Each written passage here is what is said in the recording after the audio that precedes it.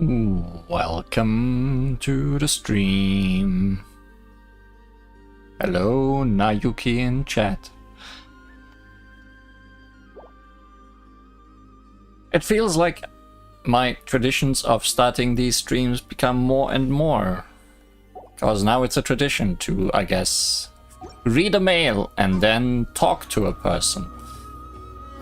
And then talk to another person. This time the person is here and it's someone we talked to recently.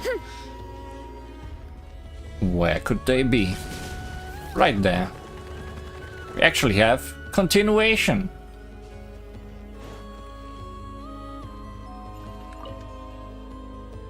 Miss, are those antlers on your head?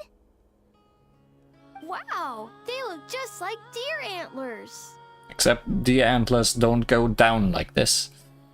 I bet they are. Just like us Frost Moon Scions. Yeah, Our Lady Moonchanter, Miss Lauma, also has a pair of really pretty antlers. I don't fully understand what's going on, but I'm quite sure my horns and hers aren't the same thing. How quickly do yours grow? I know! Miss Lauma's horns go up and yours go down.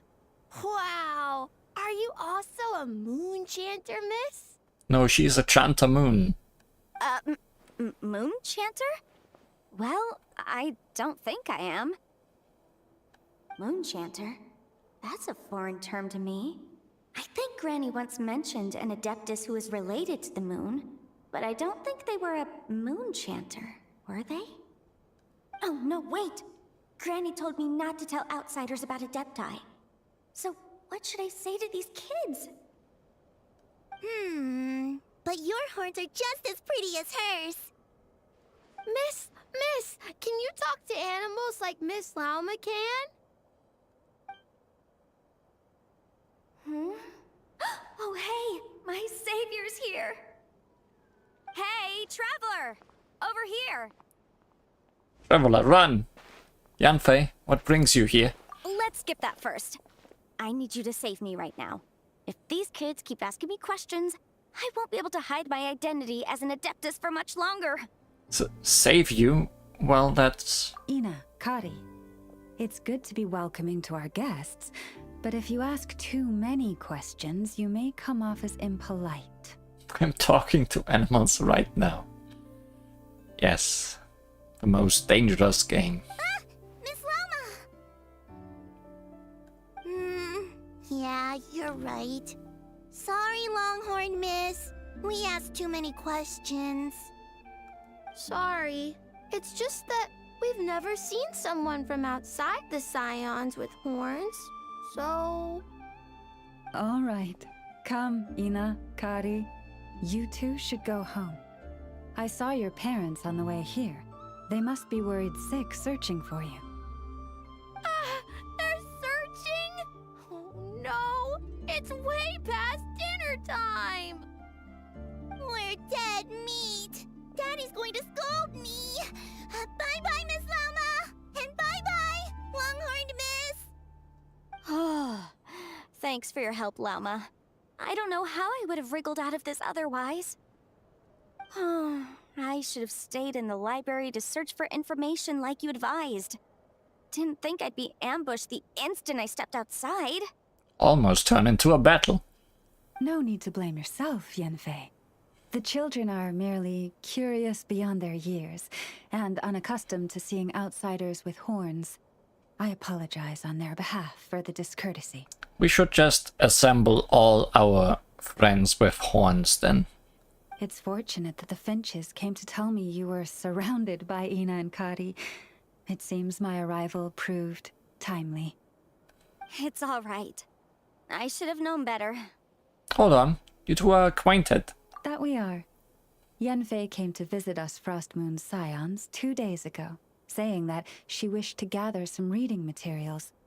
Since she came to study, I invited her to stay. Lauma's been a big help. I've gleaned lots of valuable information from the Scion's library. Maybe even stuff that'll give Shinobu a surprise. You're too kind, Yanfei. You were merely browsing our archives and writing down some of our customs. Although, I do not understand these borders of law you mentioned. As long as your time here has proven fruitful, then all is well. The borders of law are essentially...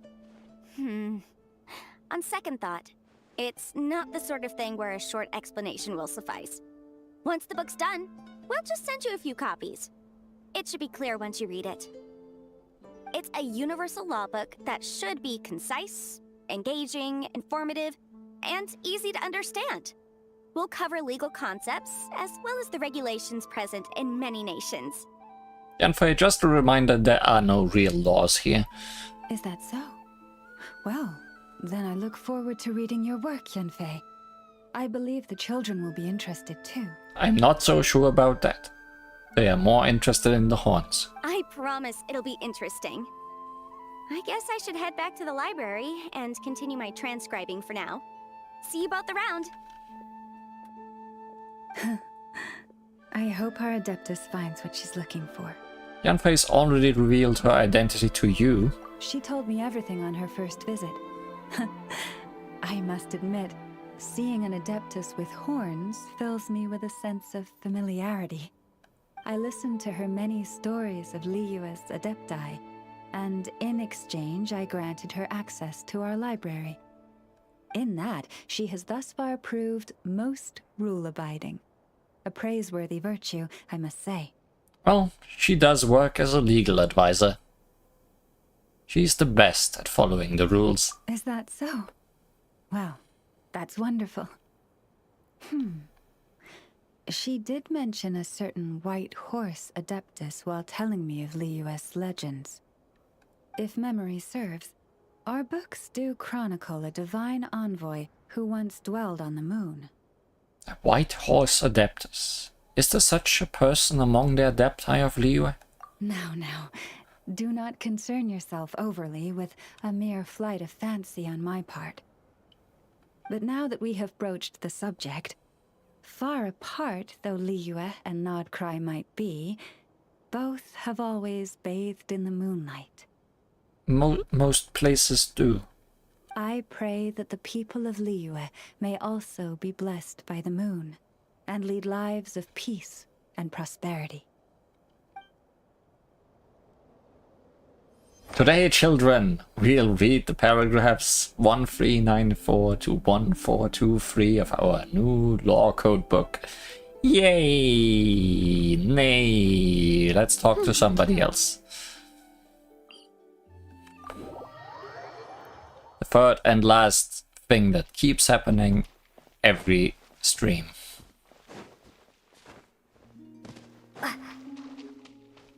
If she's here. A little to the left. Oh. A little to the right. What now? Yes. Well done. Oh, I thought you were giving me instructions. A little to the left. A little to the right. Yes. Well done. Where are you? A little to the left. A little to the right. Yes. Well done. Okay, I see these two dancing. Possibly. A Oh, little to the left. A little to the right.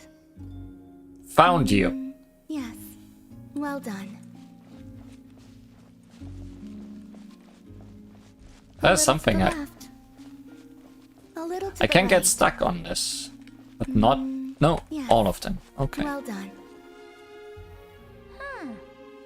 The atmosphere is a little unusual today. Are you decorating this flower field, Columbina? She's throwing rocks from up there. That wasn't me. It was them.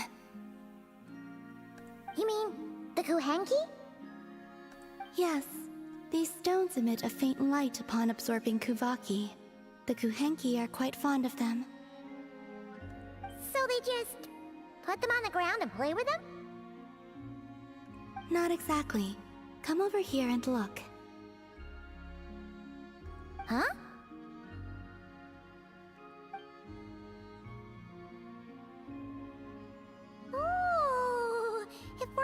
picture when you look at it from above. Looks like we are a chunk short though. That's right. I need to go collect some more. Oh, so you're heading out? Yes, I know just the place. It's graced by the moon, so these kinds of stones are abundant. Want us to come with? Sure. Alright, then let's get collecting. We want to see what the finished picture looks like, too.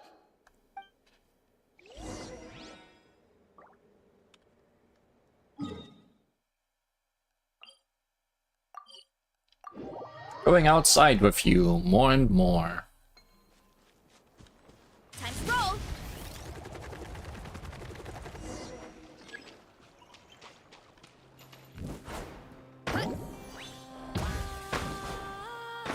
Look out below! Heads up!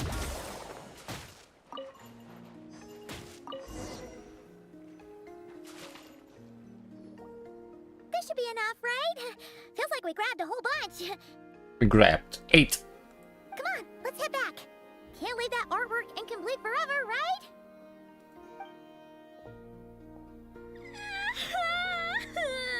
Oh no, we stole her rocks. Ah! Quick, hide! Someone's here! Where am I? Mommy! I want to go home! Oh, looks like she's one of the Frost Moon Scions. Is she lost? I'll go help her. You will? Yeah, of course. She sure looks like she needs it. The Frost Moon Scions are deeply wary of outsiders, correct? You have no antlers. The hour is late. What if you scare her off instead? Do you want to go instead? Okay, that could happen, but we can't just do nothing. Come with me then. Huh? And then we have 2 lost children.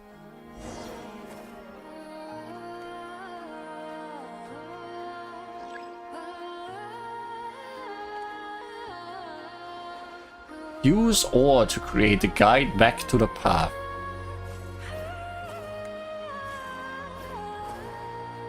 But we need this ore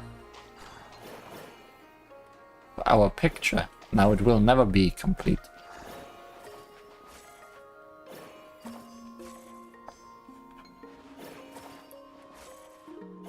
And you think this will not spook the child? Suddenly there being a path like this? Huh? What's this? It's so pretty.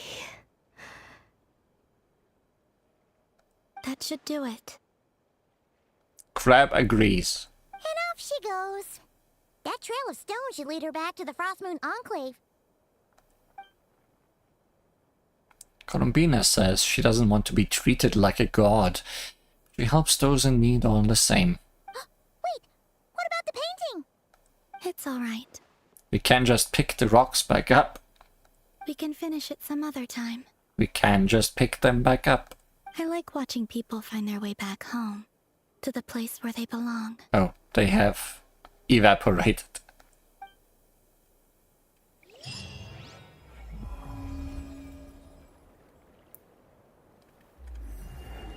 Guess those rocks were not meant to be for long.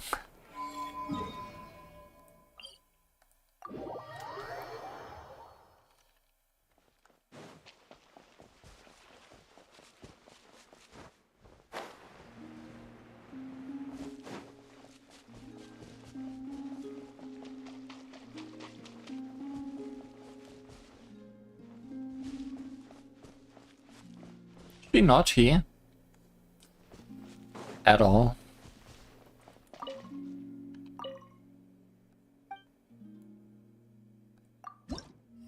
Not trying to surprise me from behind. I like watching people find their way back home, place where they belong. That's what she said just now.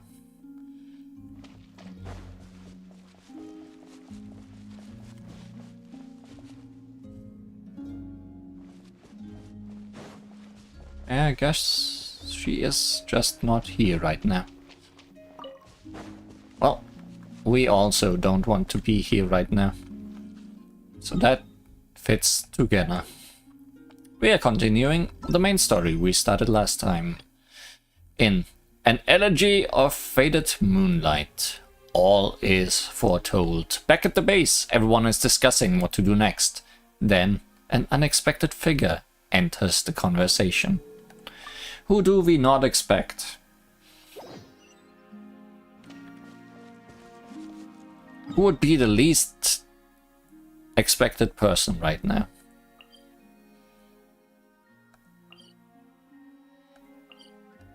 Is there no way to just be there? Guess not. The owner's father. Yep, that would be very surprising indeed.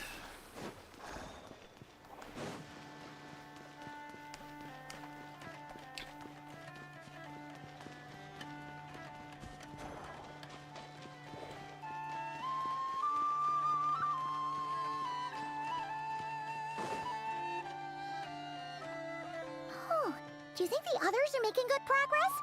Hope it's all going smoothly. Don't say that. If you do, it's not gonna be smoothly. Hey, look! They made it back as well! Flintz! Llama! How did it all go? All is well, thank you. Nefer and Yehoda had to stay at the curatorium to wrap things up, so they won't be joining us for now. I ran into Miss Anefa and Miss Aino on the way back. Their work is still in progress, so I suspect they won't be back for a while either. You seem rather cheerful today, Mr. Flintz. I certainly am. I achieved what I set out to do and came away with more than I bargained for. That's his cheerful face. More than you bargained for. Fighting alone can get quite tedious, but I had the good fortune to run into a pair of brave young warriors. We meet again. How have you been? That is unexpected. Albedo! What are you doing here? It's been too long. I'm guessing you're here to see Vaka. That would be a natural assumption to make. It's also the correct one. Who is with you? These two courageously lent me a hand while I was fighting the Wild Hunt. When they told me they were Servarka's colleagues, it all made sense. And given how people of outstanding talent tend to cross paths, it's no wonder you're already acquainted. So, who's your travel buddy, Albedo? And where? Oh, right behind. Why don't you come and introduce yourself?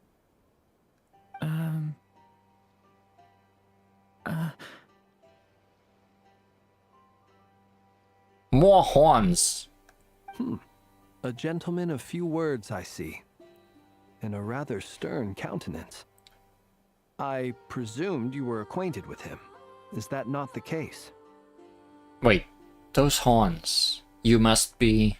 It's nice to meet you. Again. We've technically met before. Durin? Wait a sec! You're Minnie Durin! That's right. It's me. I'm glad to see you again. By the way, he says it's okay if you drop the mini. He is not that small no more. That is correct. We saw your transformation cutscene at some point, and then nothing much else. Yeah, I'm not as mini as I used to be. Interesting, isn't it? The first step towards blending into human society appears to be reflecting on whether one's name really reflects who they are. Wow! You look so different! In a good way, of course. It's great to see you looking so healthy. Bit purple. Thank you, Paimon. And although you're as mini as ever, I understand that diminutives don't always convey endearment. I'll be sure to simply call you Paimon as a sign of my great respect for you. Wow! You're such a smooth talker now. Paimon could get used to this. From now on, you may refer to her as your esteemed guide, Paimon. I actually think a diminutive is warranted here. Little Paimon is pretty tiny after all. Personally, I think our little Paimon is the perfect size. Very Paimon shaped. When people call her little Paimon, it's just because she's so adorable that they can't help themselves. If that's not a sign of endearment, what is? You're absolutely right, Miss Lauma. My brother still has a long road ahead of him when it comes to understanding human relationships. Anyway, speaking of long journeys, didn't Columbina, leave with you? How come she isn't back yet? I mean, it's nice that you are sorry for calling her Kuta, but Columbina is also not her real name, so... She's been catching up with old friends. Wouldn't be surprised if she stopped for a cup of tea or 10 on the way back. Or helped some more other girls find their way back home. Uh-oh. People are talking about me. Hope it's nothing negative. Seems like she is in much better spirits after meeting her old colleagues. Judging from your expressions, I'm guessing it all went well? It's getting crowded here. I'll go grab some chairs. We could also just go inside instead of standing here 4 feet in the water. No need. This is a job for an alchemist. I'll whip some up momentarily. Thank you for your hospitality, ladies and gentlemen, but I was merely escorting my friends back. And also, I can summon my chair whenever I want to. I'll be meeting Sandrone shortly, as we still have some things to discuss. It's been a pleasure, everyone. But this is where I'll say goodbye. We really appreciate your help. Thanks for standing by us. Oh, come on. Spare the formalities. I'm just glad I could help out some true friends. I understand. Well, bye for now, Harlequino. Oh, this place is hopping. It's probably a good thing one of us left. Otherwise, we might not fit all these people in. Are you saying we're about to run out of chairs? As a matter of fact, I am. Come on in and see for yourself.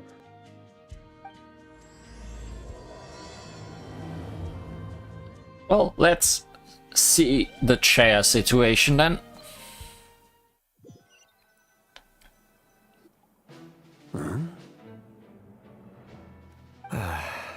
Oh, how many unexpected people did you actually mean?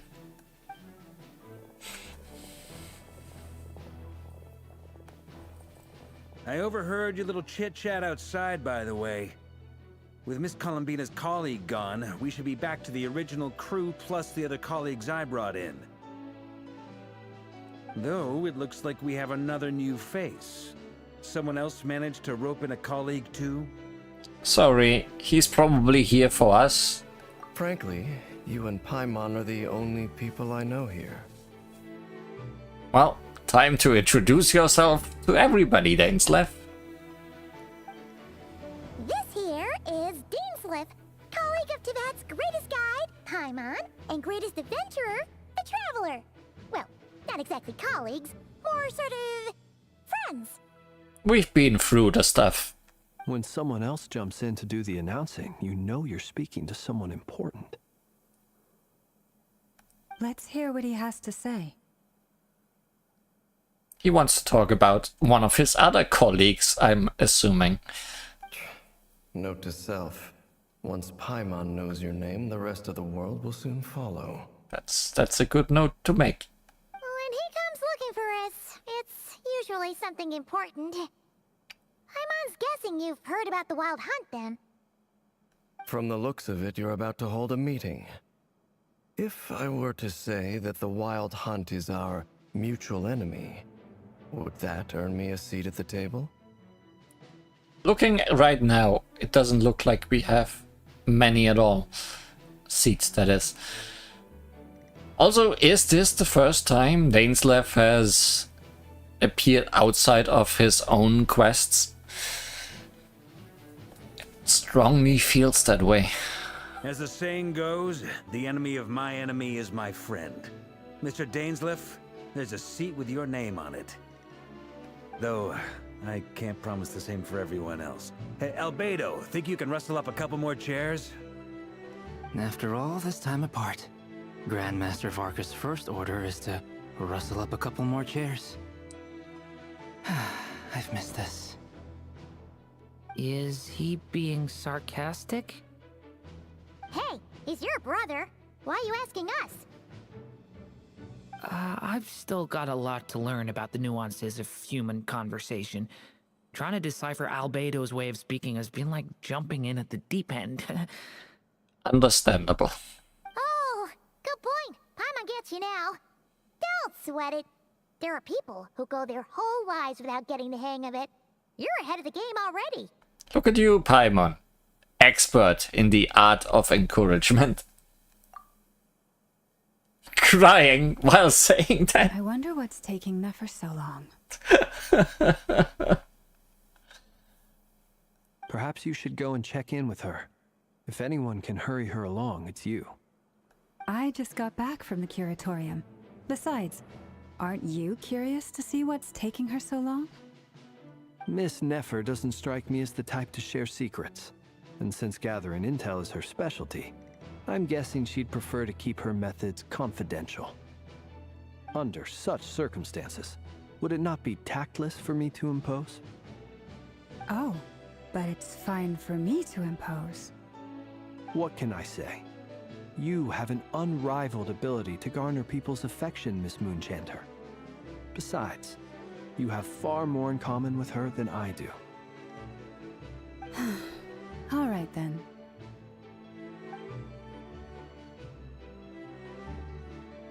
Impressive. She barely fought back at all. I admire your powers of persuasion, my friend. As I'm sure Miss Lauma will realize soon enough, the trick in life is to always pitch in with other people's responsibilities so that you can be selective with your own. Another trick is to simply hide in the background. Spoken like a true sage. Anyway, looks like we've got some time to kill before the meeting. Let's take a little breather, folks. And feel free to chat amongst yourselves. We'll get down to business once the other two arrive.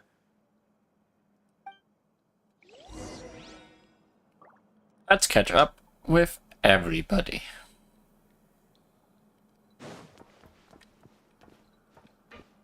Yeah. Chairs were a lie. There is none at all, actually. We are all standing here. Is there something you'd like to say to me? Yeah! For starters, why'd you just show up here without even giving us a heads up? If you think back to our previous interactions, you may recall that that's hardly out of character for me. Well, we usually could predict you would be coming about around the end of a region's adventures. You do have a point there. Sorted out your accommodation yet? Oh yeah! You'll need to find somewhere to stay the night too, right? Wanna tag along with us? You never know. We might get a group discount. Sure, let's do that. Great! Paimon will handle it! And in return, we can get Dainsleif to be our very own personal bodyguard. Paimon, you're thinking out loud again. If that's what you had in mind, you should have said so sooner. I'd be happy to help. Oh, okay then. Paimon was only kidding, but good to know. Anyway, since we're all here together, we might as well watch each other's backs. That's just what friends do, right? Indeed. Thank you. Is there something you'd like to say to me? No. Yeah! You do have a point there. Oh yeah! Sure. Great! And in return... If that's what you have... Oh, okay. Anyway, Indeed. Oh. Glad we can listen to the whole thing again. Truth be told, I can't remember the last time I was in a meeting with so many people. You're not alone there, my friend. The Lightkeepers also struggle to bring everyone together for a serious discussion. I don't doubt that. I've only ever met two Ratniki, one being you, and the other being that young guy, Itlua.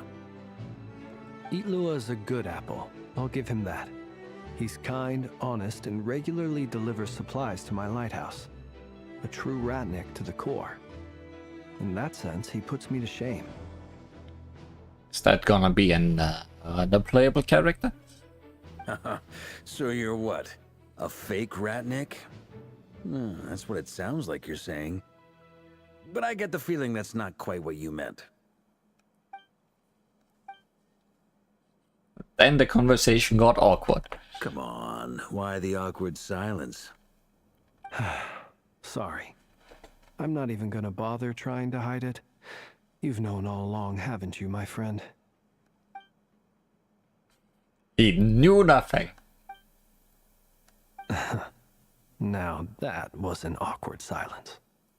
Let's just keep this between ourselves. Probably best if Itlua doesn't know, huh? That goes without saying.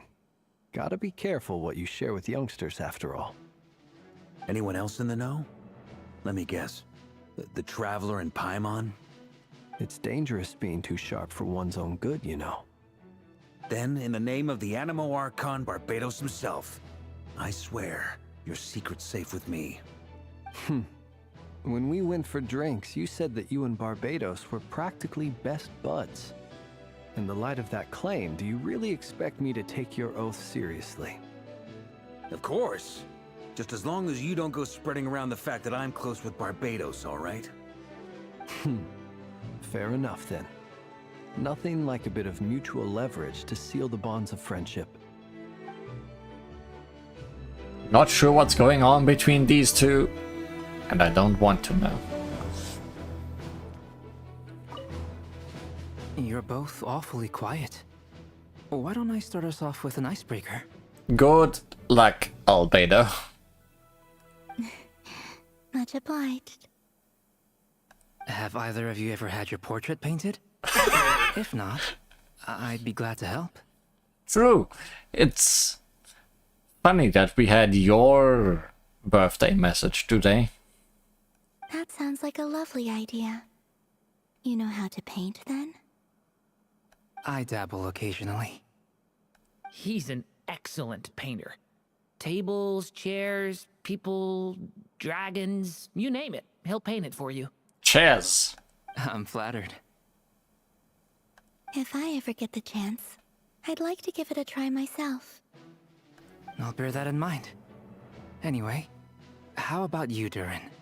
What sort of portrait would you prefer? Oh, I'd be fine with anything. Whatever style feels best to you. Very well. Then I'll play it by ear. You can replicate any style I want? I can try. If you show me a sample, I'll do my best to match it. Thank you. In that case, I'll dig up some reference material for you.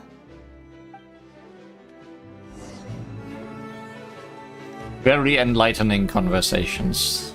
Hey, she managed. And someone is not happy about that. Neither is happy about that. Have you been humping at each other all the way here? Miss Nefer, you made it after all. But what about Yehoda? She's dead. I'm here to give you an update on how things are going on our end. Once this is over, I'll be heading straight back to continue my work. I left Yehoda back at the Curatorium to watch over things while I'm gone. Huh. So much for just this once. Shh! Not so loud!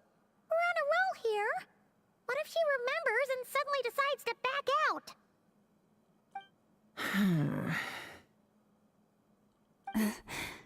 Did you say something, Mr. Varka? Huh? I didn't say anything. Right, Flints? Must have been a frog. They get so noisy around here at nighttime. It's like they're putting on a concert in the background. Anyway, before we begin, there's a few introductions to make. Let me start by saying that it's an honor to be speaking before so many distinguished colleagues and collaborators. First up, we have Miss Lauma. As Moon Chanter, she's the leader of the Frost Moon Scions, a local religious community in Nod-Krai. Then there's Miss Nefer, boss of the Curatorium of Secrets, an intel gatherer extraordinaire. Nefer is leading the investigation into Rerer's background, assisted by Yehoda and Lauma. From the little I've heard, they're making some great progress. Over here, we have Mr. Flintz, a ratnik and guardian of the abandoned lighthouse. In our last operation, he courageously distracted the Wild Hunt to buy time for the rest of us. For those of you who've never met, this is Mr. Albedo, a renowned alchemist and captain of the Knights of Favonius investigation team. By his side is a new face for us all, myself included, Mr. Durin, who has come to lend his aid. Next up, we have the Moon Maiden and former Fatui Harbinger, Miss Columbina. Then we have the Traveler, who's earned more titles than I could possibly hope to list out, so I'll spare you the rundown. And Paimon, the ultimate travel companion and quite possibly the best guide in all of Teyvat. Wow! That's a lot of people! Great turnout! No introductions for Dainslev to Nefer, I guess. Miss Nefer, it looks like you might have another job coming your way, so, congratulations on the booming business, I guess. You think I haven't got enough on my hands as it is? Who's looking for me now? That would be me, Miss Nefer. I have a commission for you. And you are? Who I am doesn't matter right now. What does matter is that I'd like you to gather more intelligence about the Recher of Solnari. Well, it's not as if we never take on anonymous commissions. But in your case, I'll have to decline. I'm gonna take a wild guess and say your job's probably more hassle than it's worth. Something about you seems like bad news. It's my eyes, isn't it? Conrian, I assume. And what's with the mask? Are you trying to hide your identity? In any case, the fact that you're even still alive raises an awful lot of questions for me. My name is Dainslev. And yes, I am from Conria. As I'm sure you're aware, the Recher of Solnari's real name is Rerir. He was once an acquaintance of mine. Yes, we saw you drinking wine together. Really? Then you must have been quite an influential figure yourself. You flatter me, but none of that matters anymore. My point was simply to clarify why I have asked Miss Nefer to investigate Rerir's background. So you're both from Conria, and it sounds like you used to be friends? What am I missing here? Surely you already know how he became one of the Five Sinners. I'll tell you everything I know. The history of Conria, the names and identities of the Five Sinners. I remember it all like it was yesterday. I have never spoken openly of this before. But the truth was exactly as people say. The Five Sinners were each driven by their own desires, and it was by playing upon these that the Abyss tempted them to their fall, tearing Conria apart in the process. The visionary, Vedafinir, who wished to foretell the future. The wise, Haroptatir, who sought limitless knowledge. Gold, Rheindotter, who desired to create life. The foul, Sertologi, who pursued supreme strength. And last, but not least, Recher of Solnari, Rerir, Ravager of the Moon. Of the five, Rerir is the only one who remains a mystery to me. He never harbored grand ambitions, So what changed in the space of a single night? How did he come to fall like the others? Well, at least Rhyndot here succeeded. Yeah. In other words, you're saying that his change came as a shock to you, and you have no idea what actually happened? That's right. You mentioned how the Abyss tempted them, which led to their fall. But what did that look like in practice? And what other context can you give me about the events of that time? The more detail you can give me, the better. Strangely, now that it comes to it, I hardly know where to begin. The fateful night took place during the era of the Eclipse Dynasty. One day, my elder brother, the visionary, Vedifenir, was summoned to the palace by the Vinster King, only for the king to gouge out his eyes and cast him into the dungeons. Possibly a bit of an overreaction. When I came to hear of this, my fury knew no bounds. I gathered together every ally I thought I had, and together, we set a night to storm the palace and free Ved. Centuries on, the memories of that night still haunt me, like a never-ending nightmare.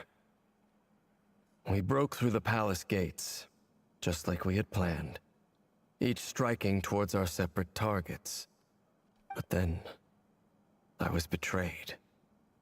Even Vedifenir, the very person I had come to rescue, abandoned me and partook of the Abyss's power. So, it's personal after all.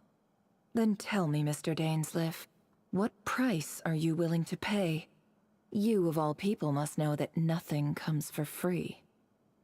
I cannot say what price would be worthy of such a commission. But know this. Rerir was not always a madman.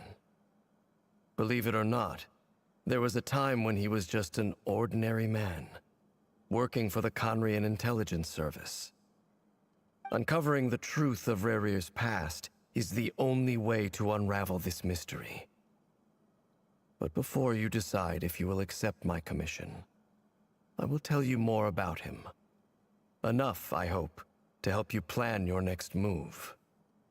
Sounds pretty good to me. Feels like we just flagged down a random passerby, only to discover he's actually a master strategist who has a score to settle with our enemy. Must be all that good karma I've been building. I knew having a Cambrian friend would come in this handy. Can I borrow your halo? It could be useful in the lighthouse. Hey, enough with the wisecracks! Besides, isn't that lamp of yours bright enough already? Relax. It was meant to be a compliment. If that was a little over the top for your liking, I'll make sure to tone it down next time. I'll give your proposal some serious thought, Mr. Dainsleif. Let's speak in private once the meeting is over. Before that, there's a few things I'd like to share. I'm always so surprised when you actually say things. I recount the meeting the Knave and how the iridescent moon's marrow was retrieved from the crimson moon's space. You make it clear that the Knave chose to help you of her own accord, then concluded by reporting how the hearts of the three moons are finally in your hands. Now that we've united the hearts of the three moons, your power should be greatly enhanced. But it seems like that hasn't happened yet. I believe it will take a little longer. You've done so much for me, so I want to be completely honest with you all. Even though I'm doing a lot better now, the truth is, my recovery will likely be an ongoing process. From the moment I was born, my power has been slowly ebbing away. And that is because Teyvat has never accepted me. Even with the moons united as one, it seems my rejection cannot be undone. So far, I have yet to find a solution. It may turn out to be a problem that will plague me until the day I finally leave this place behind. Even so, I will do everything in my power to help you drive out the Rayhir of Solnari. As Arlecchino put it, this is not about chasing the spoils of victory. It's just a gesture of heartfelt gratitude. Kutar. Seems a lot more energetic and positive than she did when we first met. She even goes outside now. Defeating the Rayhir of Solnari will be no easy task. While my strength slowly recovers, we'll also need to gather more intel. Naturally. We should take all the help we can get if we hope to defeat him. We've considered several viable plans now, but our choice hinges on the answers to a few key questions. Is it even possible to kill Rayhir? What experiences shaped the person or monster he became? And what's he really after? Given Albedo's expertise in alchemy, I think we should leave him to try and answer the first of these questions. Understood. As for the other two, I'm afraid we'll have to count on you again, Miss Nefer. Believe me when I say it's not my wish to burden you. But right now, relying on your skills is our only option. So you're placing all your hopes on me, huh? We can't thank you enough for agreeing to help us. Honestly, I can hardly believe how lucky we are. You sure have a talent for changing your tune, Miss Moonchanter. Timid like Yehoda one moment, then flinches insincere flattery the next. Ladies, please. I must object to your portrayal of me. That's all. Feel free to keep bickering. Just pretend I'm not here. Please. Getting all the stray shots. I almost don't want to leave this room. I'm curious to see how this plays out. I have faith in you, Miss Nefer. Something tells me you'll stand by us until the very end. And now she leaves. Oh? And what makes you so sure of that? What if I suddenly decide that my compensation is insufficient? This isn't about the money. I can sense that you've got a deep-seated distaste for Rayhir. And knowing you, that alone is motive enough. Look at them getting along so well. Like two peas in a pod. And I'm the one they accuse of insincere flattery. There is no justice. Miss Lauma, you have to understand something. Unlike you, I don't actually enjoy having everyone's hopes on my shoulders. Is that right? Well, maybe the fact that I'm willing to put my hopes in other people says more about me than you. But the fact is, I also trust you. And that's because I know that you're someone we can count on. Anyway, we've got our plan, so let's get moving. Mr. Dainsleif, let's talk. And Traveler, once we're finished, if you've nothing else planned, I'd like you to come with me. This whole experience is teaching me a lot. For instance, I now know that when other issues come up in the future, I'll have far more luck getting Lauma to convince Miss Nefer than trying to do it myself.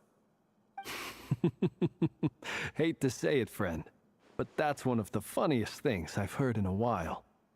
Why? You think I've got it wrong? Quite the opposite. But what makes it so hilarious is how long it's taken you to realize.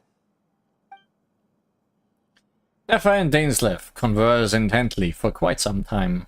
From the gravity of their expressions, you can tell how heavily the next stage of the plan weighs upon them both. After a short chat,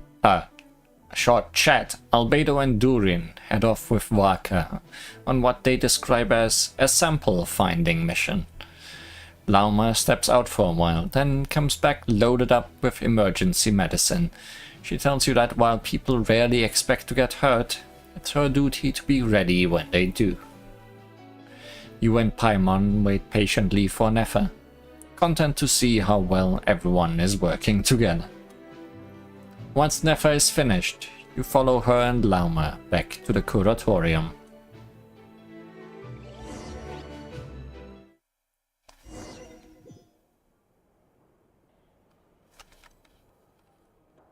No more silly loading screens. I am sad.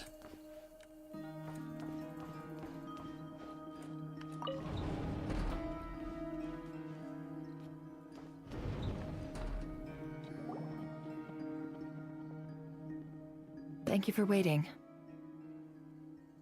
It's okay. We actually used the time to help Dainsleif get a room at the hotel. That's very considerate of you.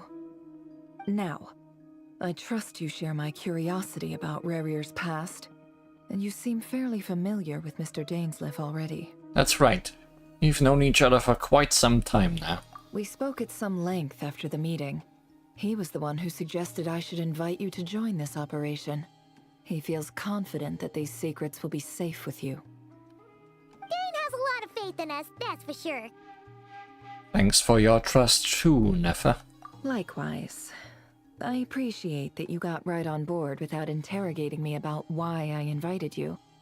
It shows that you trust me to explain everything in due course. That's because we know what you're capable of. We appreciate you too, Nefer. You might have been forced to help in the beginning, but this time, it was your choice. That's one way to put it. Another is this, that once a decision's been made, it's set in stone. After that, my only goal is to see it through. Alright, so here's how it is. I'm going to access Rarier's thoughts again using my confidential method. Now, I'm sure you've seen things like this before on your travels, so you're surely well aware of how dangerous it can be. The reason I've gathered you all here is to ensure my safety during the proceedings. I plan for us to enter the fragment of his consciousness together, and once inside, I will focus on searching for information. Think of this as a diving expedition into someone's brain. If I'm the diver, you are my safety equipment, tasked with keeping me alive while I'm under the surface. Once the ceremony begins, we will all be spying on privileged information. But in the interests of safety, you must remain absolutely silent at all times. We will discuss our observations after the ceremony has concluded. Lastly, any individuals of a weaker constitution are advised not to partake in the ceremony. In any case, Paimon has her own job to do, which requires staying in the room but not joining the ceremony. Nefa conspicuously left out the details of her confidential method. I guess her brain diving techniques are a trade secret. Well, good luck, everyone. Sounds like all Paimon can do is cross her fingers and root for you guys. There's a little more to it than that. I was being serious when I said you have a job to do. While the rest of us are inside Rarier's mind, it's imperative that we have a team member on the outside. In the event that something goes wrong, you will be our first responder. I don't anticipate any issues, but the extra level of safety will be greatly appreciated. I second that. This is a dangerous operation here, and you're our whole rescue team. That's pretty much the most important job in the crew. So, Paimon's like the lifeguard? Yeah, that makes sense. All right, got it. We are doomed. Good. Please, take a seat. We'll get started momentarily. Can the cat also watch us? Or can it watch Paimon watch us? Did Mr. Dainsleif tell you anything else? He told me that he believes Rarier kept some big secrets in his life. He's not sure that they were the cause of his eventual downfall, but he's asked me to uncover what those secrets were all the same. Nefa, you have so many chairs. But surely you're not planning to go through with this, no matter the cost. If you think that, you'd be overestimating me. I'm a businesswoman, not a mercenary. But I do have my own professional reasons for taking this job. You think I'd turn down the opportunity to get a first-hand glimpse into Conrian history? No chance. Well, as long as you don't let morbid curiosity get in the way of safety concerns, we're good. We'll do whatever we can to help you. You're such a killjoy. He's got incense, candles, almost feels like a summoning ritual. Seems like Nefa still has no intention of sharing her trade secrets, but now's not exactly the moment to pry.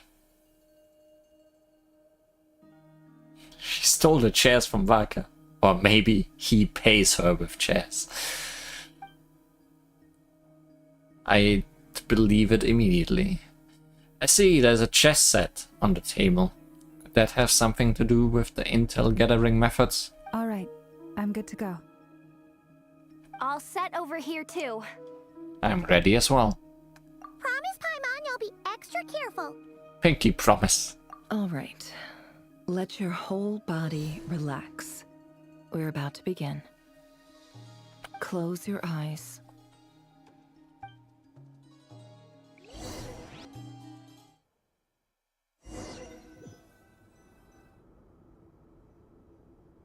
Therefore, you're making a big mistake by showing Paimon your secret method, by the way. Could this be his office? Pretty standard setup. Bookshelves, paperwork, files. According to Dainsliff, Rarier used to be an intelligence operative. Chances are there's plenty of top secret intel stashed away in this room. Is this where you keep your secrets, Rarier? Can't say I'm not looking forward to this.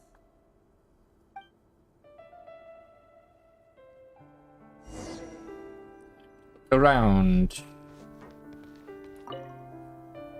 A file tucked inside a folder. The title reads, Dear Breakfast Shop Owner.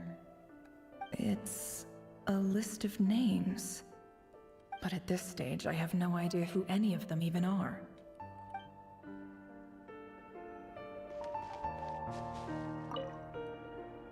Wonder what kind of encryption technique this is. Seems like it has to be inserted into that camouflage device nearby. Aha! It's an audio recording. Please, hear me out. I can't shake this feeling that someone's been spying on our house. No, I'm not being paranoid. It's true. I saw someone dressed in all black. It was a couple of days back, but that was on another street, not near my house. I swear, I know what I saw. There's a note in the margin. Surveillance of the Runforther residence has concluded. We apprehended the target and filed the mission report last night. Could the voice in the recording belong to one of Rarier's targets?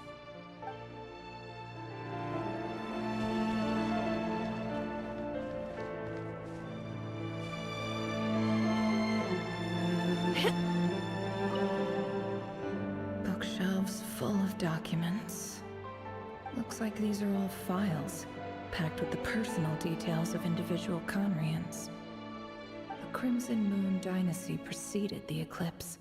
Since Rarier worked as a secret agent during the latter, it stands to reason that he was tasked with purging remnants of the old dynasty. Yep, lines up exactly with what Dainsliff told me.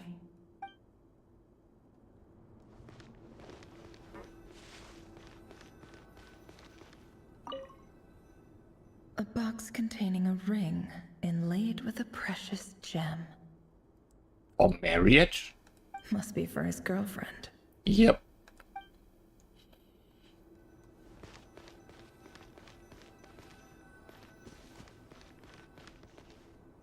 Oh, and that's the exit. He looks even gloomier than last time. I wonder what's changed.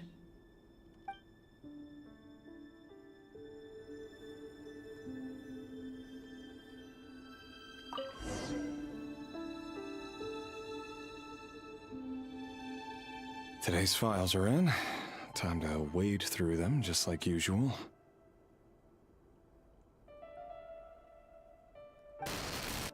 Male, 51. Occupation, cook. Confirmed Crimson Moon descendant. Has maintained frequent contact with other descendants over the past year. Poses a threat to the dynasty. I don't think those hands...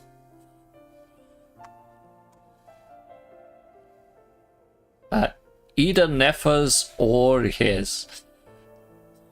Neutralized.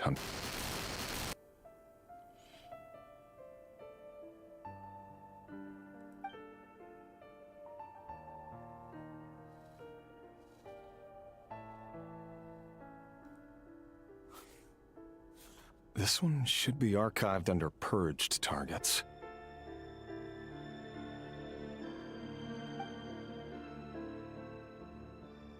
Well, archive it. Oh. Next. Female, 23. Occupation, office clerk. Confirmed Crimson Moon descendant. Has maintained frequent contact with other descendants over the past year. Poses a threat to the dynasty. Neutralized.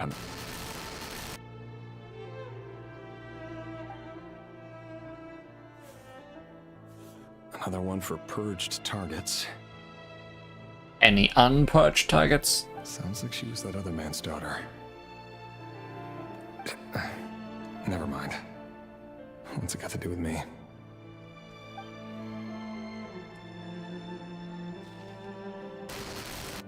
Male, 40. Occupation, teacher. Confirmed Crimson Moon descendant. Has been observed making contact with other descendants during the past year. Poses a threat to the dynasty. Bad old ethnic cleansing. Neutralized on... Everybody with crosses in the eyes gets crosses on the paper. Just another nobody for the archive. Come to think of it, I remember surveilling this man. A case like his never would have been considered a priority in the past. Huh. He barely even interacted with other Crimson Moon descendants. Surely we are doing the good thing, Rarea.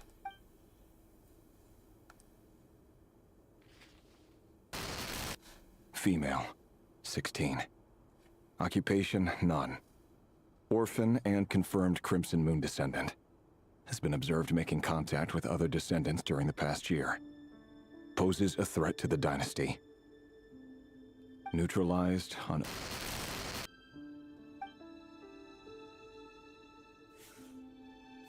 Filed. I have no recollection of this girl. None whatsoever. She doesn't seem to be anyone important, but then again, how many of them really are?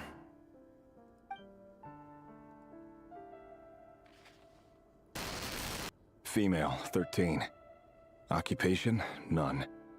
Orphan and confirmed Crimson Moon descendant. Has been observed making contact with other descendants during the past year. Poses a threat to the dynasty. Paperwork simulator, Genshin Impact. Neutralized on...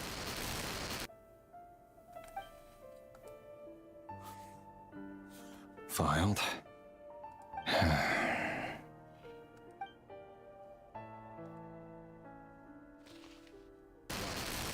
Male, 11. Keep getting younger. None. Orphan and confirmed Crimson Moon descendant. Has not been observed making any contact with other descendants during the past year. Poses a threat to the dynasty. Neutralized on... Okay, we just wiped out the whole orphanage. Whether or not they are related or not.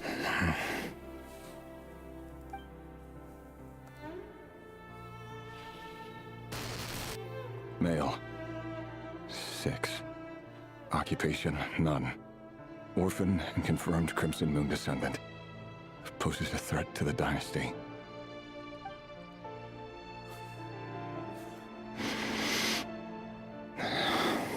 Barry, it seems you're having doubts. It's funny, isn't it? Your job is becoming both harder and easier at the same time, depending on how you look at it. Sooner or later, the Crimson Moon descendants will be completely wiped out. But as their numbers dwindle, they become harder and harder to track down. That's not how it is. Fortunately, however, most of the able-bodied adults have already been taken care The remaining weaklings will be increasingly easy to deal with. No! No. My job is to ensure the survival of the Eclipse Dynasty. And the only way to do that is by eliminating any and all potential threats. It's a perfectly legitimate line of work. Every single one of my colleagues can attest to my fairness. And if my friends were aware of the facts, I know they'd back me up too. Assuming, of course, that they were aware of all the facts. Oh no, the rest of the paperwork. He looks even gloomier than last. I wonder what's changed.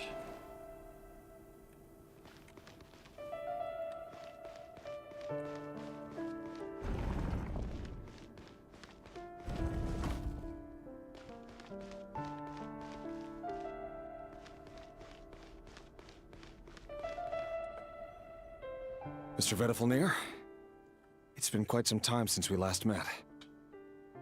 Rerir, I trust you're here because you have something important to discuss. Forgive me. I wasn't tuning out, it's just, I noticed you didn't even phrase that as a question. As if you knew I was coming. We didn't cross all the faces. Not doing that poses a threat to the dynasty. Tell me, does someone in your position ever feel the need to ask questions at all? It is indeed within my power to foresee certain things. Things like your arrival. I was just thinking. It won't be long before I'll be inviting both you and Dane to my wedding. I don't think that wedding's gonna happen, dude. That isn't a lie, but nor is it a fact as such. It's a wish, isn't it? No fooling a prophet, is there? Ever since that day we met for drinks, I knew it was only a matter of time before you came looking for me. Does it feel good? Knowing how the future will unfold. I'm afraid the notions of good and bad fail to capture the complexity of what such a power entails.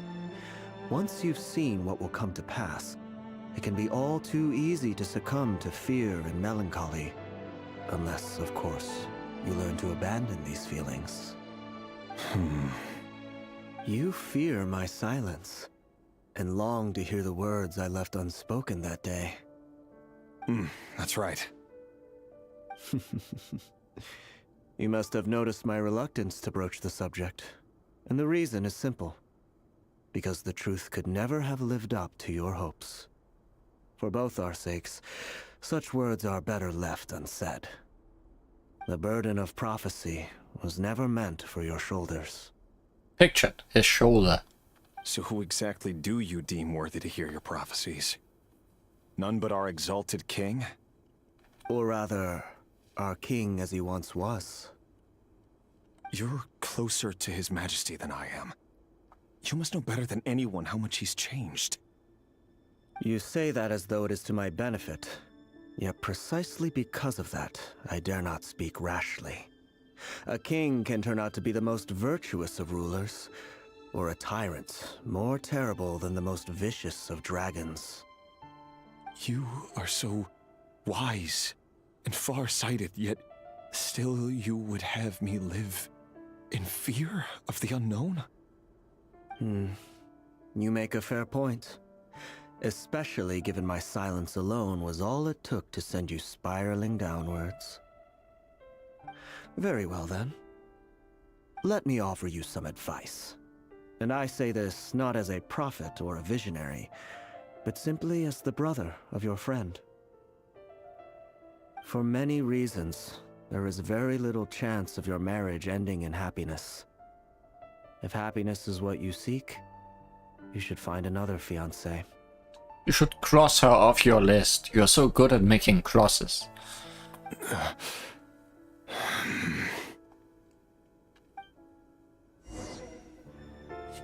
Hold on. There's that same black fog again. Could this memory belong to Thelindis?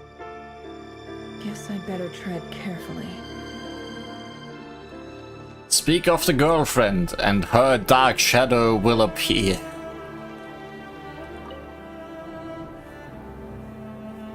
Wait. Hear me out. This time we finally got a clear look at his face and learned his true identity. His name is Rayrir, and he claims to be one of the king's guards. What did you say? A cruel irony, isn't it? The man you're set to marry leads a double life as a brutal executioner. Why are you telling me all of this now? Simple. It's because I want you to kill him. You are the only person he would never suspect. No, absolutely not. I would never dream of doing such a despicable thing. So you'll just stand by and watch him slaughter us to the last? Do not forget that the blood of the Crimson Moon flows in your veins too. The blood of the Crimson Moon? What does that matter now? The dynasty has long been dead and gone. You think that alone is reason enough for me to throw away everything I have? Why wouldn't it be? You two were once a child of the Crimson Moon, just like me. Don't tell me you've never felt so much as a flicker of fury for the way we were trampled into the dust.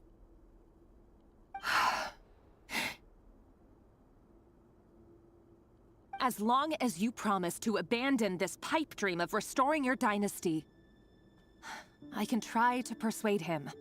Or have him persuade the Vinster King. Oh, good luck with that. Persuade the Vinster King?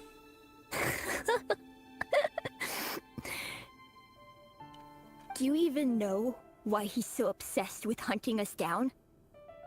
Why he keeps trying to force us to hand over our secrets? Over and over again? Or why we refuse to give up on restoring the dynasty? The Vinster King. A blind fool. His eyes clouded by powers from beyond this world. A petty little man with a miser's heart. And he dares to sit upon the throne?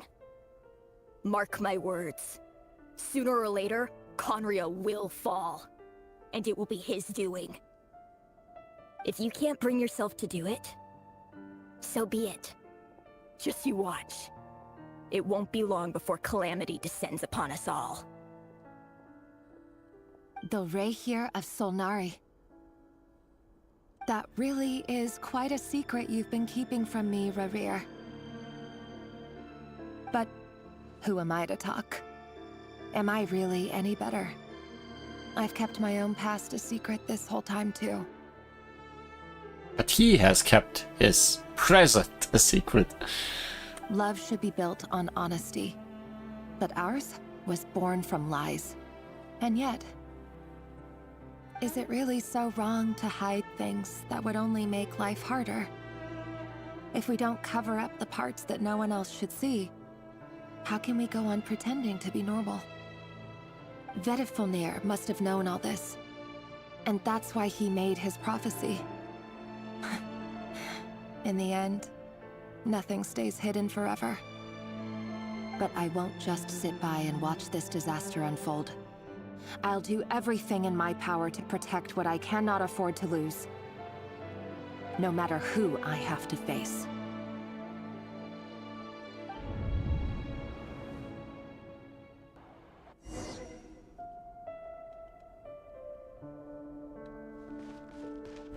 Huh? Was that Rayrir who just walked past the window? Doesn't it give you the chills that he still takes the same road to work every day? As if nothing ever happened. Those people at the deli. Enough already. They're clearly pretty taken by their own disguises, so just smile and play along. Pull the rug from under beasts like that, and you'll risk having your throat torn out. Deli? Oh. They're talking about those people from the opposition. Right. I'd almost forgotten they used to run a deli. People of no consequence always vanish so easily. And no one even remembers them. Oh god, more black mist.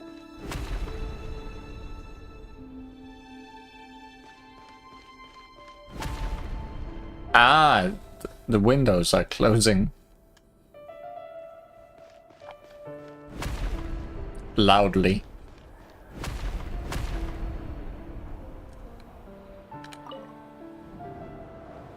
But surely you can see he's not the man he pretends to be. So many have died already, and they say that the king's madness grows with each passing day. We're not going to survive this, are we? But why does it have to be this way? Do we really deserve to die just because of the blood that runs through our veins? Felindis, are you even listening? Sorry, Freether. My mind was off wandering. I heard you, though. You're talking about what Rerir said. He's just following the king's orders. He's a secret agent, and it's his job to hunt down rebels and dissidents. By the time you first met him, he'd already taken lives. Maybe he was using you from the very beginning. No. Rerir has no idea I have anything to do with the Crimson Moon. My family are only distant relatives of the main lineage, and besides, my eyes are perfectly ordinary. So ordinary. Truth be told, apart from my teacher, pretty much no one knows I have any connection to any of it. It's been a long time since my family severed ties. But as Orlog said, who could possibly talk sense into that raving lunatic of a king? No one. I'll work something out. Trust me, I'm with you all. But for now, you need to keep yourselves hidden. Don't let anyone find you, anyone at all. Don't forget that Rerir is an Eclipse operative. You need to be extra careful when he's around. And when I am too. For now, don't come looking for me. And if anything happens to me, just act like we've never met. If even you can't escape this, what hope do the rest of us have? But after all this time together, surely he wouldn't lay a hand on you. I won't speak in his defense, nor can I give you a clear answer to that question. But I'll do everything I can to put an end to this. Here, hold on to this. If an opportunity to escape presents itself, take it. You'll be glad you took some spare change. You call that change? But what about you? I've got a job, and there's still money coming in. But you can't go anywhere right now. Please think about yourself for once.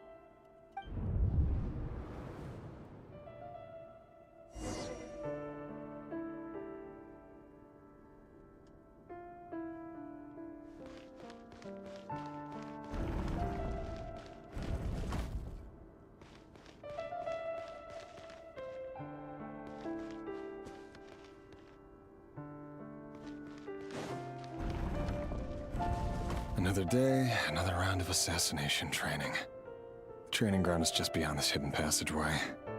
When you kill a person, doesn't it bother you when you end up covered in their blood? Why would it? Aren't we all just walking blood bags? But not everyone is accustomed to hunting down others like prey. You've been a hunter for so long now, you seem to have forgotten that most people don't just go around killing one another. Leave me alone.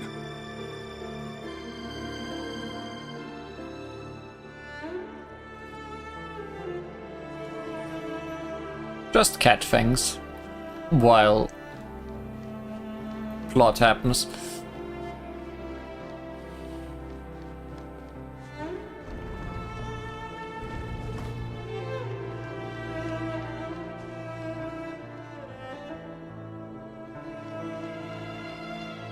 Also, I don't know how you come to an idea of blood bags when we're talking about the blood being on you and not inside you. Make sure you have a firm grip on the handle, then choose your angle well. Keep your movements light and brisk. And the prelude sets a thing.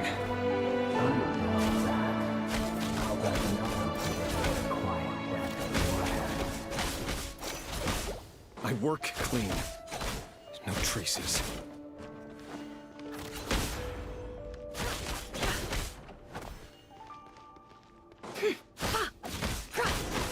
That doesn't make it open as much door though.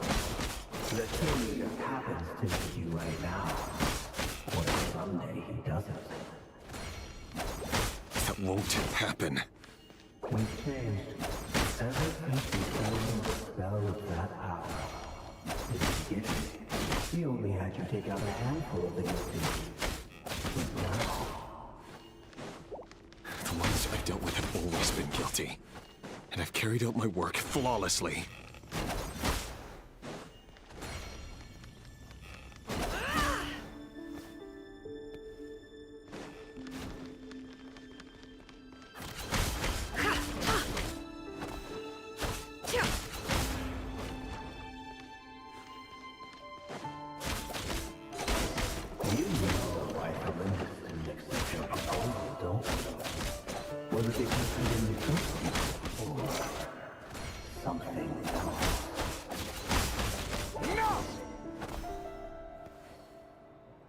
Hey, I was having fun here. Oh. Possibly too much fun.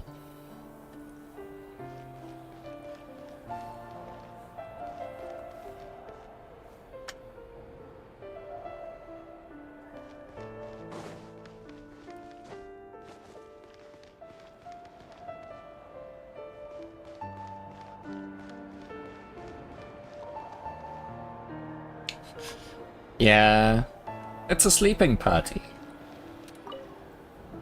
Everybody forgot their blankets. Do you still remember Orlog? Who? Orlog. The boy who was pretending to sell flowers. You spoke for quite a while, didn't you? Yes, we did. What about him? He was arrested 2 days ago. Chances are he's already dead.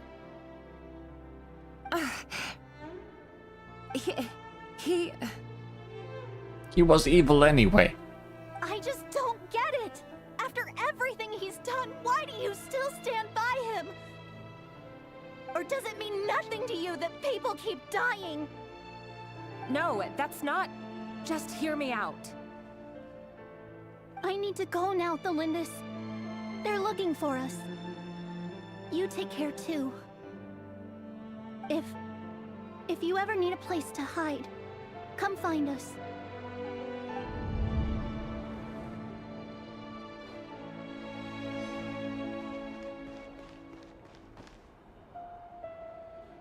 Okay, she's not one among these.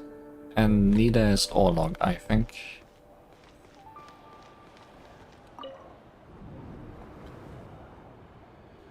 Author Thelindis.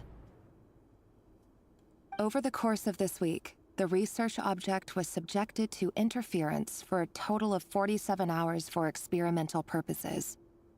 The results are as follows. All subjects of observation that were sent inside have now... The situation within is proving more problematic than anticipated. No progress whatsoever. What now? Won't you give me even a glimmer of hope? Things are getting worse by the day. I have to find a way or we'll all be in danger. But I...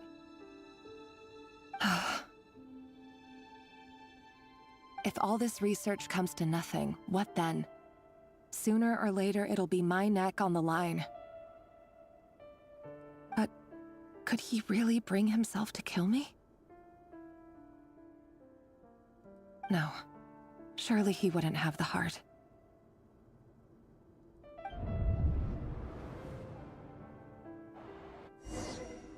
Maybe he will make an exception and let someone else kill you.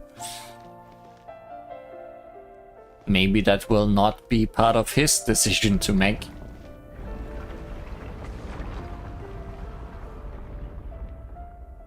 I'm leaving. Things are getting weird.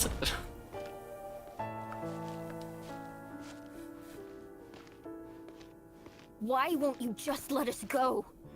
We don't even know each other. All we want is to live ordinary, peaceful lives. You want to live?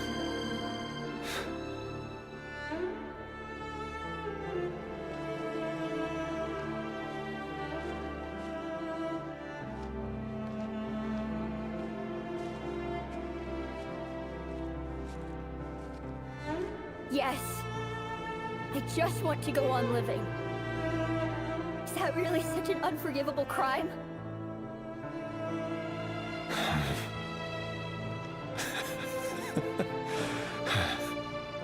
You want to go on living. I want to keep living too. To keep living forever. That's why I have no choice but to continue on the path I'm on.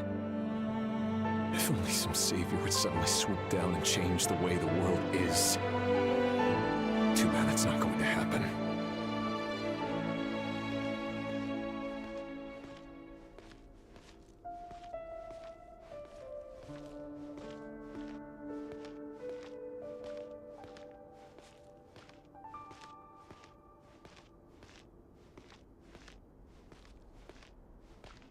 Any last words, Orlok?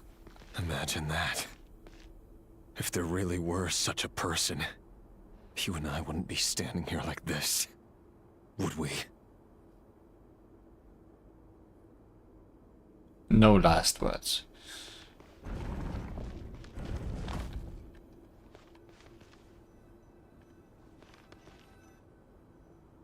Today's files are in.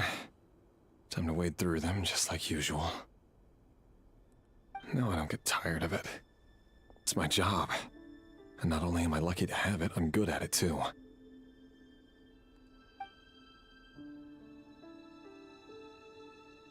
Huh. Wait. That's...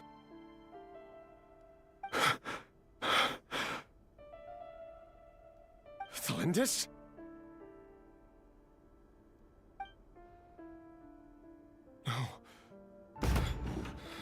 No.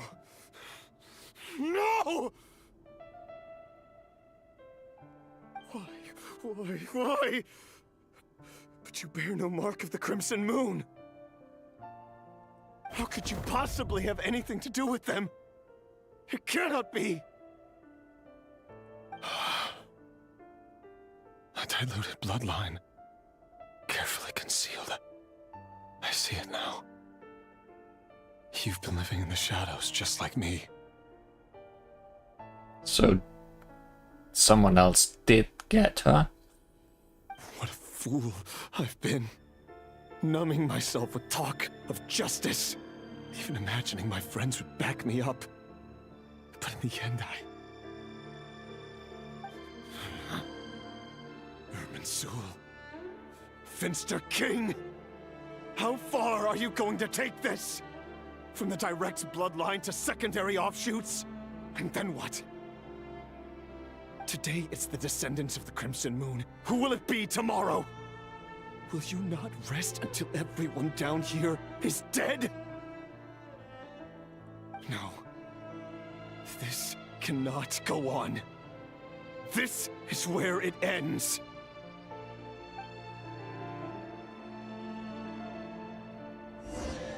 I think he might snap now. I think this is the moment.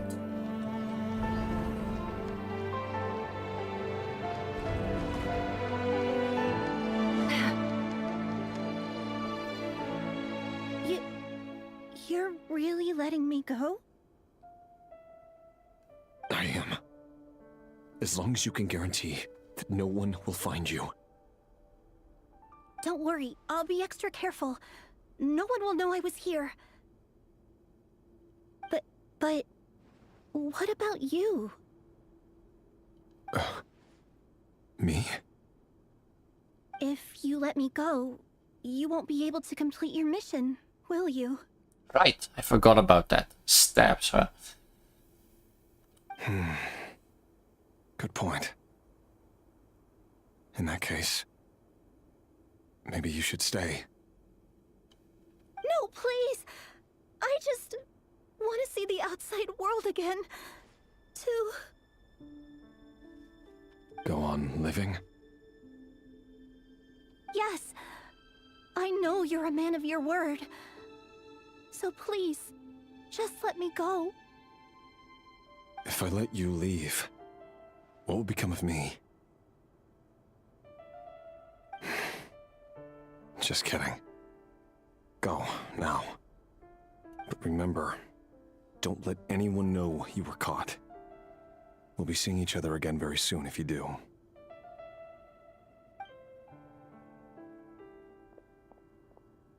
Even shadows in the dark must live by a code. But you can't save everyone. Saved one. You've been whispering in my ear for days now, Vedifalnir. What are you trying to do? Break me down?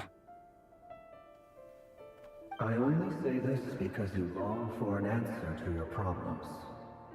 Let her go, Rerir, or you risk losing everything. I will not abandon Thelindis.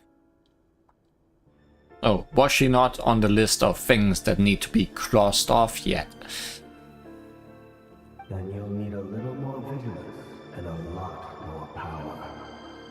The world is changing, Rerir. Keep your eyes peeled for your moment of opportunity. That voice used to be so unclear, but now I know exactly whose it is. It's Vedifalnir. He won't tell me how to actually resolve any of this, but he keeps trying to manipulate me like a puppet. What's his game here? Tell me then, what will this moment of opportunity look like? And no answer. He's like a ghost. Always disturbing me when I'm on edge, but never answering when I need him most. So, the Eclipse Dynasty was purging, well, massacring the descendants of the Crimson Moon. And it seems like it was all connected to the Vinster King's research. The King's obsession with abyssal power left the future of Khaenri'ah hanging in the balance. No wonder every aspect of Rerir's life was so unstable. And it looks like this Thelindis, Rerir's would-be fiancée, herself belonged to a sub-branch of the Crimson Moon Dynasty's descendants. It almost defies belief that a couple like them could hide the truth from each other for so long. If the Vinster King hadn't intervened in such a drastic way, they might have gone on deceiving each other for the rest of their lives. And why does Vedifalnir, Dainslif's older brother, keep talking in Rerir's head? This guy kept more secrets than I ever imagined. The human mind is like a vast desert of shifting sands. When you follow the flow of someone's memories, you only ever see the parts they're willing to let surface. Time for something a bit more creative. We've been inside Rerir's mind this whole time, building up a picture of his psyche. There's already enough clues on the board to start reading between the lines and mapping out the rest. Now, we can finally begin to put the pieces together. Sure, it'll only be a reconstruction, part simulation, part reasoning, but it's usually pretty accurate.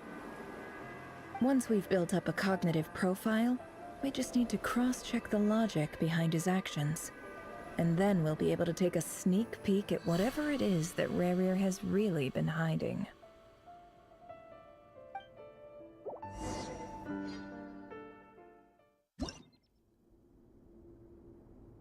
We must go deeper and play chess.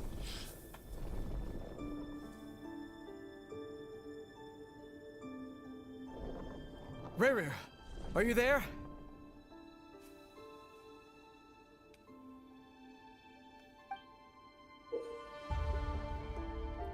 Moving pieces consumes action points. When all your action points are used up, you'll be returned to the previous save point.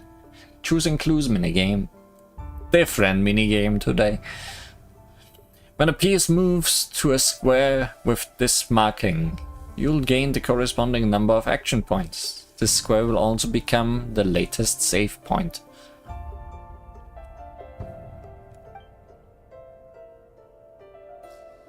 Weird chess.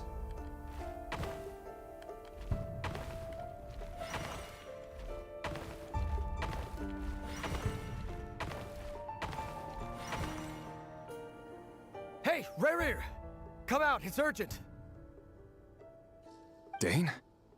What's wrong? Quick, come with me. I'll explain everything once we've met up with the others. Okay. I'll come. But the Lindis is still over at the Universitas. I'll need to leave her a note. All right then, but make it quick. I've never seen Dane so worked up before. Whatever this is, it must be big trouble. Worked up or very stoned. Yeah.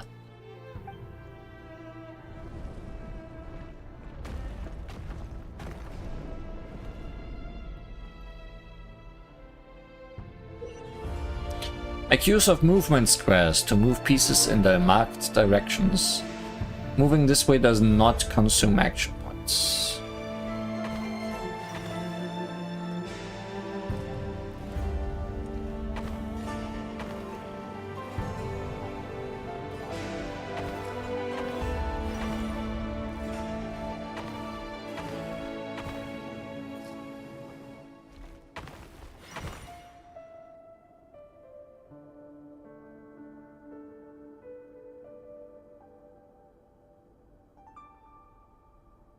Well, this is a nice change, meeting you all at this hour.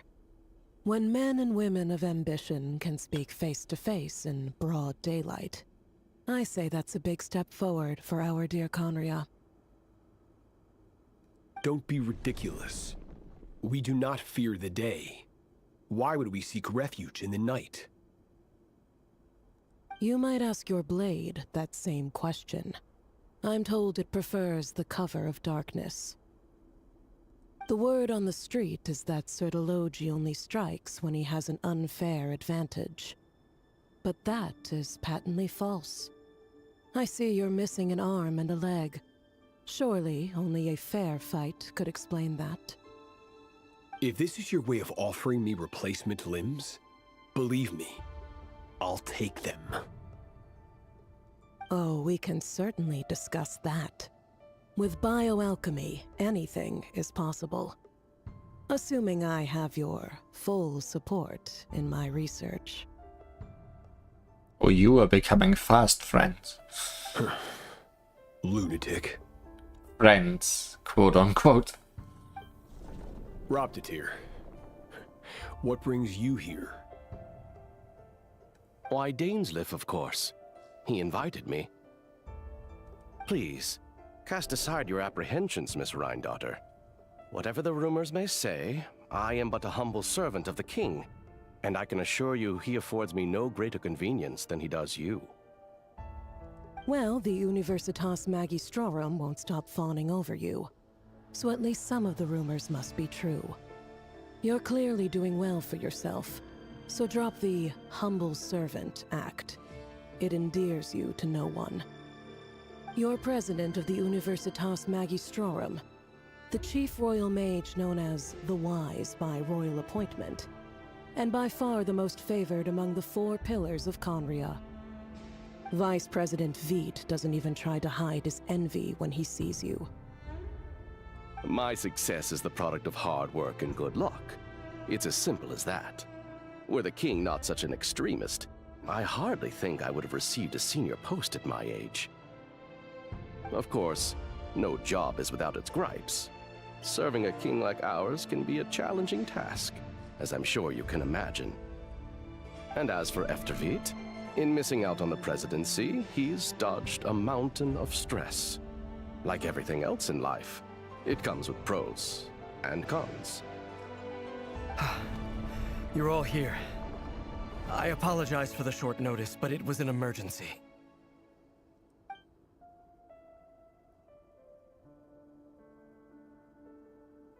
You must be Rerir. Mr. Sertologi. Yes, I handled your case file during your sentencing. Nothing personal, of course. I'm pleasantly surprised that you remember me. You're clearly a person of substance if you've been invited here. But Dainsleif, you'd better have a very good reason for convening this little gathering. It's my brother, Vedalfenir.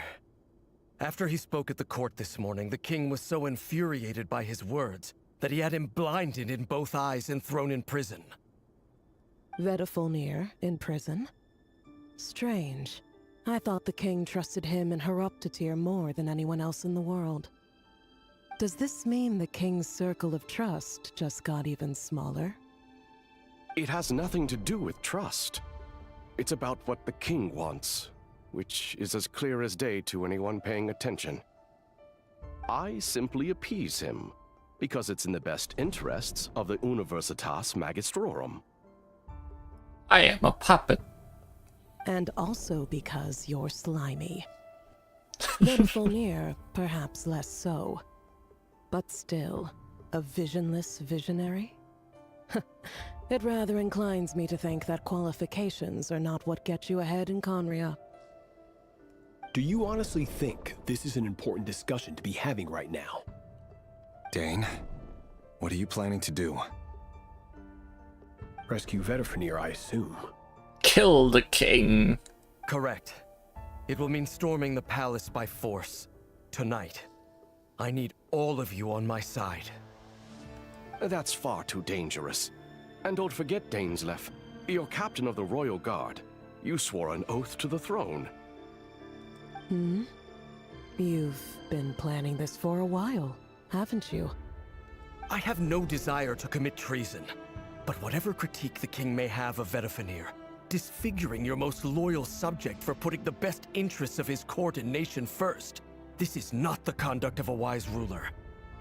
My blade will force the king to see the error of his ways.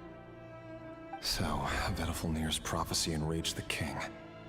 I'm sure it wasn't what he wanted to hear, but if he won't take counsel even from the visionary, that is deeply troubling news. The extent of His Majesty's madness is now all too clear. The question is, how does a man like me get out of this situation unscathed? You have noble ambitions, Dane, but I'm afraid they don't do much for a guy like me. I'm not interested in saving the world. All I want is a letter of pardon. A letter of pardon? For whom? Thelindis? The chances of the Vinster King issuing a pardon for anyone connected to the Crimson Moon seem vanishingly slim. Chances of the Vinster King doing anything for anyone except himself seem vanishingly slim.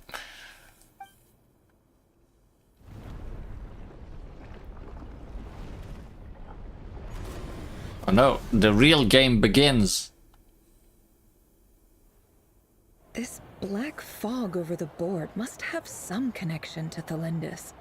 But why is it taking this form? Does it have something to do with Rerir's past?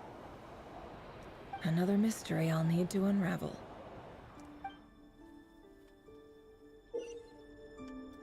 Consume the marked number of action points to defeat your opponent's pieces. Your pieces will only attack when they have more action points than needed to defeat your opponent's piece. Maybe Thelindis smoked way too much. I'm stronger than you. Now die.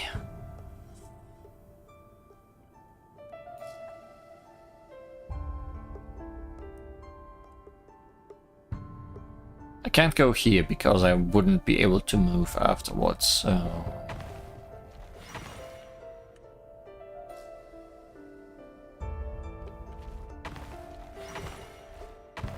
Smash! And that's how I die.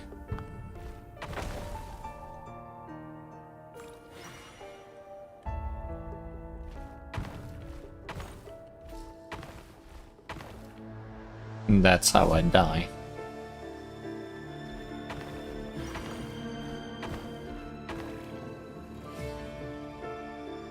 Can't go anywhere from here either.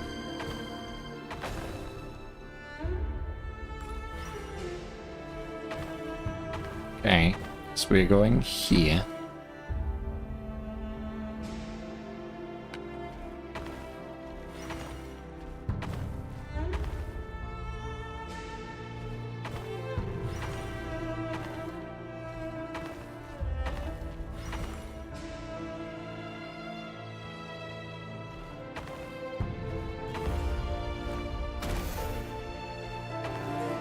Okay.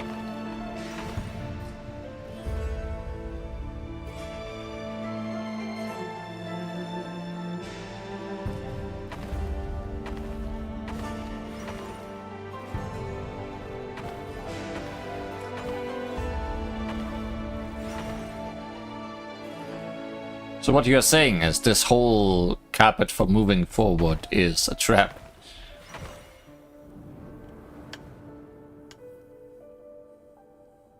Author Thelindis.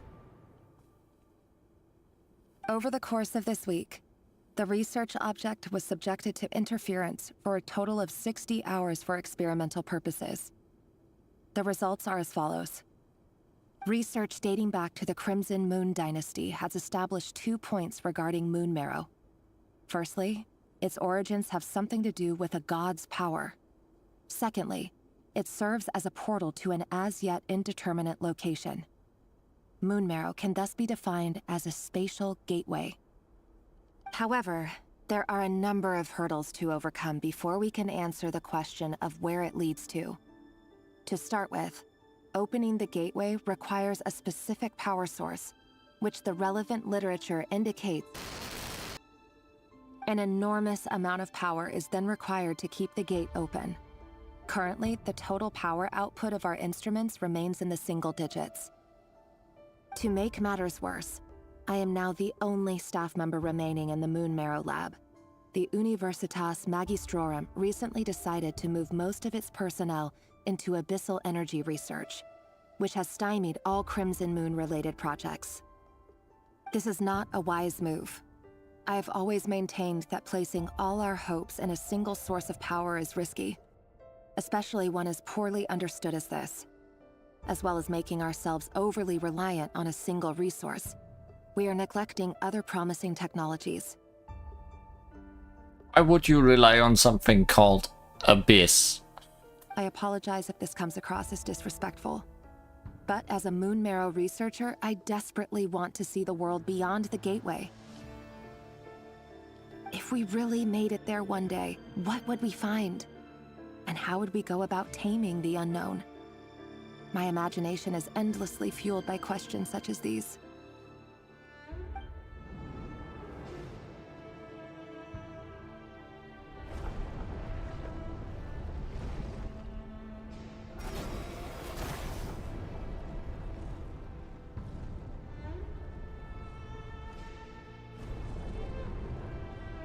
So, are the carpets a lie again?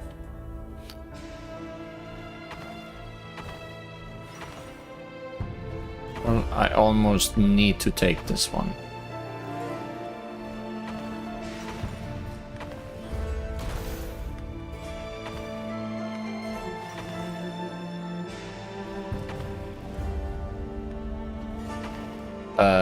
Failure.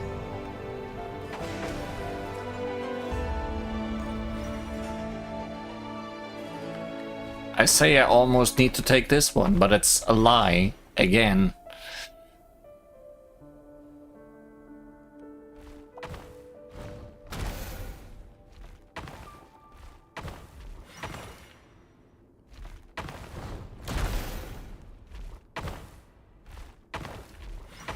How about this carpet? That seems more promising. This is for you. I heard you're gonna leave the city with your parents. Thelindis, did you hear about what happened? I've heard nothing.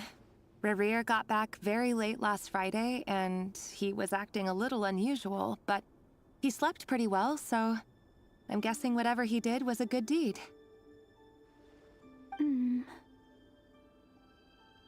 You never saw him, and I don't know what he did. And this conversation never happened. You understand? What if he finds out that you pried into his secrets? Don't be silly. I don't know what secrets he does or doesn't have. All I know is he's just a normal guy who happens to run some errands for the king. Are you scared of him? I don't know. The Rerir I know doesn't match the person you all describe. Logically, I should be scared of him, and yet, I don't want to lose him. But enough about that. You should get going, and be careful with the package I gave you. Keep it secret. Keep it safe. What's in it? It's a secret. A piece of the moon. All you need to know is that as long as you keep it safe, then in the future, everyone will be able to see a red moon.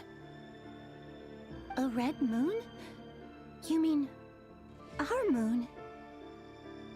That's right. Our moon. Promise me you'll look after it. It's yours now. I promise, Thelindis. The Crimson Moon bloodline will never die out. Its light, the color of blood, will become like a fire that flows in our veins. No matter how long it takes.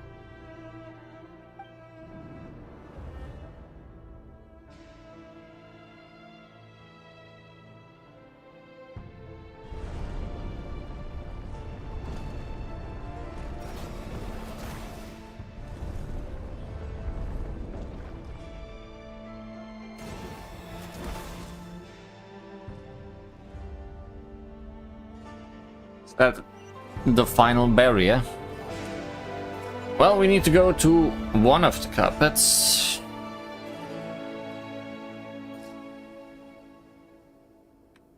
This one seems less obvious.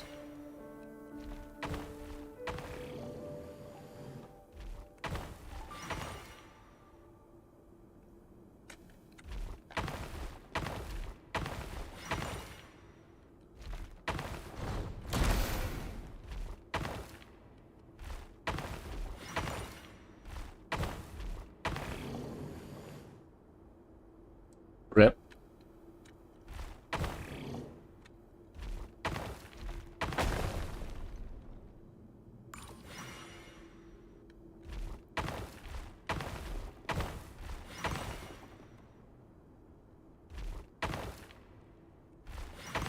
Wait, where am I going? From here?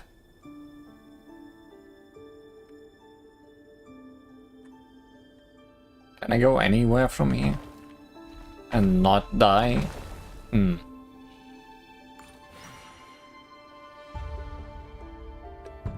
Maybe the other path.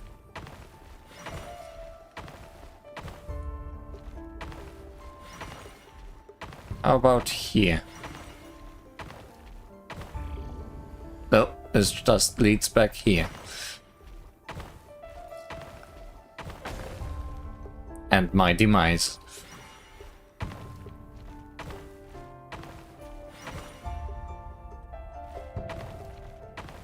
Wait, can I even go back?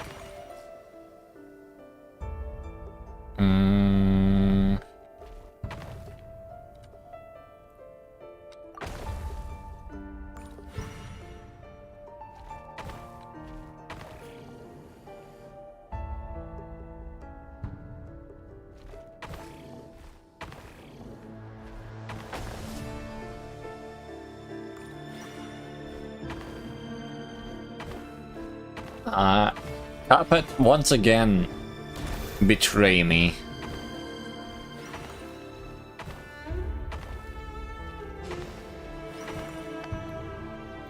Hurry, everyone, and stick to the plan. Sir Dainsleif, what are you? Is this treason? You know what happens to those who betray the throne. Please, don't do this! It is the king himself who has betrayed the throne. He has betrayed all of Conria. If you have any love left for justice in your heart, you should join me. It's showtime. Dane and his group will handle the troops in the palace. Then Hauptatier and Rheindater will disarm the security measures. And what are you doing? My job is to enter the prison and rescue Vedifalnir. Ah. Stay safe. Wish me luck. Look after my brother. Draw your blade. It is time for justice to prevail.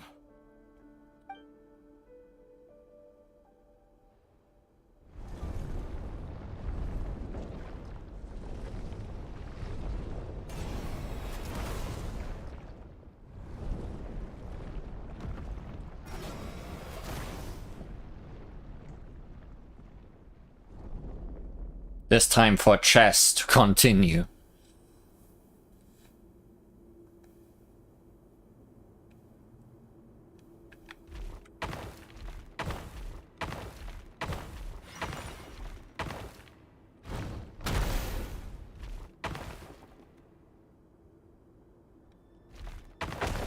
Yes, I shouldn't have murdered needlessly.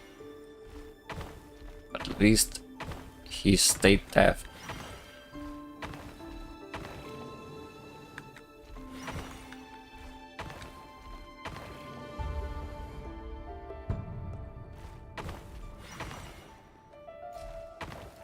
Oh, this is bad. And you know it. Never take the carpets.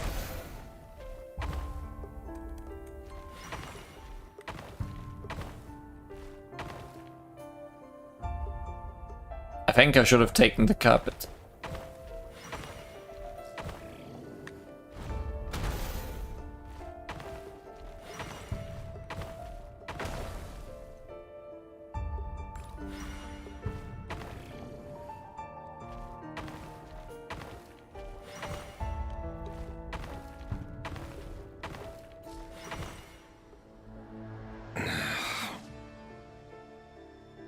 This place is filthy. And the smell is abominable. Clearly, the king doesn't allow his prisoners a single shred of dignity. This is dire. Found you. Hello, Mr. Vedifalnir. Happy to see you, even if you can't see me. Ah, it's you. Surprised? Oh, wait. I guess surprise isn't an emotion that prophets feel very often. I certainly felt some surprise in the moment when I was blinded. Surprise at the king's sheer ignorance. Surprise at just how unfairly this world responds to words of earnest remonstration. I'm curious. What did you prophesize this time? It wasn't a prophecy. It was a word of warning. Someone had to say it. The king has forsaken all reason in pursuit of his obsessions. I simply told him that if he continues on this path, Khaenri'ah will surely fall. But he didn't listen. Worse still, he stabbed you in both eyes and locked you away. Dane asked for my help. The court is in complete chaos now, but I'm sure you predicted that. Everything is transpiring as I foresaw. Yet I am powerless to change it. Fate is an immutable force. I can but lament as the inevitable unfolds. I do wonder whether giving a man the power to see the future does nothing more for him than slowly crush his spirit. Forgive my curtness, Vedifalnir, but the king did not suddenly turn on you today. His suspicions have been brewing for a long time. You can't have wisdom beyond the reach of your fellow man without attracting his fear and suspicion. There are things the king does not want to see. So, he doesn't want you having visions of them either. He blinded you because he thought this would make the visions stop. He wasn't entirely wrong. I did indeed lose my power to see the future. Right up until... Until what? Just now. I believe I saw something new. Well, tonight could go a lot of different ways. 5 of us banded together to storm the palace, also we could rescue you. This will go down as the most tumultuous day in Conrian history. I'd also go down as the last day in Canadian history. I sense hatred in you, but also hope. A desperate hope that with the tyrant deposed, that will be the end of the story. But this is not the end. It is the beginning of a new chapter in a whole new story. There are many men of honor and courage in this world, Rerir. But you are not one of them. You're not here for justice, are you? You're here for yourself. Is that a dagger? Interesting. Why not the polearm? It was always your weapon of choice. With your abilities, I don't doubt that you were able to recover some of your sight. But I also doubt that you want to make an enemy of me right now. Of course not. We're on the same side, aren't we? We could be. But I need you to be honest with me, Vedafilnir. At this point, you're my only hope for the future. You mean your future? With your beloved, Thalindis? Yes. And I know there are bigger things at stake here. A dynasty, a nation, maybe the entire world. But forgive me, I care first and foremost about myself. I can't abandon the one I love to save myself. I just can't do it. But you see a broader picture of the future than I. You see the solutions to the biggest problems of our age. So tell me, what is my solution? What's the answer? In matters of fate, answers are either right or wrong. What will be and what will not. Maybe you are willing to pay a certain price in the pursuit of happiness, but unfortunately, fate does not negotiate. That is the cruelest thing about fate. It is unmoved by your sacrifices. That can't be true. I know it's your voice that I keep hearing in my head, urging me to see how the world is changing, to seek more power, so I can protect the things I love. You show me disaster, but you won't show me how to avoid it? Why? Why are you doing all this?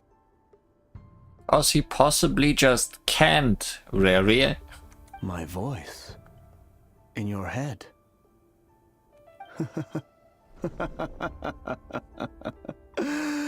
So, you hear it too? The voice that steals your mind, gains your trust, and drives you crazy. It turns out that we are not so different, you and I. Vedafilnir just broke into the strangest smile I've ever seen in my life, as if he'd discovered some monumental secret. But then he suddenly switched to looking extremely weary. Very well then. My advice to you is as follows. You must persevere. Whatever trials and tribulations you may face, be steadfast in the belief that they are your path to the future. For as long as you live, your story with Thalindis shall not come to an end. That is the only chance you have of fighting back against fate. Well, good luck for him. He will live for a long while yet. It is up to you whether you believe my words. Regardless, that is all I will say on the matter. I have no right to intervene any further. I will hold you to your word. Thank you for setting me free. In return, I will tell you one more thing that you cannot afford to ignore. Just then, a strange wave of energy rippled through the city. We had no idea what it could mean. If I were you, I would head to the Universitas Magistrorum. The Universitas? Oh no! I'm sure we'll be seeing each other again very soon, Rerir. Whatever Vedafilnir said, I didn't catch it. I didn't even help him out of the prison. There was no time to lose. He'll find his way. As moving carpets and everything.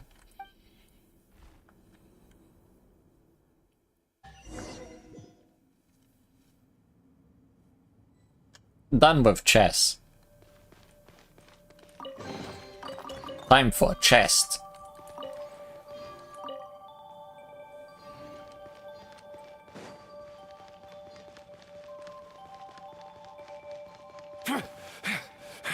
Monsters? Is this Rhindaughter's doing? Or the Universitas Magistrorum? Out of my way! It all adds up. No more lies. The riddle remains Oh wow. unsolved. Rest in peace, Nefer. Seems like an emergency. Mind the side effects. Pyroclastic surge!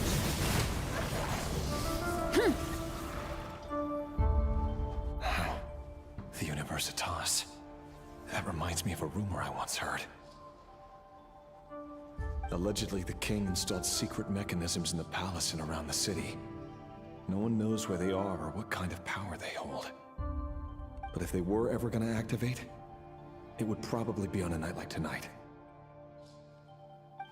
Help! Help! Hold on! Don't let them anywhere near you! Save me! I can't! Ah! That sounded like an explosion. So, the rumor is true? The king really went through with it? What other means does the king have at his disposal? They must run on power from the Abyss. And given it's a major center of Abyss research, anyone over at the Universitas will be in grave danger. I have to hurry! So no saving who just screamed for help, is what you're saying. A bitter pill to swallow.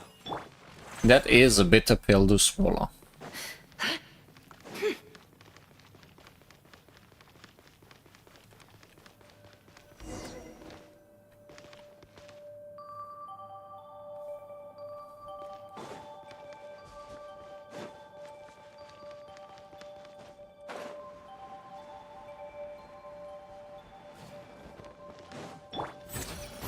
Controlled breathing.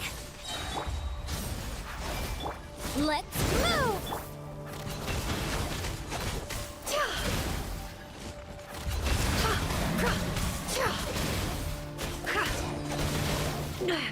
I better wrap that. Quick as a flash. Full speed ahead. The mystery unravels. It all adds up. Antenna, grant me strength! Hey! Oof! More. Taking a turn for the better. Wrath from the sky! Start the clock! Charge! Yeah! Yeah! Kapow! Charge! The deception ends here. I saw this coming. Oh, good for you, Neff. Hero incoming! Regicide's blood money. Blood debt collector. Rise with the sun! Let's move! Faster! The doctor will see! You wanna stand down! Hero incoming! Headbutt! Kapow! Oof! Well, I'm collecting your debt.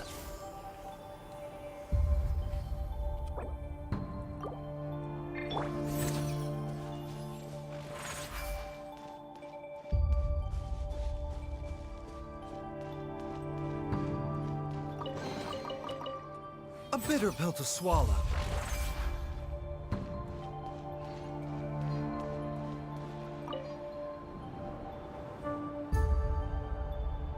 Monsters at the Universitas Magistrorum? Why now?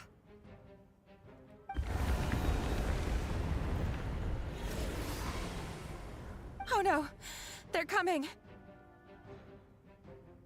It's no use. The table won't hold out much longer. The weapons. Where are the weapons? Of course. All the lab equipment was upgraded after the inspection last week, but the new weapons haven't been allocated yet. I'm done for. Is anyone there? I need help! Monsters are here. They'll surely help. Stay back! Please stay back! Please!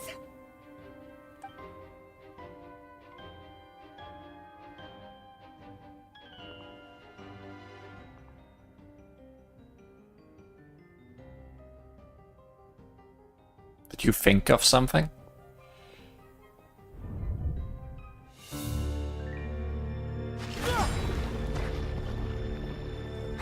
What's that?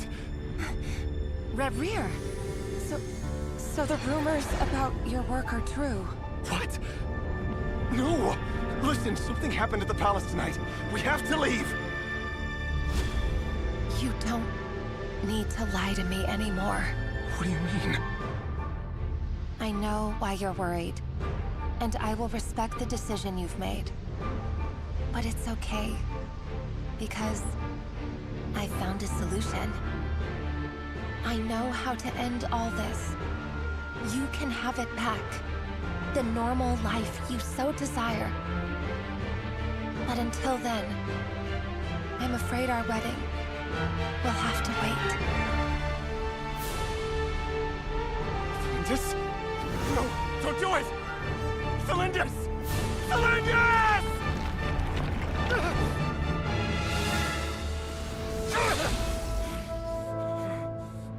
I told you, Rerir. Let her go. You will find someone better. No! No, I won't do it! I have to save her! By what means exactly? A lowly pawn. You lack the power and the strength of will. Do you know a way? Tell me! Come to the palace. Join us.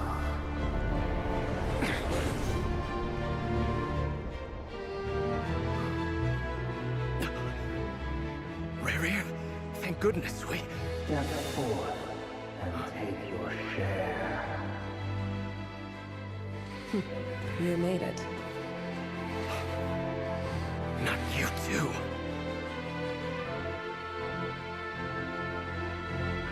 Hatred or grief, despair, desire.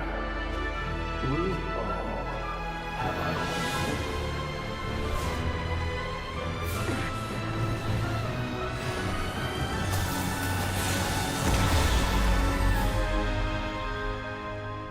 Rerir. Rerir. Celindus? Were you daydreaming?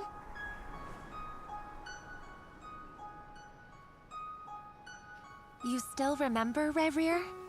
That question you asked me a couple of weeks ago? Oh. You mean the proposal? Yeah.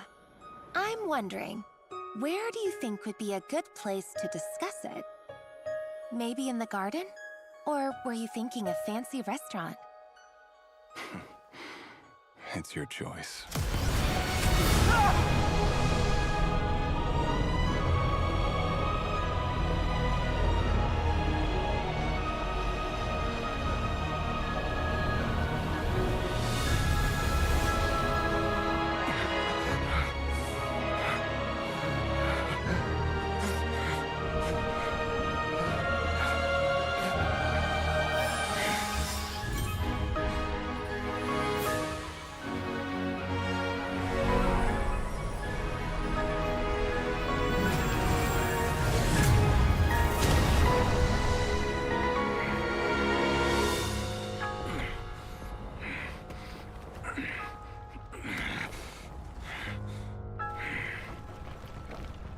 I will find you. And then... you can give me your answer.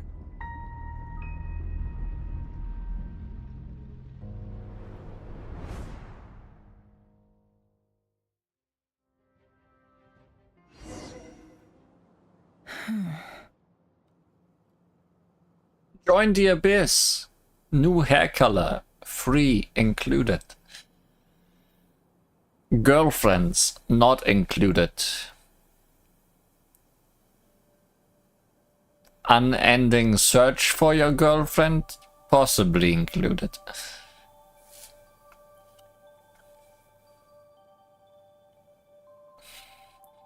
She chose black hole. It's complicated, okay? This relationship is complicated. So that's how the Raker of Solnari was born. Certainly something to rächer about. A monster created by circumstance is a monster all the same. It sucks. As do most black holes. Viewing other people's thoughts for too long can get uncomfortable. Right now, I'm feeling a strong sense of loathing. In a nutshell, the story of Conria is what happens when the truth falls by the wayside. Everyone tells little white lies, and before long, you have a huge pack of lies that destroys everything. Whew. Time to get back. His past is filled with sorrow, but the tale of any fallen civilization is one of endless tragedy. Cruel as it may be, that was Conria's fate.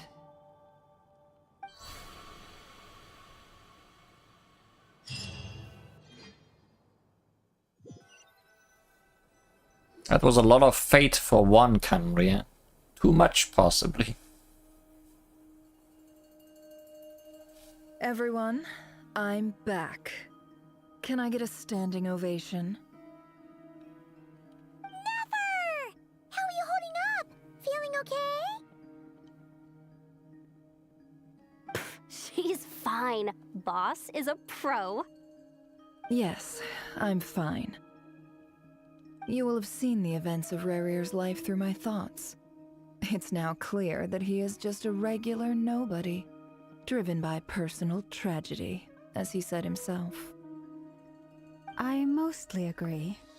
There's only so much we can know about him from his memories alone, but they did give us a clear glimpse into his life in Conria. However, I would not consider Rarir to be a nobody. He was deeply involved in the events of that era. Yet, when the catastrophe of a generation strikes, nobody is safe. Sounds to me like you're speaking in riddles again. Is this you urging me not to abandon the people of Nod-Krai in their hour of need? That's not what I meant. Although I do hope you choose to remain a part of the plan. Without you, the mission ahead will be all but impossible.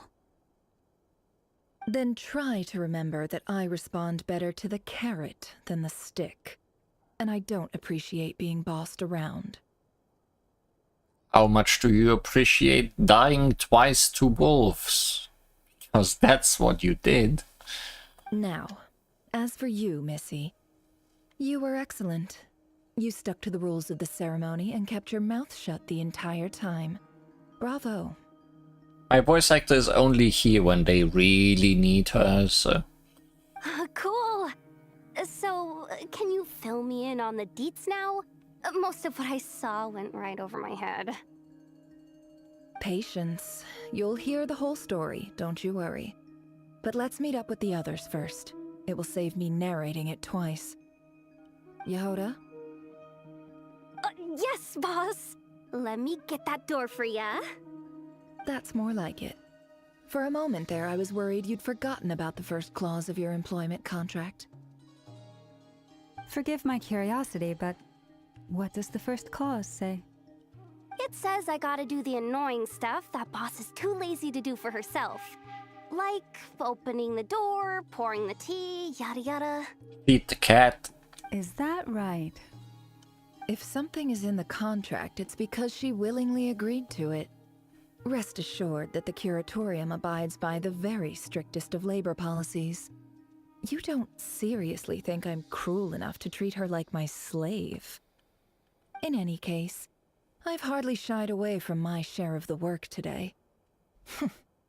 Hope I don't catch Flintz and Varka lounging about in their chairs, enjoying a leisurely cup of tea. You took all their chairs. There's nothing I dislike more than other people enjoying themselves while I'm hard at work. There is no chairs.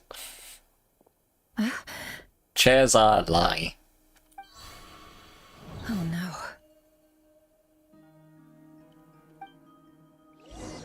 Attack of the chairs. Sorry to disturb you, but we seem to have run into some trouble.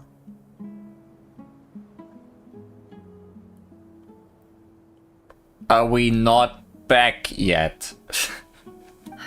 Evidently so.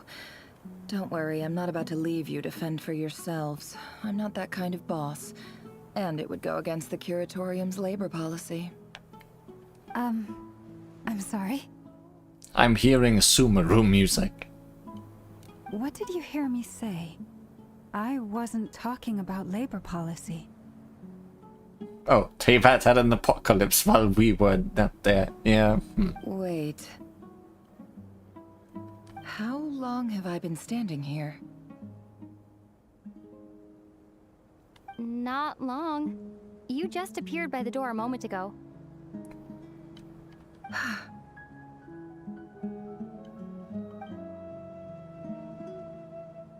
Boss, what's wrong? You look like you've seen a ghost. We've been tricked. We never left at all. Somehow I hallucinated that whole scene back inside the office. Hallucinated? But how? How indeed. This place should heed my will alone. All thoughts and actions that occur in here are just a result of pawns moving across the chessboard in a carefully calculated manner. And nobody has access to this chess set but me. I am on. So you control everything in here? More or less. But yes, it's a special technique of mine. Has anything like this ever happened before? Only once. It was the first time I used the chess set. Is there any similarity between what happened then and what's happening now? I suppose my thoughts are a little turbulent, which was also the case my first time. Is there anything I can do to help? The first clause of your contract clearly states that I only need your help with things that I'm too lazy to do myself. Meaning, you're not feeling lazy right now? Meaning, this is not something Yehoda can help with. The chess set is a personal treasure that I alone understand. I must be the one to find our way out of here. Boss, it's fine. Really. Let me do something useful.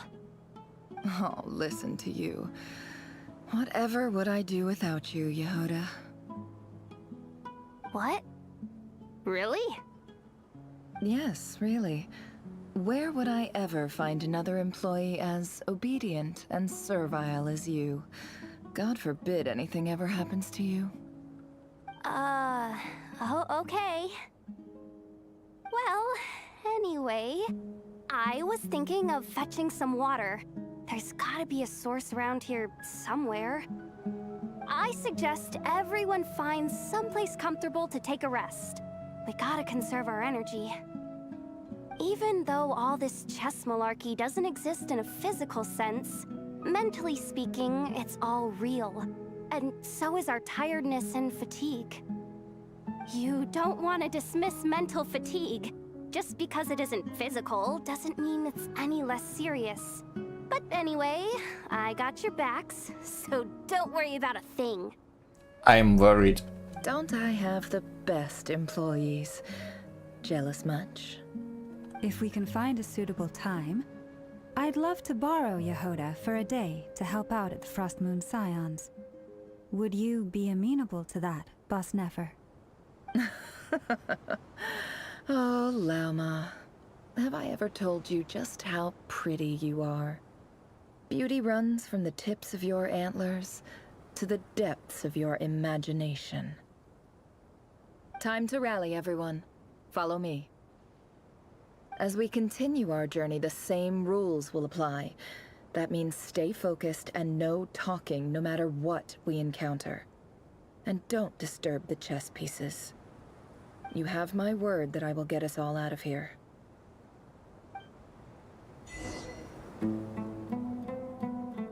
Dance of Death, Serpent and Scorpion. Not that way.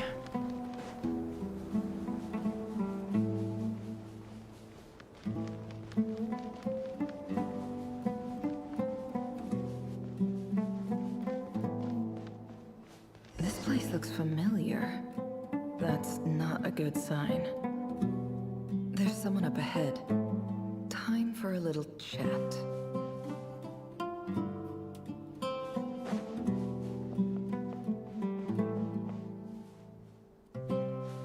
Dramatic zoom. Expecting visitors at this hour. Wait, is that? Oh, it's him. There you are. Sinue's been looking for you all day. I think he has some news for you. Oh yeah? What were you doing just now, Uncle Retinue? Hiding away some more loose change? I know I saw some Mora. Backstory time, whether you want it or not, Neffa. What do you mean loose change? Oh, come on, I'm too old for this. Just pretend you saw nothing.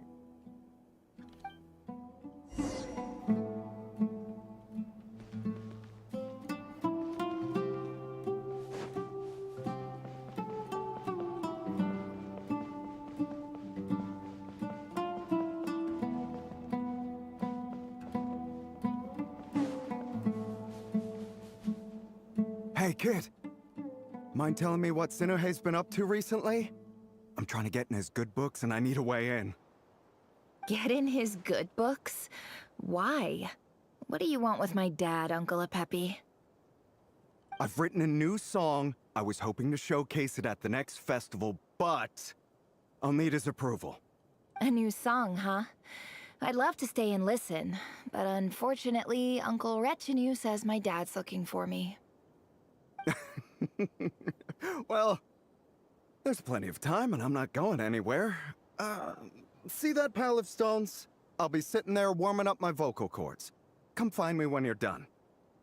Pile of stones. Got it.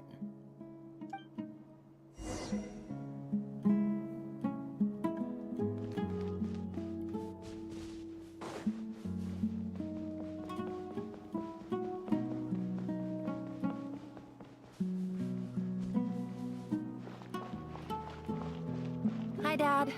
Uncle Retinue said you were looking for me. Ah, there's my little princess. If you'd gotten back just a little sooner, you could have shared the spoils of war with me. Spoils of war? Who were you fighting against, Dad? Perhaps. It was just a figure of speech. The aftermath of a sandstorm is no time to be waging war. I was talking about our war against thirst. I went out to fix our water supply problem, and now I'm back. Which means... We have a well again! That's right. I found a new one and brought back as much water as I could carry. It should last us for a good while. If it wasn't for these blasted sandstorms, our wells wouldn't be caving in. You wouldn't be spending all your time out searching for new water sources. As the chief of our tribe, I'm supposed to be leading us out of hardship and poverty, onto better things. You know how prosperous our ancestors were. I've told you all the stories.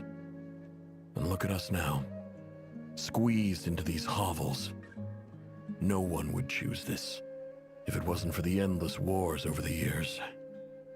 But things are looking up. I started working with some folks from the academia a few months back. They gave me some contacts in return for my assistance in the desert. Father says, well done. completed mission. So you're the Academia's helper now? Special ambassador, they call it. Think of it as a partnership. It's nothing bad, okay? We've been isolated here in the desert for too long. Seeking opportunities elsewhere is the best thing for us, and the fastest way to progress. So, do you get anything good out of being a special ambassador? He gets to call himself Special Ambassador. Of course. My luck's improving all the time. One day, I swear I'm gonna lead us out of this place. We'll find somewhere new. Somewhere better. And then they didn't.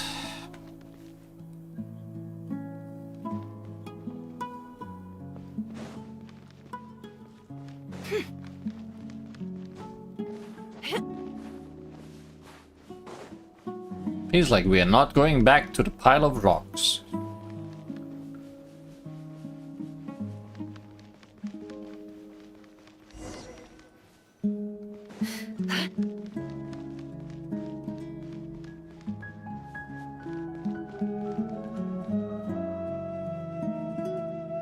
That's our well, and you know it. You stole from us. Well, you've gone from chief to thief, and now you have to face the consequences. Did you really think you could take our water without permission and get away with it? You're either brave, stupid, or both. Brupet. Stave. And that special ambassador act? Yeah, nice try. We spoke to the Academia. They said it was all news to them. You're a liar and a cheat!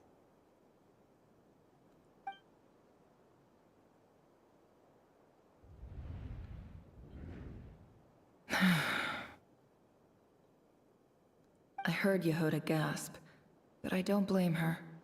Most people are terrified by the sight of blood. Corpses strewn across the ground. The wounds are clearly from scimitars and daggers. The desert dwellers' weapons of choice. There's a handwritten note on the ground. Let's see what it says. Halil, this is Sinuhe, chief of the Shimti tribe. Surely you remember me. I was the one who helped you and your colleagues avoid the quicksand in the desert. This is my second time writing to you. I assume my last letter must have gotten lost in the mail, as I didn't receive a reply. I hope this one makes it to you safely. I'm writing to you because I need some help. That sandstorm the other day completely blocked up our well, forcing me to look for another water source in Iab and Unut territory. It was a matter of survival. Praise the gods. The well of the Iab tribe was intact. It was my last resort. I drew what water I could and left, but not without being spotted. I fear they will retaliate. You told me to write to you if I ever needed help. You said you'd be my ally in the Academia. I urgently need you to formally recognize my title of Special Ambassador and send some of your people to assist me for a few days. It's the only way I can convince them that this was the Academia's decision and prevent them from retaliating. Something tells me your handwritten letter got missed in the mail again. This is an emergency. Please send help as soon as possible. Looks like this letter never got sent. The writer died a grisly death, and the letter was trampled into the ground. It's badly defaced. Some parts are barely legible. What a ridiculous lie the surviving Shimti tell. Their whole village was butchered over a sip of water.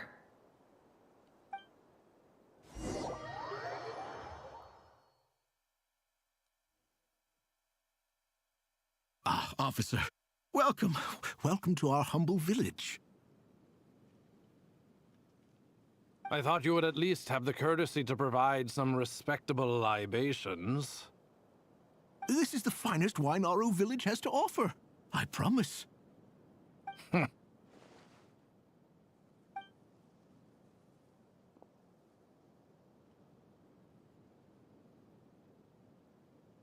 The Academia has agreed to reserve a single space for a candidate from your village.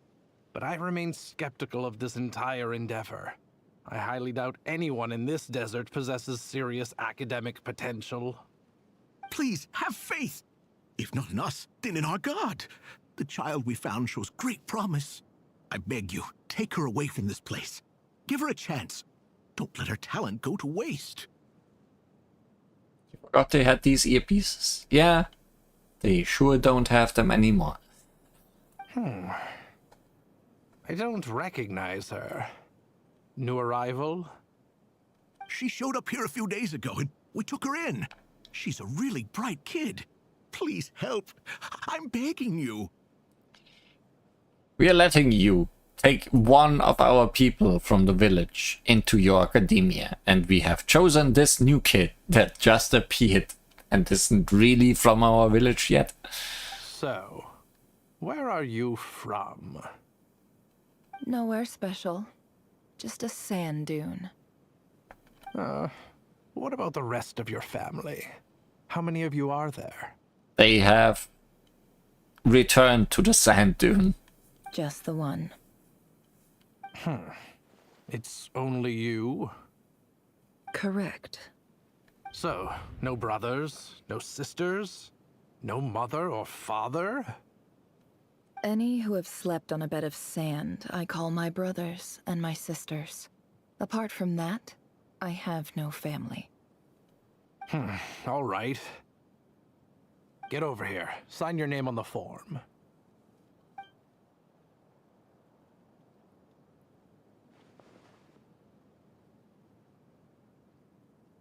Never?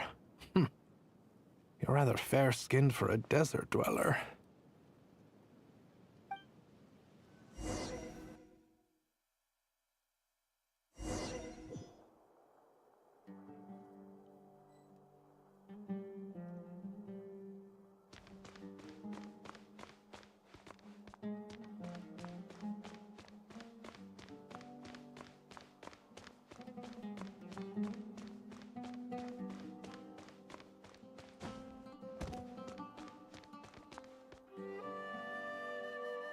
Nobody ever uses the stairs, right? Well, okay, there's no stairs, but you'd have to walk all the way around. Nefer, this term's assignments have been issued already. Please read through the materials thoroughly, conduct your own additional research, and then write an essay on the topic. Yes, Professor, I'm aware. I just had a couple more questions I wanted to get your perspective on. Oh? Please, ask away. Well, I saw the other students' problem sheets, and I couldn't help but notice that my assignment is much easier than theirs. Do you really think I'm a weak student? A weak student? Goodness, no. Quite the opposite. You have a sharp mind. Almost too sharp. I think what you're saying is, a weak student wouldn't have noticed the discrepancy.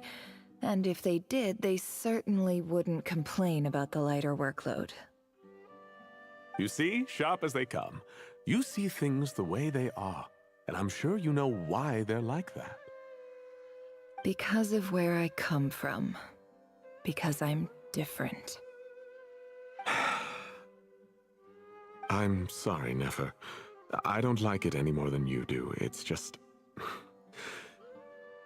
Anyway, you said you had a couple of questions. What's the other one? I wanted to check. If someone sent me a letter to the Academia, where do I go to collect it? Ah, your family wrote to you.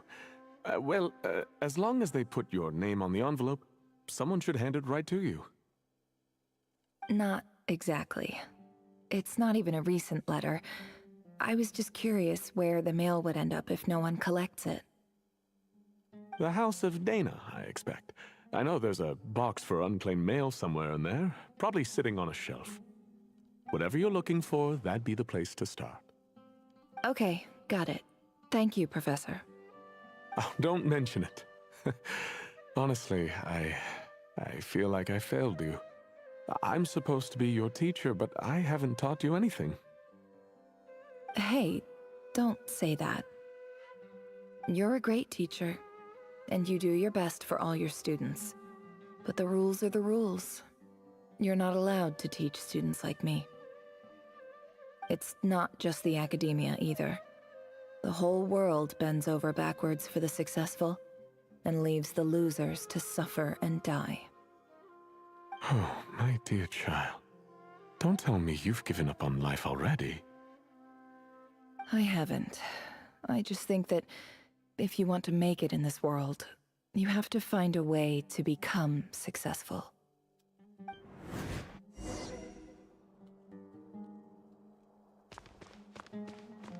Or make a name for yourself.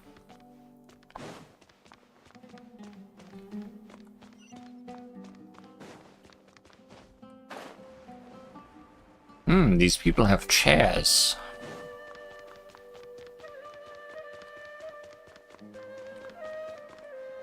These people also put that box in the weirdest corner. This must be it. A big cardboard box full of unclaimed mail. And probably some letters that ended up here by mistake, too. Let's take a look.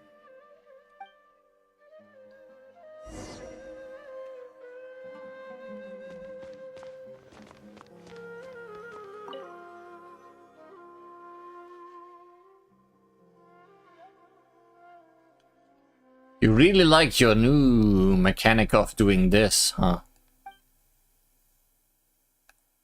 A dilapidation survey from Port Ormos. Looks like it's from a Core of 30 representative. What a strange thought. A bunch of mercs losing sleep over rundown buildings. This one was never even opened. I guess the recipient didn't care what the Core of 30 had to say about anything. Who was it addressed to? I don't recognize the name, but it must have been a Ksharawar professor. This one is addressed to the Immorta Sage. The title is Changes Observed in Satyavada Life Symptoms. Why do all these letters read like full-blown dissertations? Guided by the incense, we became lost somewhere in the forest. All the barriers between levels of consciousness disappeared as our minds soared around in circles, looking for a branch to seek refuge on. In clinical terms, these symptoms fit the description of incense poisoning. The Immorta Darshan strictly prohibits the use of hallucinogenic substances, but I believe there are still people getting away with it. For example, my neighbor who always breaks out into song and dance after using incense. This seems like something the academia would want to know about. Why wasn't it collected? Wait, what's this written on the back? It's so small. The note says, "The sender authored this letter while under the influence of mushrooms. I would send it back, but no return address was provided. Stamped by the Grand Conservator of the House of Dana." Drugs.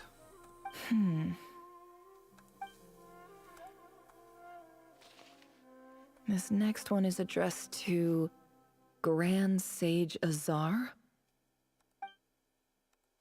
A few words of protest regarding recent changes in Sumeru's educational policy. In recent years, the academia has taken on a small number of students from the desert region, as per the policy to this effect. However, it appears to me that these students have not, in fact, been provided with educational opportunities that are, in any meaningful sense, equal to those enjoyed by their peers. Who would have thought? As well as receiving dumbed-down assignments and perfunctory tutoring, they do not even have full access to the Akasha system. Education is the fundamental purpose of this institution, which should go without saying in a nation whose founding virtues are knowledge and wisdom.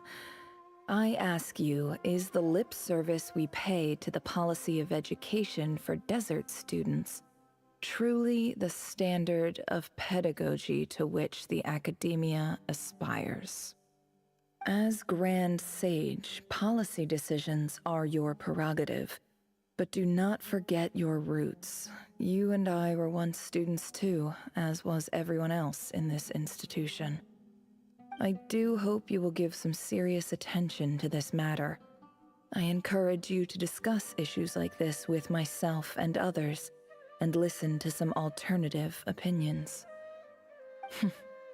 Great letter. Shame it didn't get to where it needed to go.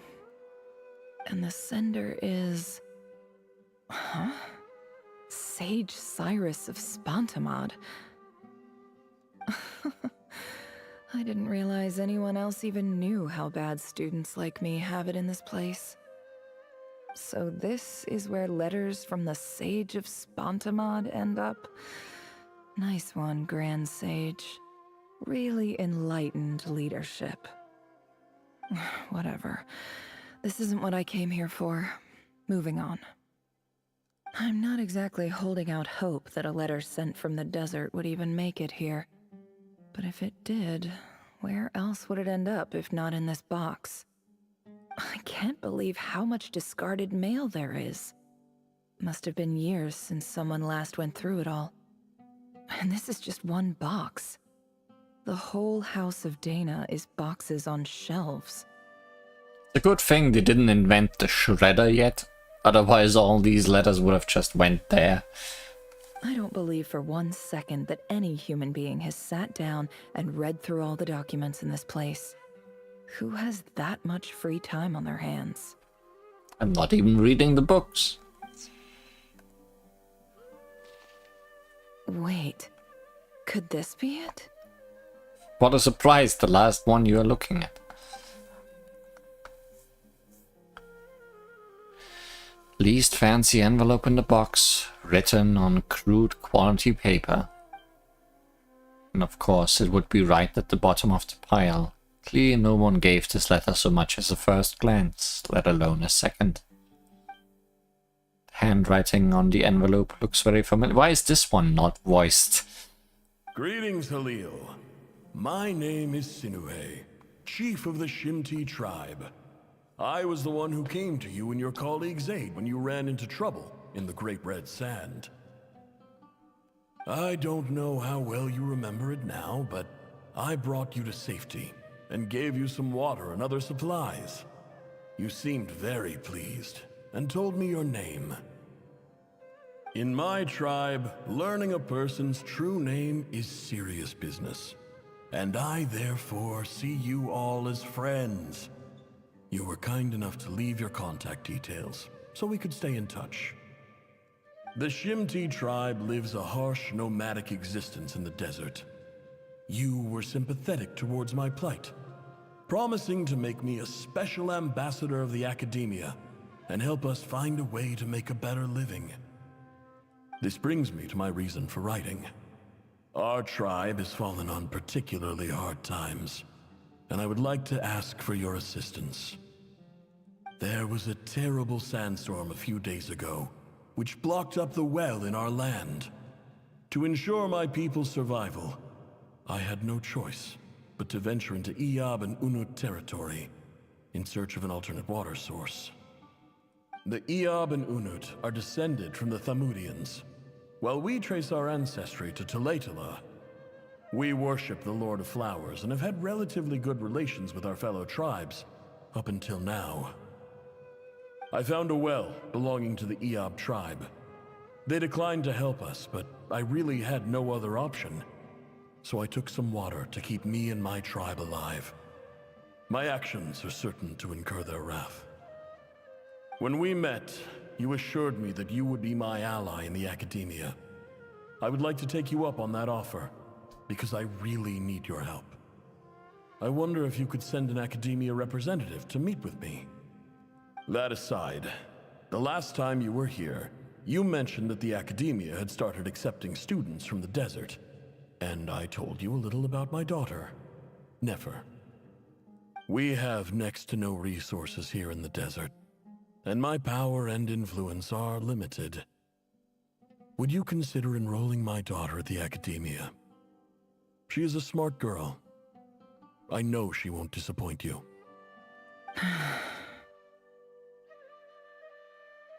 From the outset, the Academia never took you seriously. Those things they promised were just empty words. I doubt they even remember the name Sinuhe. And you were so emphatic that your luck had finally changed for the better. You swore you'd lead us to a better place one day. You spoke with such conviction, like you were the most powerful chief in the whole desert. You liar. You lied about everything. You promised the world and delivered on none of it. And who fell for it? Just me, by the looks of it. Despite your best efforts. Which makes you a pathetic liar. You weren't even any good at it. I think I'll take over from here. Let me show you how it's done. What are you planning to do?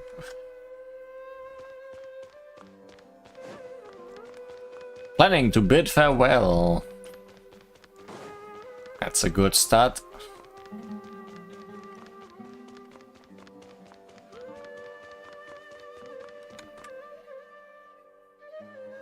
I just came to say goodbye. Thanks for everything you've done for me in my time here. Nefer? You packed your bags. Where are you going? I'm quitting. Something's come up in my hometown. Gonna head back and deal with it. Huh? But this was a hard-won opportunity for you. You know that better than I do. It was. But it doesn't matter. I have more important things to deal with, and they can't wait. Oh, and I didn't want to overfill my bags, so I left some incense on your desk. What's wrong? I thought you liked incense. Although, I did read somewhere in the House of Dana that it has hallucinogenic effects. Don't use it all at once, alright? Isn't this the stuff you brought from your hometown? You're just letting me have it? But you said it's a rare and valuable commodity. Yeah, about that. I lied. It's not rare at all. There's this bunch of ruins near my hometown that are practically overgrown with this plant. It's not worth much. Keep it, it's fine. But Nefer... Alright, that's all from me. You take care.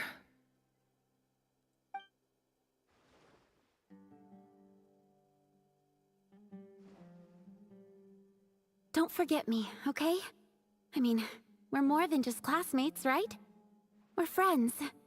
And then they never fought off each other again.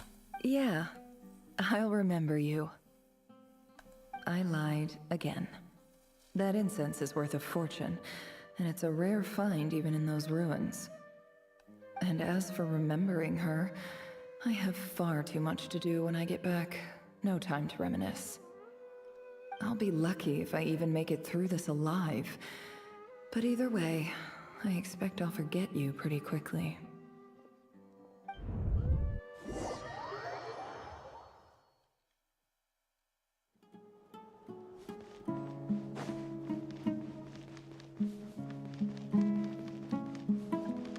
Can we fight any scorpions?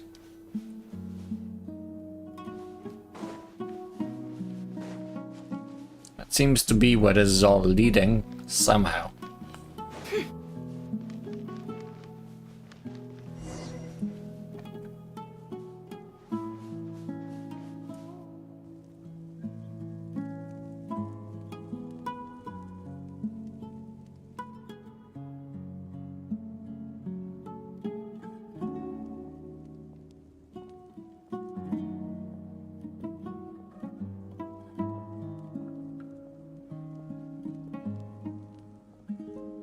It's a pleasure to meet you, Mr. Arif. So, what does the Academia want? Since they've sent their special ambassador, I assume there's a big business deal to be made. If not, I'd be very disappointed. Please, sir, lower your blade. You're lucky I'm the one they sent.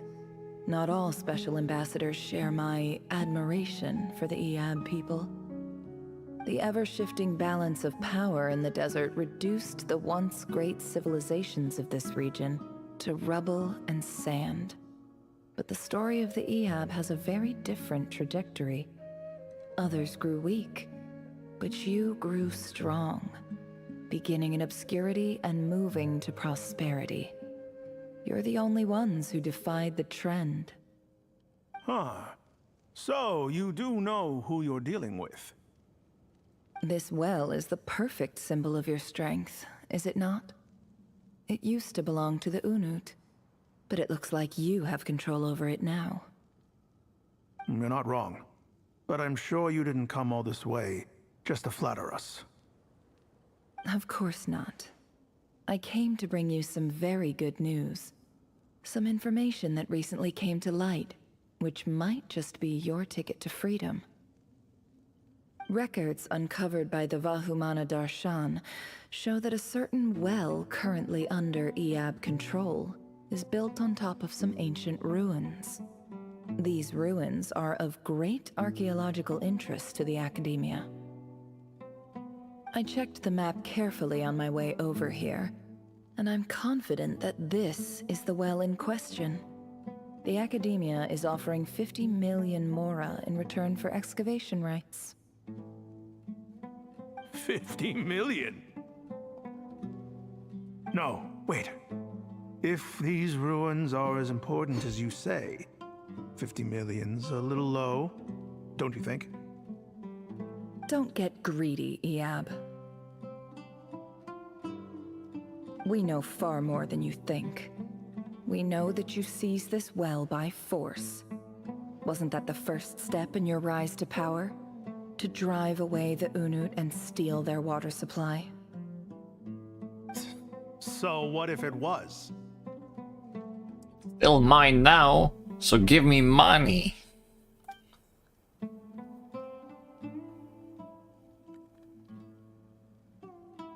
Don't worry. As unscrupulous as it was, it's something we're willing to overlook. The Academia is only interested in dealing with the de facto power holders in the region. I hope I am making myself clear. And I hope your words are the truth. If I find out the Academia is trying to play me, I'll hunt down every one of your people and make you watch as I cut their heads off one by one. I assure you, Chief, that would not be in your long-term interests. You don't want to make an enemy of the Academia. You see how I'm dressed, don't you? I appreciate that you've never been to the rainforest, but surely even you recognize an ambassador's attire when you see it. And what does a barbarian like you have to lose anyway? You really think the Sumeru Academia would bother to come all this way just to lie to you? We have more important things to worry about. All right, I take your point.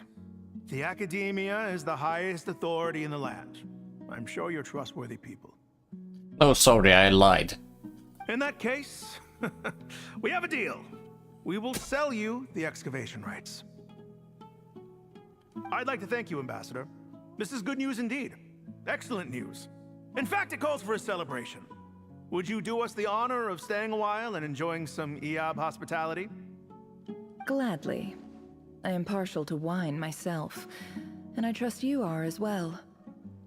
So let's indulge in a few drinks together, in celebration of this momentous occasion.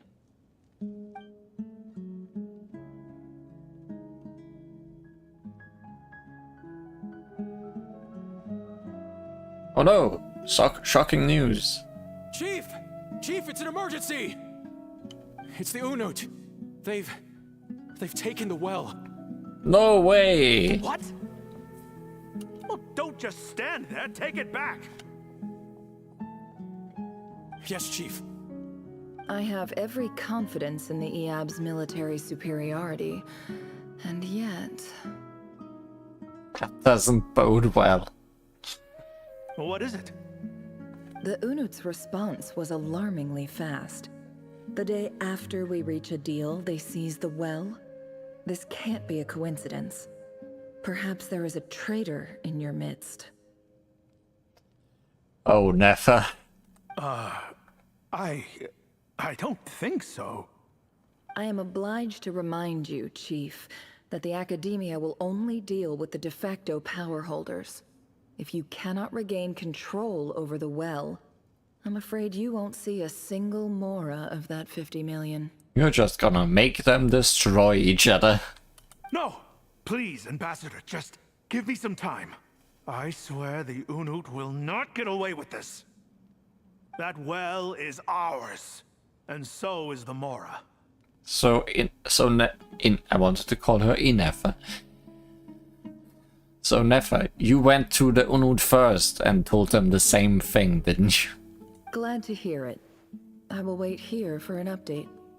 If there is a traitor, I will find them. In the meantime, make yourself at home. I'll report back as soon as I have an update. Much obliged. Wow.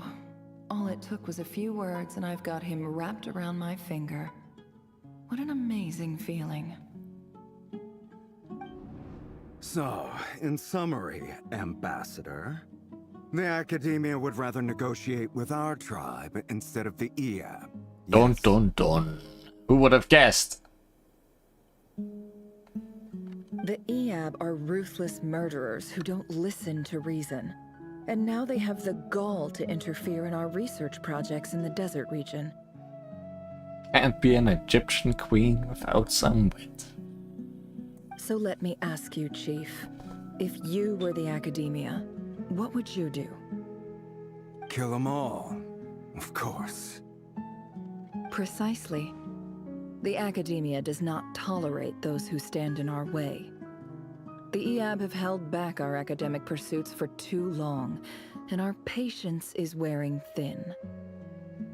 At the same time, there is simply no way that the Academia can be seen to be intervening in desert affairs.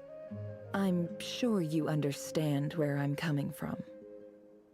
We have our own rules out here. If the rainforest dwellers raised arms against a desert tribe, you'd start a bloody war. Right. We can't confront them ourselves, but we can support their enemies. The Unut have always had strained relations with the EAB, which makes you our natural allies. Natural allies? Weren't the EAB your allies once? You were quick to send them after us to protect your interests back when we stole that water. And now look at you. You're at each other's throats. Let me be clear. The Academia wishes to collaborate with the legally recognized rulers of the desert in this matter. We are asking for excavation rights to that well, and our offer is 50 million mora. Say no more. I believe we have an understanding. Good. Then I suggest you get to work. Get us access to that well, and the mora's yours. You see, Dad? Lying is easy when you know how. People will believe anything.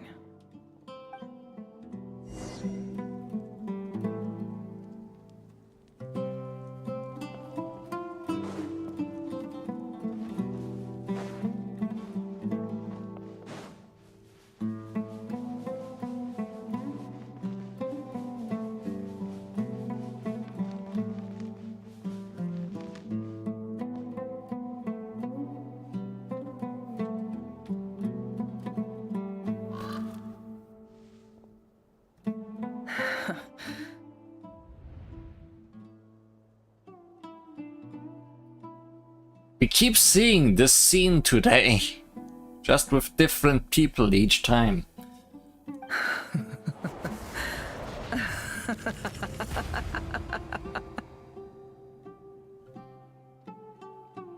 This is the first time someone enjoys it. Look at yourselves. You may be vile, savage monsters, but your butchered bodies bleed like any others. You're no different. You're nothing special at all. Quoth the raven. Never more. The monsters who destroyed my home, they're just ordinary, petty human beings. What a joke.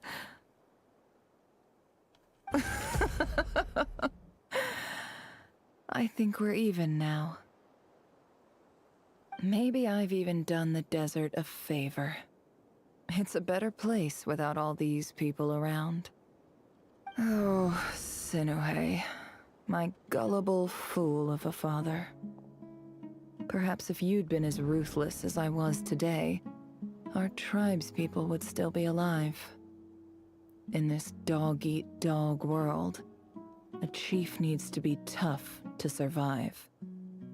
But you couldn't do what had to be done. So I did it for you.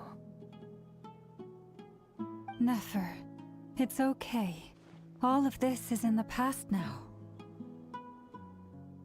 It's worth noting how we are essentially getting Nefer's character story in the main story.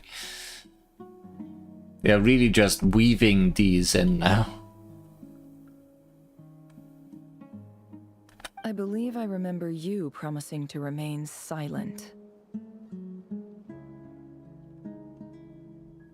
Yeah, but even so...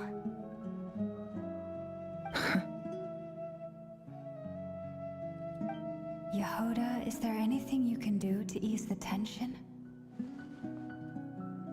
Got this, Yehoda. It's your time to shine. Alright, time for a sharp turn onto a completely different topic. So, anyway, that's enough of that. When are we getting out of this place?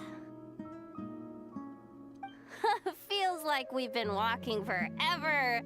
I'm getting pretty tired. Oh, Lauma, you tired? Yes. If we can find somewhere to sit down, I could certainly do with a rest. There's no chairs in the desert. It's not far now. There should be a temple just up ahead. Is this situation about to reach a conclusion? Yes. Really? A temple? That's where this story ends? I guess that's how things go in the desert. I've been to a similar place with a friend from the desert before. Desert dwellers can never escape their destiny. Or so everyone says. I never wanted to believe it, but looking back now, I'm as desert as they come. You mentioned a temple. What's waiting for us there? No spoilers, Lauma. My biggest trade secret of all. Ah. Then I'm guessing it's where you got your power from.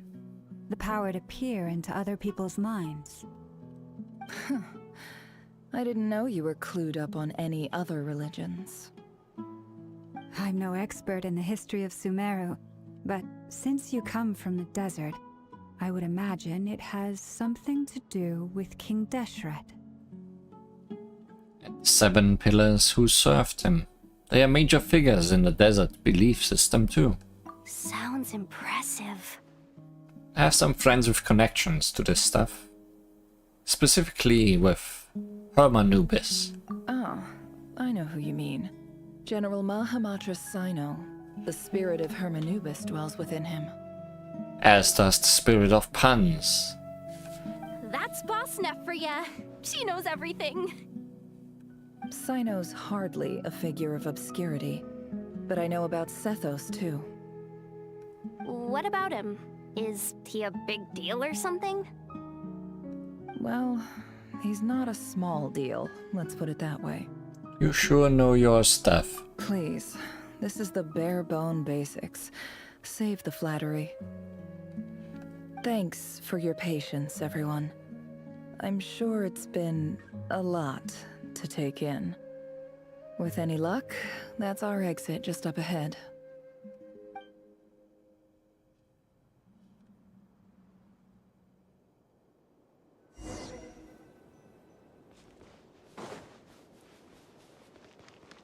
Is it gonna be that easy?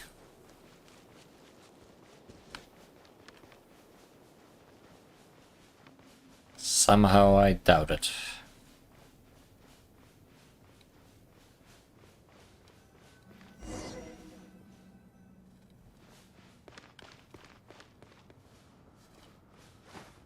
We gotta have our desert temples. So many of those.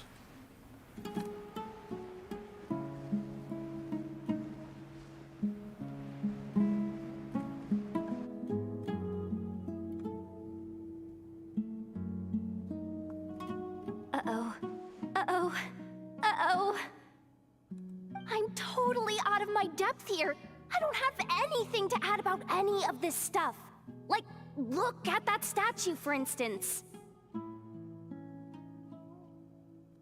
I want to do the whole name-dropping, this girl knows her stuff thing too, but I've never seen anything like it before.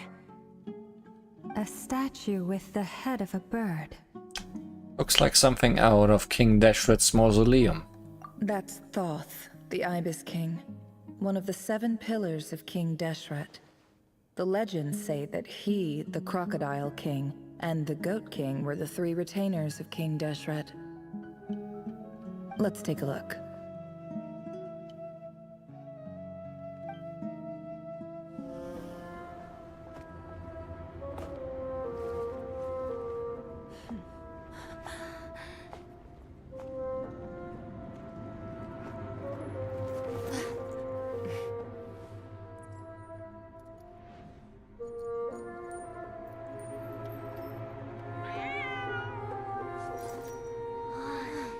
It's just Ashru. So, all is well?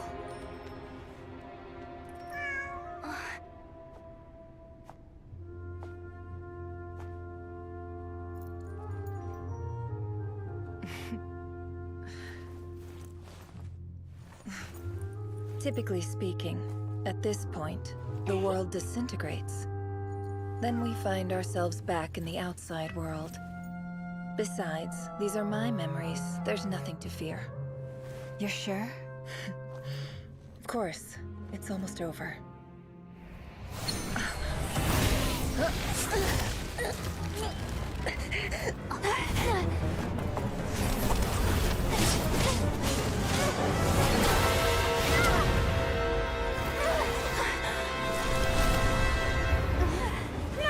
Hold on!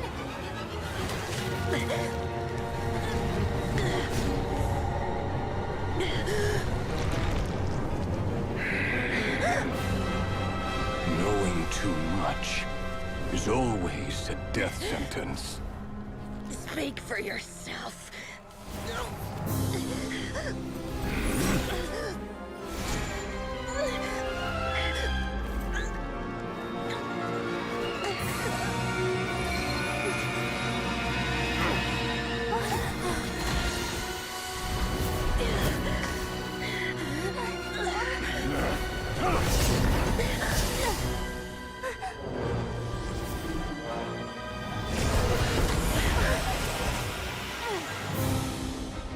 How repulsive.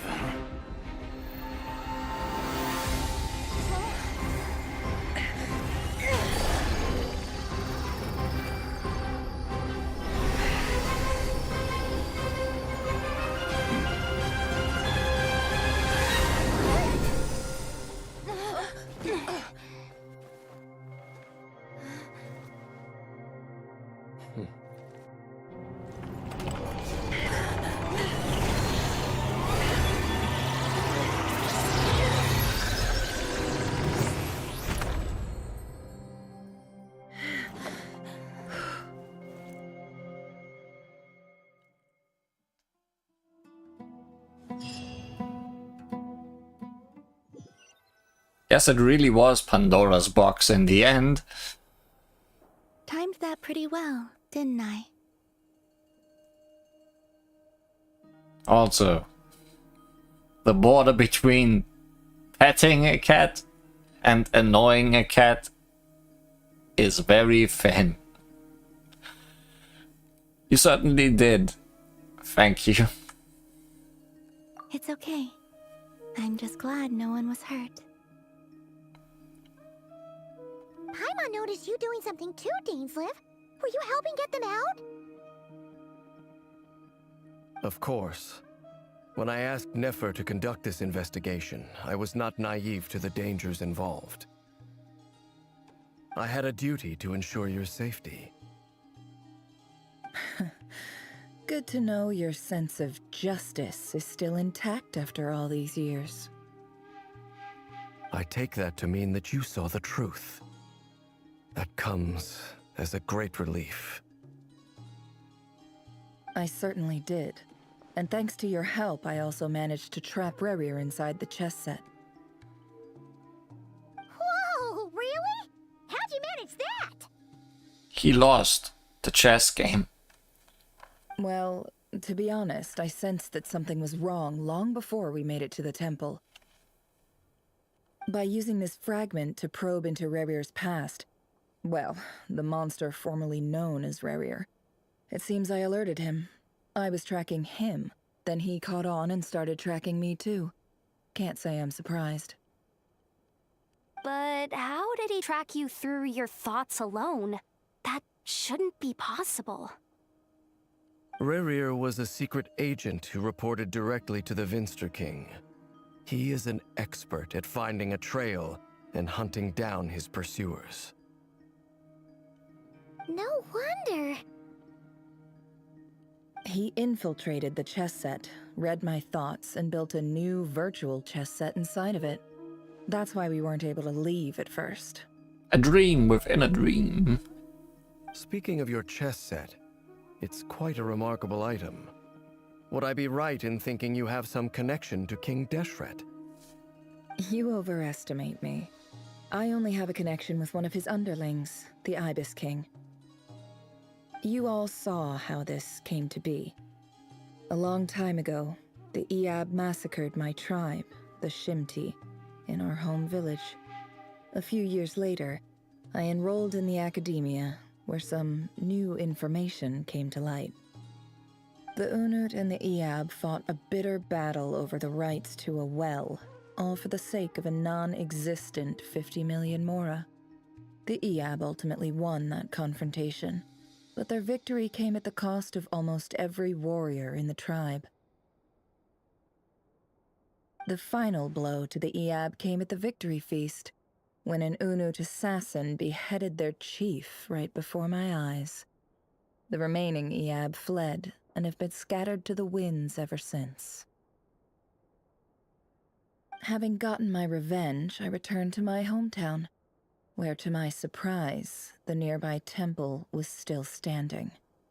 There it was, seemingly immune to the relentless hostility of the desert, while my tribal home lay in ruins. As I stood there gazing at the temple, I noticed a cat just outside. This cat, as it turned out, was home to the spirit of the Ibis King. He led me to a gate deep inside the temple, and there he made a deal with me. This cat is actually a bird. Oh no. This chess set is my gift from the Ibis King. The chessboard within is made to the same specifications as the one in the mausoleum of King Deshret, and represents his power of piercing analysis. With this chessboard in its container, I gained a certain ability to perceive hidden secrets. Now, you could conclude that the Ibis King simply wanted to give the people of this world the power to seek the truth, but I don't believe that's the full story. Every god plays favorites. Their hearts are as fickle as any human's, full of secrets, perversions, egotistical tendencies. But precious few gods are willing to admit this. It is the same with all powerful forces, including fate itself.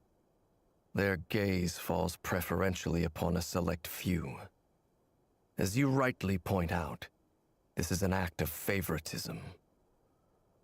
If you're alluding to the Abyss, then yes, I agree. Gather the others. It's time to share everything I've learned.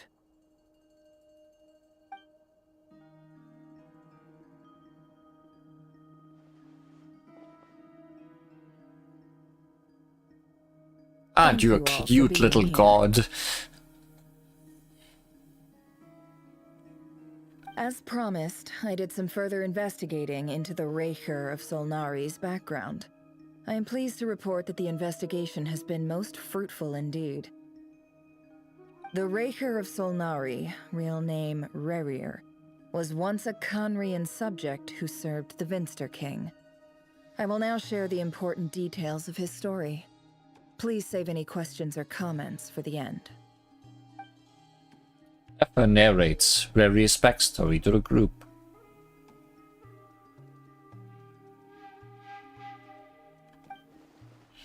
At the Vinster King's behest, he gathered intelligence and assassinated descendants of the Crimson Moon dynasty.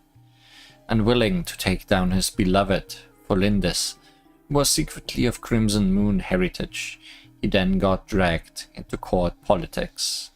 Look at that cat and that cat. Very important to everything else on the screen. But Ofnir's voice, which spoke to him of his fate, was like a reflection of the moon. Though he could disturb the waters to gain some temporary relief, he was powerless to erase it entirely. In contrast, Rerir's own life was like a reflection of a broken moon. Once the stormy winds of fate blew across the water's surface, it was utterly destroyed. Folindis smuggled away a piece of the moon before disappearing through that mysterious portal. It was passed down through the ages, finally falling into the hands of the knave. But what lies on the other side of that portal? Is it really the whole other world? Folindis never had the chance to share what she found there. Neither did Rerir, who followed her in. So that's why he's so obsessed with the moon.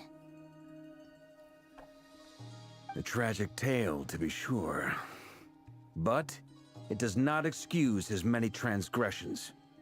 No matter how much Rerir suffered in the past, the fact remains that he is what we know today as the Wild Hunt, wreaking havoc upon innocent lives in Nod-Krai.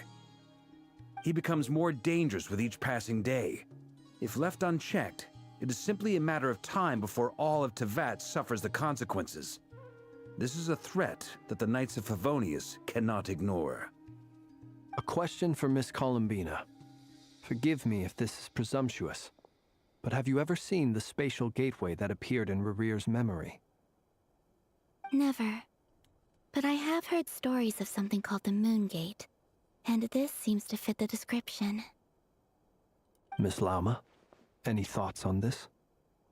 In the lore of the Frost Moon Scions, the moon is believed to hold many secrets.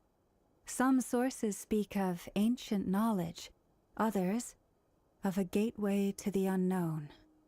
Step into the reflection of the moon and end up on the moon. The term Moon Gate is one I have heard before. But as is the case with all of our legends, there are no records of any first-hand witnesses. We cannot know whether it truly exists. Then back to Miss Columbina. As a moon goddess yourself, do you have some idea of where the Moon Gate leads to? Not at this stage, sorry. I do hold the power of the Frost Moon, and my strength is recovering well. I can sense that the gate would open at my command, but... But there's more to the power of the Frost Moon than that? Yes. A moon goddess has the right to open the Moon Gate, since it is a path to the moon.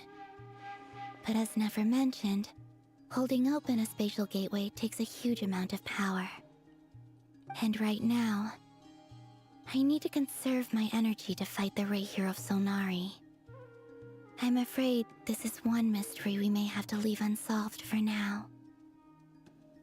But what's important is that Folindus might still just exist beyond that gate.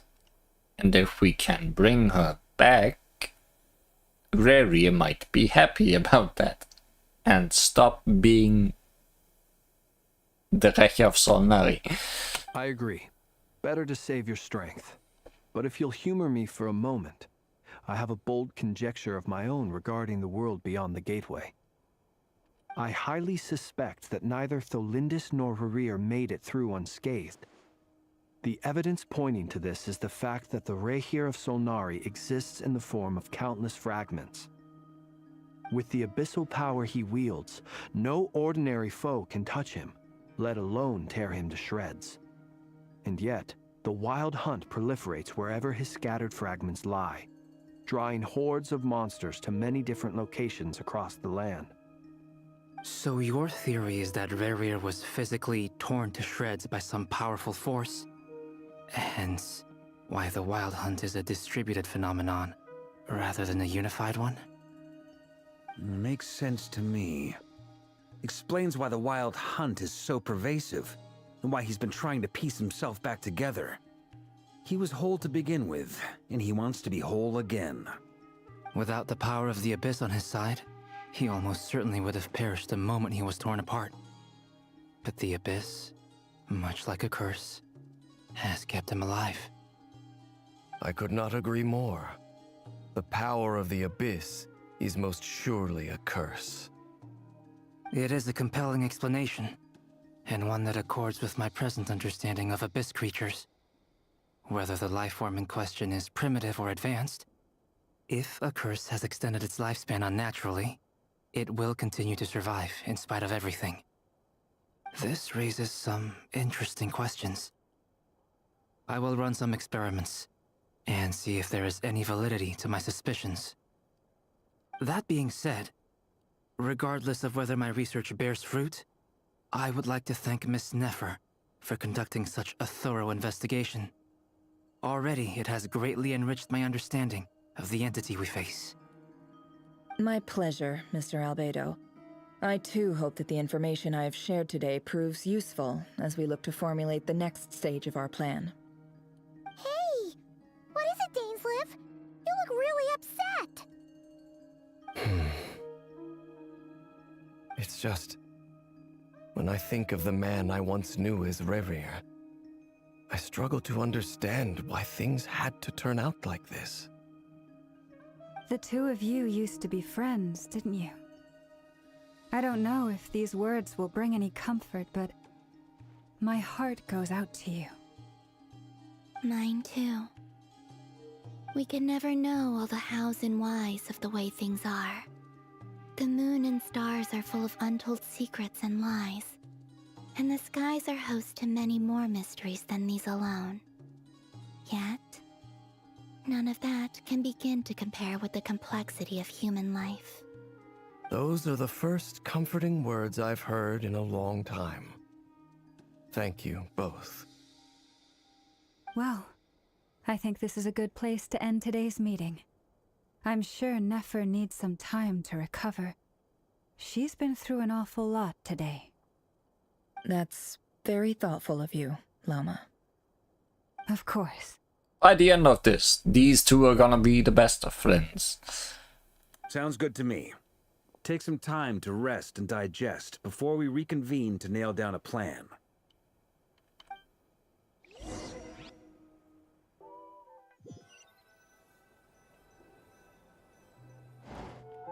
Hey, is this a bad time? Hope I didn't kill the conversation. All good, Vaka. More first-person view. Oh, I'm not coming in, though. Why not? It's just a hotel room. If it's all the same, I'll just stay out here. I might not look the part, but I'm technically a knight. Barging into people's private quarters isn't the kind of thing we do.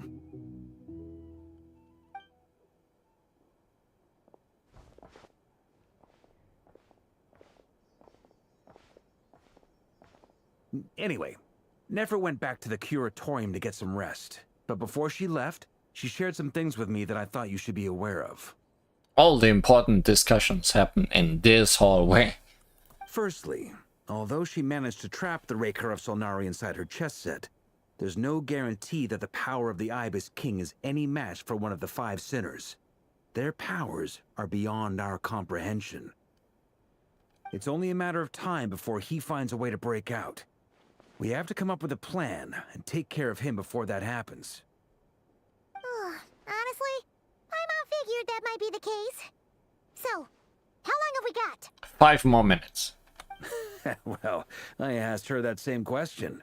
She talked for a long time, but for the most part, it seemed like she was trying to convince me how precious her chess set is, and what a long and storied history it has. It felt like some kind of sales pitch, you know? The kind where you end up handing over Mora against your will? Anyway, after all that, she finally answered the question. 2 days, at most. 2 days? Holy moly! Can we even recruit enough help in that time? That remains to be seen. Which brings me to the second issue. Dainsleif is obviously conflicted about this whole thing. But given how little time we have, there's no way we can pull this off without his help. You have some history with him, right? Do you think maybe you could talk to him for us? I'll see what I can do. Great. I appreciate it. All right, on to item 3. So, Albedo, Durin, and I put our heads together and came up with a plan. Can't promise it's gonna work yet, but at least it's a start. We figured we'd bounce the idea off you first. We'll explore it further once everyone's recovered. Oh, please ask away. Oh, Paimon's dying to hear this. All right, so here's what we're thinking. In a hushed voice, Barker lays out the current plan. It's a shocking plan, but nothing can faze the greatest traveler and trustiest travel guide in Teyvat. It doesn't take you long to get behind. Oh, we don't get to know, do we? We felt a little uneasy about roping you into this. I mean, firstly, you're not locals, and secondly, none of us are your boss. You're well within your rights to refuse if you so choose. Roping us in? Why would you even say that? We know the stakes here. It's all of us against the Rayher of Solnari, or none of us stand a chance. I choose my words very intentionally, I'll have you know. I like to think there's an art to striking a down-to-earth tone even when the stakes are through the roof. Sir Varka, I have a few thoughts about this plan. I'm all ears.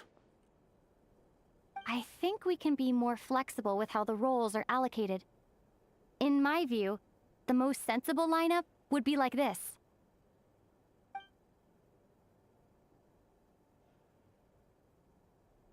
It was like that. I see your point, yeah. But if that's how we're going to approach this, you'd better make sure you're ready.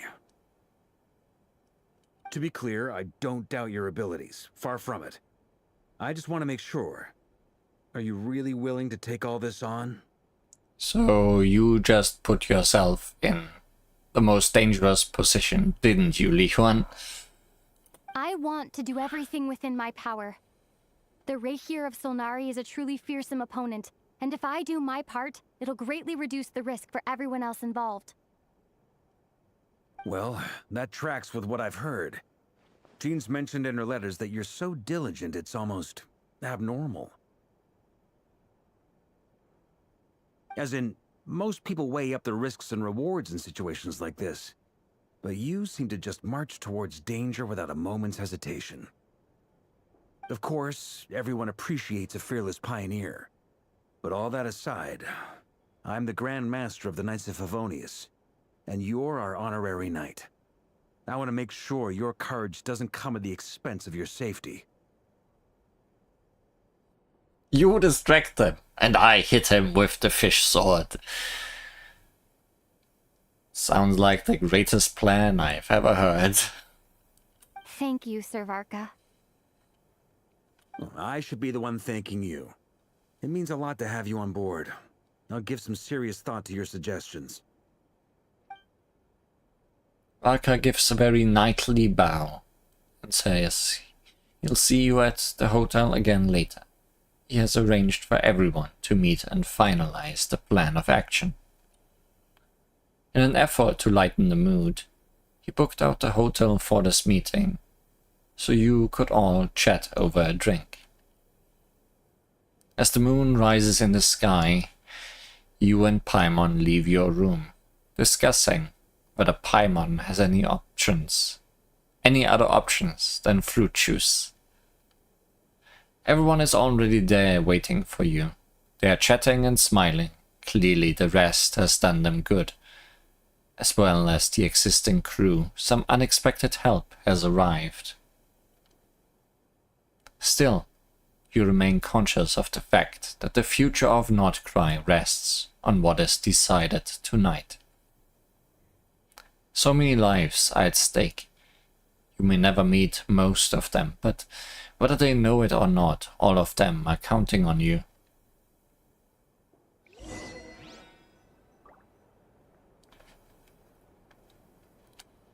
Let's discuss this plan with everyone.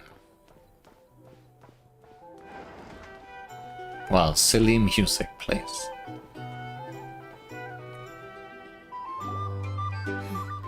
This is a thorough plan, but I do have one last question before we take action. How can we be sure that our enemy won't leave the designated area? So, any surprise people here? Great question. Albedo's been hard at work analyzing Rerir and the Wild Hunt's behavioral patterns. His conclusions are as follows. Not on first sight, it seems. Dory, most surprising, but also she needs to be in every stream now. Firstly, from the earliest known confrontation until now, Rerir has never displayed any ability to manipulate the dimension of space. So it's unlikely he has any power in that domain. Secondly, he seems to have a particularly strong vendetta against our group. If we put him in a fight-or-flight situation, he'll choose to fight every time. Thirdly, finally, and most importantly, he is consumed by hatred, both for the moon and for his enemies. Turns out, we tick both of those boxes. We have a reincarnated moon in our ranks, and a spy who accessed his private memories without permission. He'll be baying for blood, not looking to escape. As someone who's had their fair share of interactions with the Wild Hunt, those all seem like valid observations to me. Understood. Then I will defer to the verdict of the group. Well, everyone, that's the plan in full detail. Albedo and Durin are carrying out their part as we speak. Plan approved. Scheduling. Okay, any firepower you need, I got you covered. Let's light this baby up. The Frost Moon Scions are behind you as well.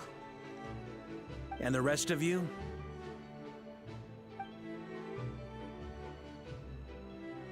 No objections? All right, then it's settled. This is the plan we're going with. Next up, an old tradition of mine. Anyone who wants to back out, now's your chance. Wait, we can still back out of this? Your chance, Paimon. Everyone says things they regret, right? I don't want anyone feeling trapped because their mouth said yes before their brain had time to think things through. A very people-first approach. I hear that's common practice in the Knights of Favonius. Heh. Who'd you hear it from? D-Luke? Shh. We don't use people's real names at work. This contact will be known only as Owl, please and thank you. This plan can only work if everyone does their part. Flint's and I will absolutely support it. We shall indeed. You'll be glad you accepted our help. Also, you are the last person I expected to see here, Miss Dory. Yes. It's not often I get called Dory in a work context. My peers usually call me Lord Sangama Bay. You have cross eyes. So, the longer your name, the higher your net worth. Is that the idea here? In that case, Mr. Flint's here must be worth a fortune. That's right, I know your full name. It's... The walls are thin here. I'd appreciate you keeping that a secret. Okay, fine. I'm actually only here as a favor for someone else. Do you have any idea how much it would cost to hire me otherwise? Oh! Does this mean someone out there actually has the power to boss Dory around? It most certainly does not. We have a long-standing and mutually beneficial business partnership. She's actually the mom of a friend of yours. That bodes well. Said mom supplied me with a great little trinket, but now that lady's ruined everything. If I don't start building a little goodwill now, my whole business in Nod-Krai is gonna go down the drain! Okay. So what exactly is so special about this pendant? It's a lucky charm that a great mage made for me. We have a business relationship, and she was worried that something bad might happen to me. So, she wanted me to have something that can store power to protect myself with. You're dealing with Alice, aren't you? Great mage, mother of a friend of us. I finally got it all fully charged up with Kuvaki, and then Nefer went and used it all up at once! Never lost so big in my life! You're right. It was all my fault. I didn't mean to drain all the Kuvaki in the pendant, but I'll make it up to you. You will? Well, in that case, how about you give me your chess set? And we call it even. I knew you'd say that. Well, it's yours if you want it. In fact, take it now, and I'll even throw in a free Raker of Solnari. Deal? Oh, that sounds like a very good deal. You're putting me in a difficult position here. It's a very useful thing to have around, but I have a funny feeling it won't be around much longer. I guess we'll see in a couple of days. Looks like bankruptcy for me. Hey, don't be so pessimistic. See this through and you never know. You might find a new business opportunity on the other side.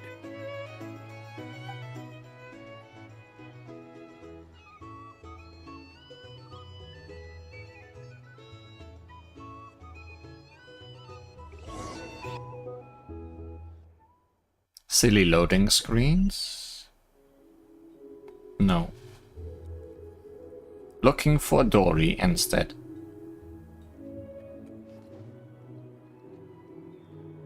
Dancing on chairs now. Where has the world gone?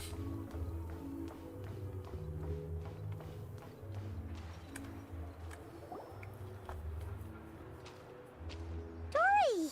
How are things going? Feeling ready?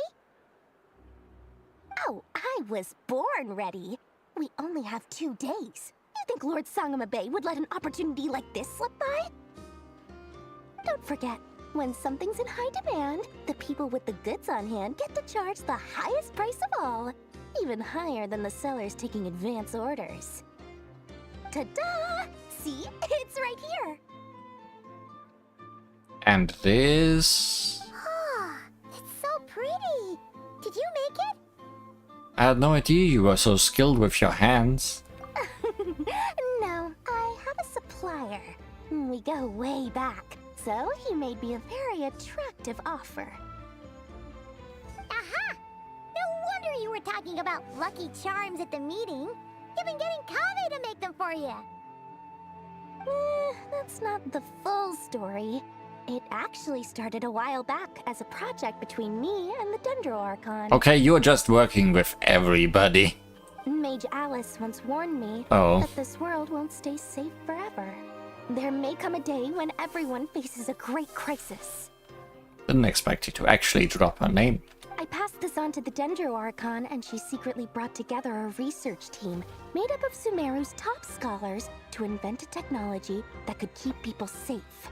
I won't go into the details because it's all very complicated, but if you want to know more, you can ask the Dendro Archon about it sometime. Anyway, point being, It was the Dendro Archon who asked Kaveh to build this little contraption. As one of the top Kashara War talents, he was the obvious choice. Took him long enough. He stressed over it for ages. Must have gone through at least a dozen designs before producing a final product. But that's Kaveh for you. Marak delivered it to me a couple of days ago, along with a letter from Kaveh. Could I ask why I'm sending this technology to you? And what's your proposed use case? Has it been approved by the relevant authorities? So nosy. My fault for sending him the research permit to begin with. Surely Nahida must have told him you were involved in this project. He was probably just nervous because you're always so secretive about your business. Could be. Anyway, I just replied, let's hope there never has to be a use case, because it would involve grave danger. Well, fair enough. But it sounds like he was just being cautious. He probably felt responsible as the one who made it. Or maybe he was asking as a favor for his housemate. He's done that before. Not sure why, though. His housemate doesn't seem to really care that much about this kind of stuff. Either way, all's well that ends well. I'm just glad to finally have my hands on the product. I wouldn't want to be without it, given the potential dangers that lie ahead. Surely it will never be used. Huh? What does that look mean? Paimon's just super surprised. This must be the first time we've ever seen you actually get serious about something. This is not the Lord Sangama Bay we are used to. Well, a long time ago, I made a promise to myself. I promised that I was gonna live every day of my life with a big beaming smile. Obviously, Mora plays a big part in that. But I kinda wanna hear her get serious in Japanese. there are always gonna be times in life when you have to give something back. That could mean paying back a debt, returning a favor, or showing some kindness. Alice has been a huge help to me over the years. She was the first investor I ever had. And I want my investors to know that Lord Sangama Bay is the best in the business. And more than that, no one knows what the future will bring. Whatever happens, I want to make sure the Dendro Archon and all of Sumeru is prepared to face whatever comes. So back to the pendant. You never intended to ask for it back, did you? Oh, that? I was just making sure Nefer and I are square. Don't be thinking it was some sort of benevolent act. I'm no saint, so don't treat me like something I'm not. My priority is doing the business that I want to do, so long as my conscience lets me, but it usually does. That's the Lord Sangama Bay business model. Alright, if you say so. I do say so, and that's the whole point. I'm a businesswoman. Don't go trying to figure out what kind of person I am. You'll exhaust yourself. Much easier for everyone involved if you just take my word for it. Oh, and could you two help me get this stuff where it needs to be? Thanks so much. You're my favorite assistants. There's our silly loading screens. With new ones. Wait, really? And actually, we haven't seen one in ages.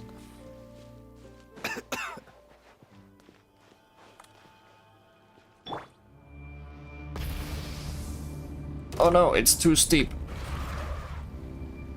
It's too steep, doggo.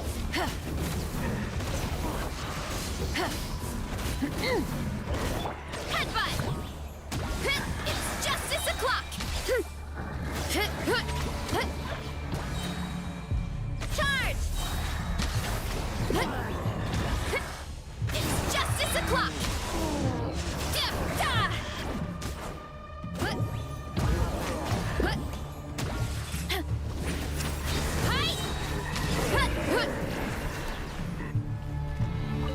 Oh. Light up the blazing sun! Why did I even start fighting you? By my spark, the night burns! Headbutt! Not silly shaking your head on the loading screen. I mean, Durin being incomprehensive of whatever Albedo is telling him is decently silly.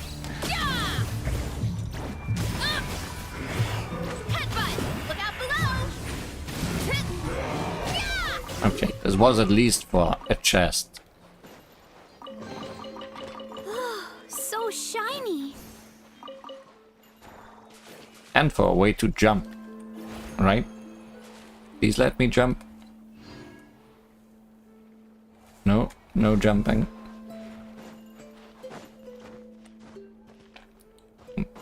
Need to climb. Need to fall. Full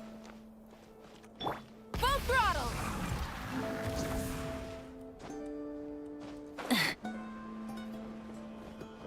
Most complicated way of getting that.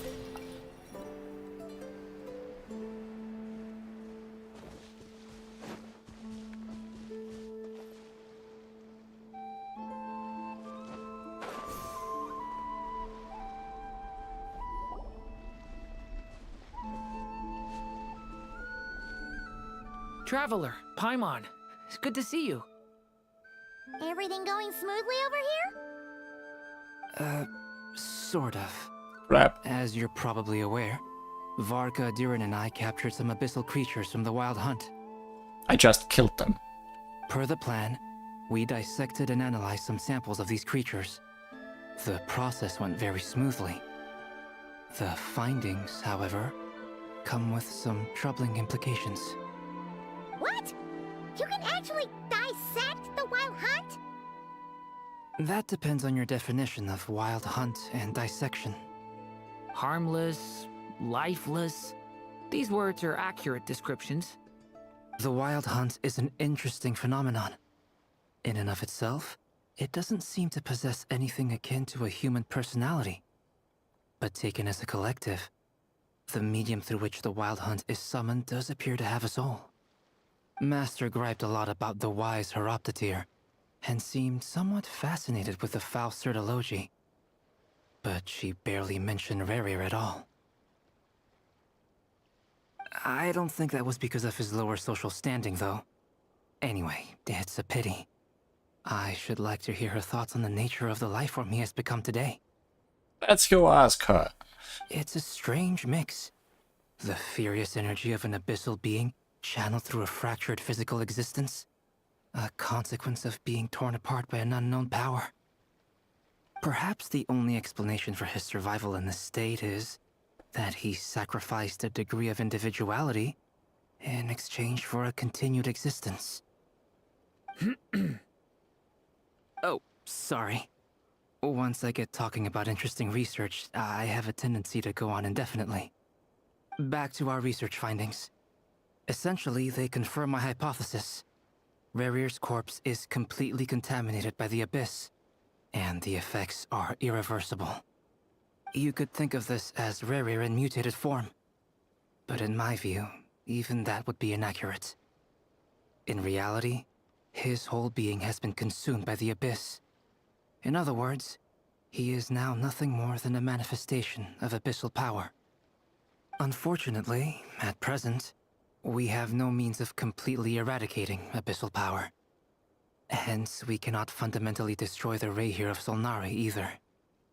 Oh, that's terrible news! So, that's it? We can't defeat him? Not even if we get the power of the Three Moons? But can we seal him in a box that he won't be able to escape from? Miss Columbina's situation is a difficult one. She can never achieve wholeness when the world does not accept her presence. It's as if her creator banished her to a place she can never be accepted. It means she spends most of her energy just on her own survival.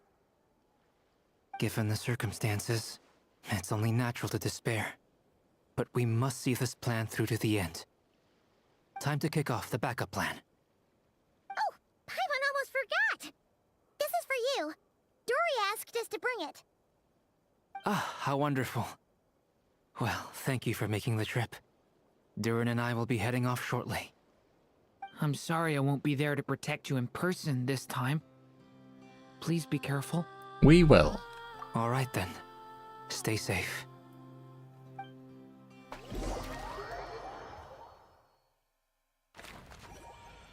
That's silly. That's silly enough.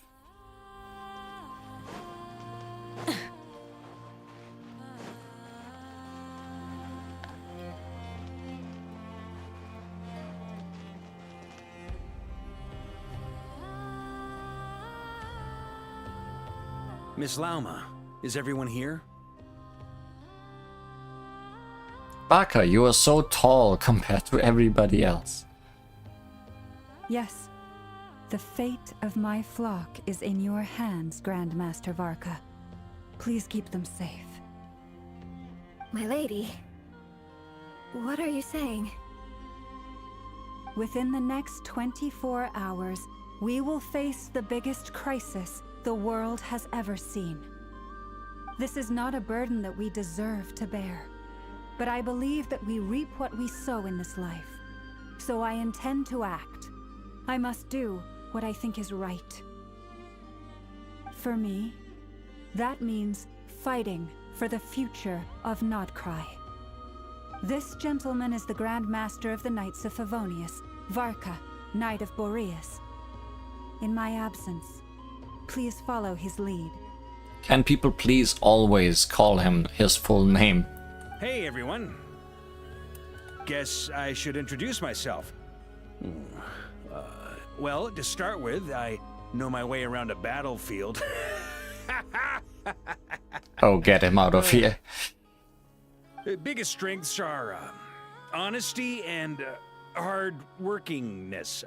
Anyway, point is, I don't intend to let Lauma down. I'm gonna do everything in my power to keep every last one of you safe and sound. A true leader. If I've ever seen one. Okay, this one's not silly. That's all the serious faces. I am gonna take this. Hey, nope. Not a bad haul.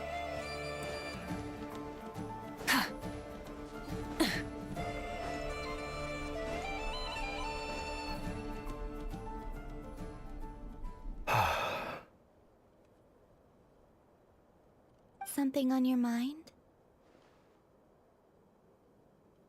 Miss Columbina, was it? I believe that's how the others addressed you. That's right.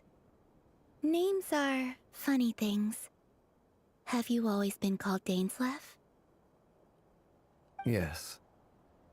I take it your own name has a more complicated history. I have a different relationship with names than other people. To be honest, I'm not even sure that Columbina is my name. At least, not in the same way that Dainsleif is yours. But it's what everyone calls me, and I go along with it. A lot of my life has been that way. I get so used to things that I forget to question why they are so. I never used to think much about where names come from, or what they mean to people. Maybe something's wrong with me. You're different from other people. I sensed it the first time we met. You're more perceptive than most. I'm sure your long life and rich range of experience explains that. Do you ever find yourself missing Conria, Mr. Dainsleif? Difficult to answer. I have dreamed of the past many, many times. Sometimes I'm fighting tooth and nail. Other times I'm lying on the ground, defeated. I don't recall any happy moments from that time. It has been too long. Is that because hatred survives longer than love and affection? That would not be for me to say. I make no excuses for the grudges I bear. But whatever the reason, I remember little that was beautiful or sentimental. Thank you for your help with the Rerir situation. Without your efforts, I never could have learned the hidden truth of his story. You're welcome. I know he's your friend. Friend? He betrayed me. And I never really understood what he was going through in life. Some friendship, that is. Okay. So, do you plan to fight him with us? You see, you're torn. Now you know what really happened. You see the things he's done in a new light. I need some time. We don't have much of that, Dainsleif. Of course. I completely understand. Anyone else in your position would feel conflicted too. Actually, I went through something similar myself recently. Something happened that changed my perspective on a situation. A situation I took for granted at the time, but now I feel very grateful for it. You mean the Harbingers who still support you, even though you've left the Fatui? Yes. I always thought they were only helping me because Harbingers are forced to work together. But then I abandoned them. A warrant was even put out for my arrest. And even now, they still support me. Which means I was wrong about them all along. Clearly, they view you as a friend. I feel a little guilty now. I regret not seeing her help for what it was, and not treasuring it. I see the guilt that you're feeling now, because I feel it too. Hopefully, talking about it will do us both some good. Have you noticed that the Traveler and Paimon are over there? I think they've been listening. We do that occasionally. Huh. Shall we say hello? Sure. Hello.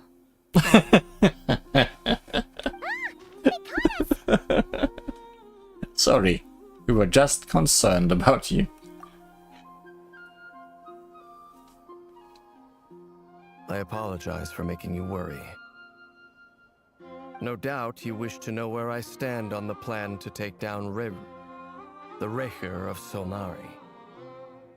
I'm afraid I need a little time, but I will seriously consider joining you.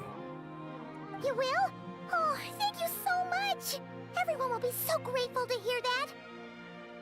They needn't be. This was something that I was going to have to face up to eventually. That doesn't matter to them. They're grateful to you regardless. You can't control their gratitude, so just accept it. And then, have a think about whether you're willing to join us.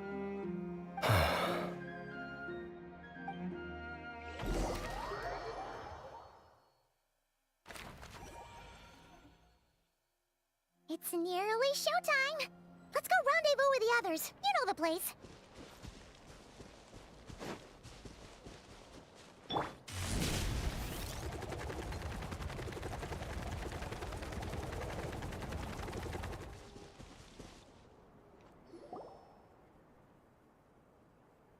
Ah, you're earlier than I expected.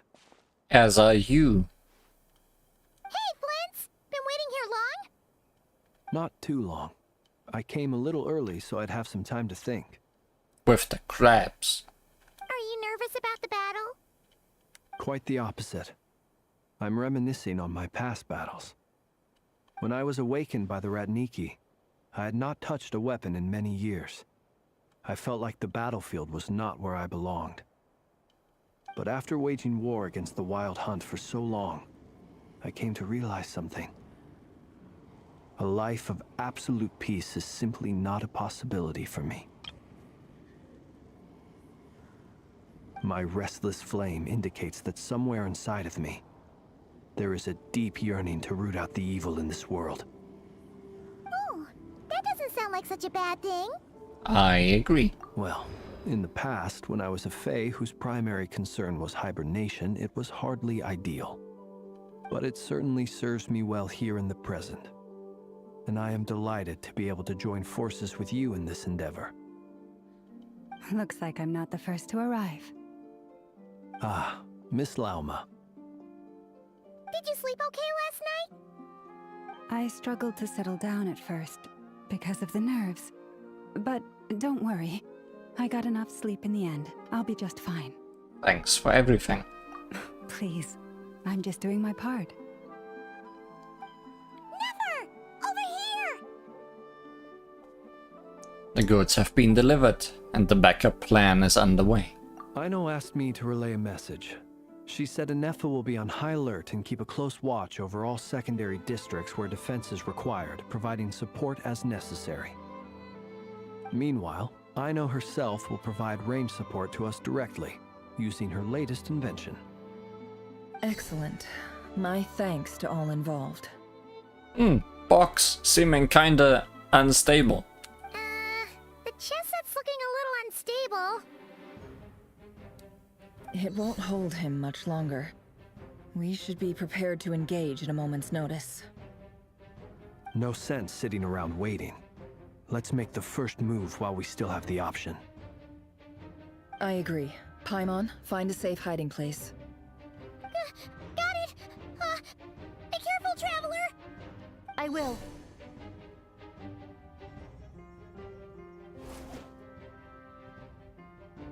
Everyone, take your positions as soon as the battle starts. Every ounce of strength we have in our bones, let us bring to this fight. Didn't bring the fish sword, we are doomed. Ready? Let's go. Open Pandora's box. I've seen all your futile ploys before. You have become the authors of your own demise. I wouldn't be so sure about that. You are merely a moment of sport before I tear down the moon.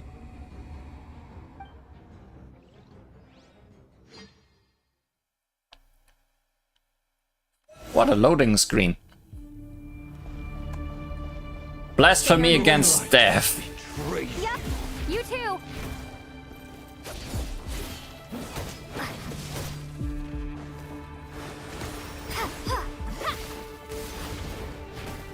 Can't hide the truth. Forest, protect us. Close your eyes. Moonlight. Let me help you guys.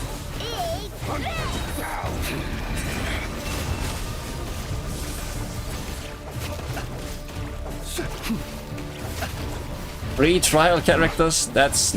Yeah, and also support, I know. That doesn't... Can't go on the field.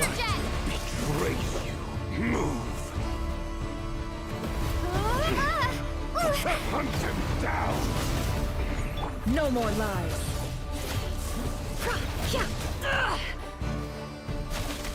Moonlight. Close your eyes.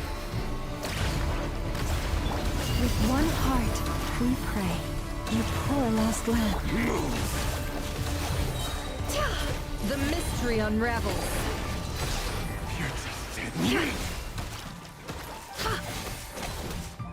Moonlight betrays you. Water jet! It all adds up. Absurd. It's all futile. Can't hide. No more lies. For the everlasting forest. A grave transgression. We've done so much damage to him by now.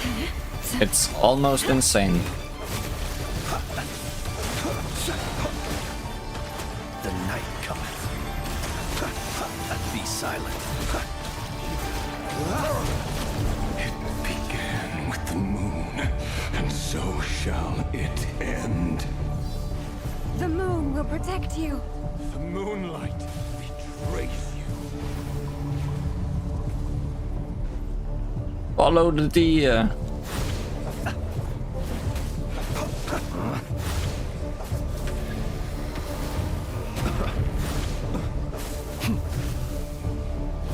Do you see now?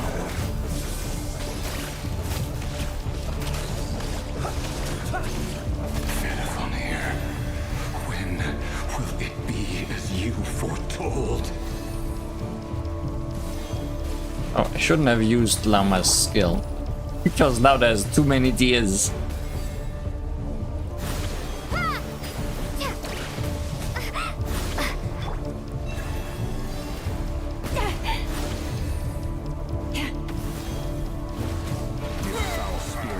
Welcome here.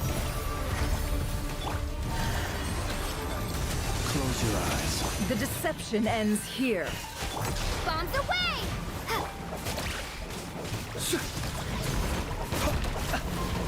Steady now. Nope, unsteady now. Moonlight. You poor little... Moonlight. Hunt him down. Be silent. Close your eyes. Night falls. It all adds up. Moonlight. Forest, protect us. Futile. For the everlasting forest.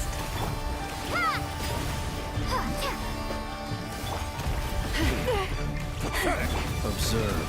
Steady now. Hunt him down. Night falls. Futile.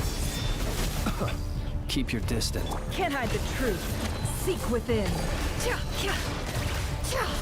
No more lies. You poor lost lamb, by the frost moon of old. Hunt him down. Moonlight. Close your eyes. Be silent. Are you quite finished? Well, you are almost finished there. Here.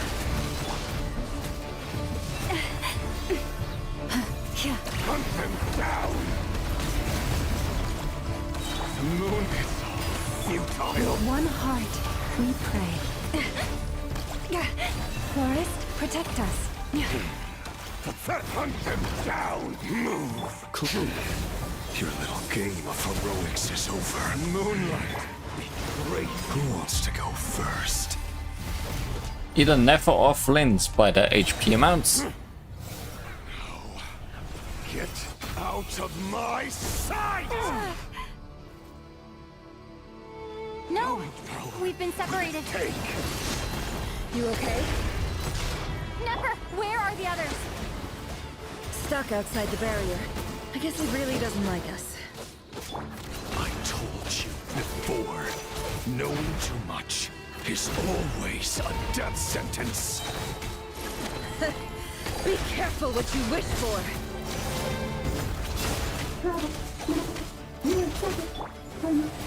Lauma! Can you hear me? Hold on, silence. Voices are gone. But at least I know they're still there. I need to focus. Stick to the plan. Remember my most important task. Just keep stalling him. If I can stall him for long enough, the moment will come. Let's just waste time, because certainly we are not wasting his HP.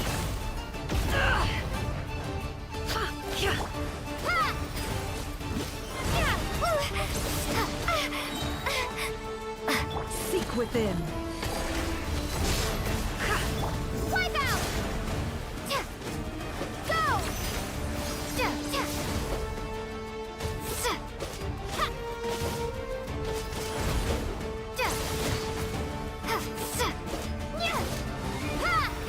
No more lies. Can it all adds up. The deception ends here. Bombs away! Water jet!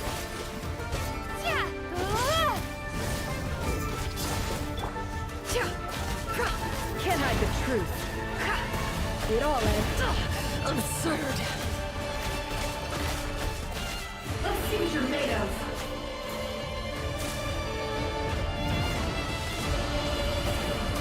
Not good.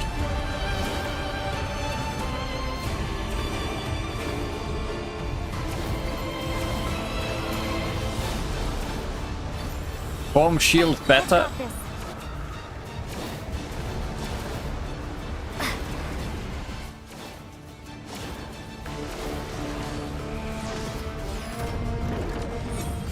Oh, good. The shield's broken. I can't keep this up. Destroyed. Don't pull your luck. Reborn. Can't hide the Death truth. is within my grasp. No more lies.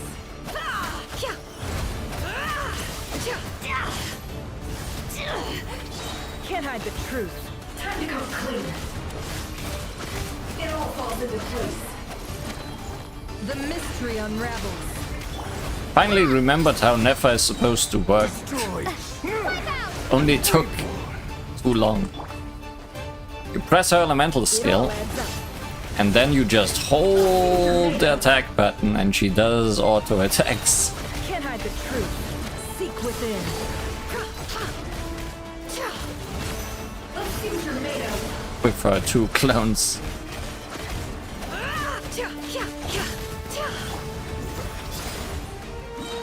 Bombs away! No more lies.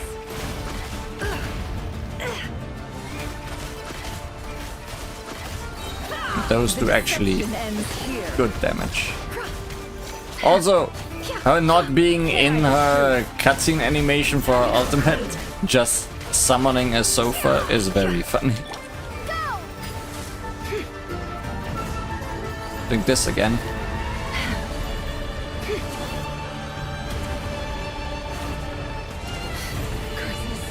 There's no other way.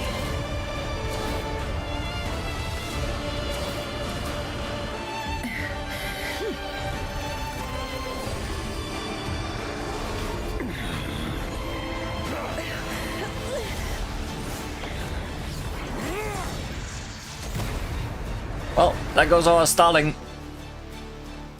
The only way to defeat Rarer is to borrow his own power.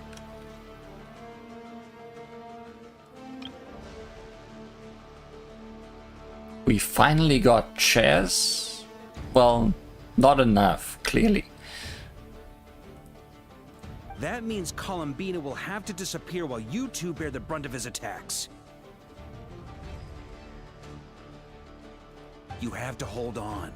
Find a way to keep him focused on killing the two of you.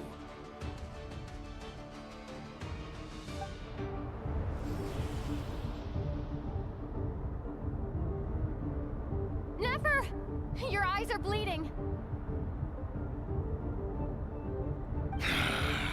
Soon you will be powerless to resist.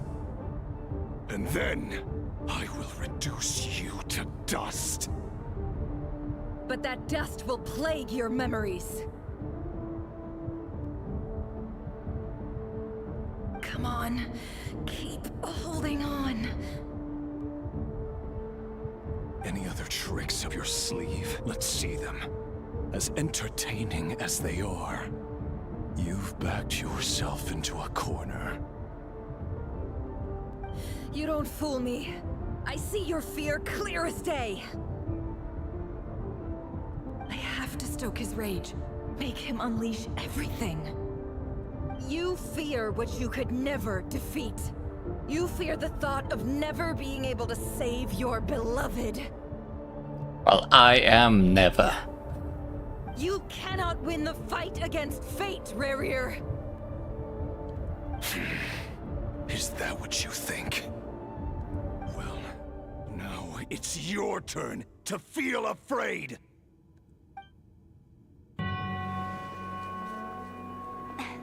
You fear the sound of your own name? Is it us you hate?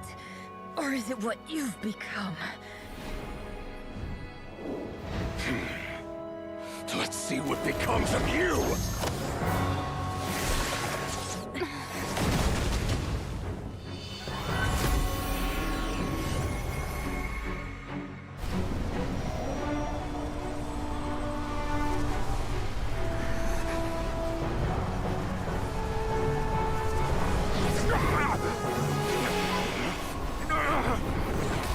What's happening? That power. I've seen it before.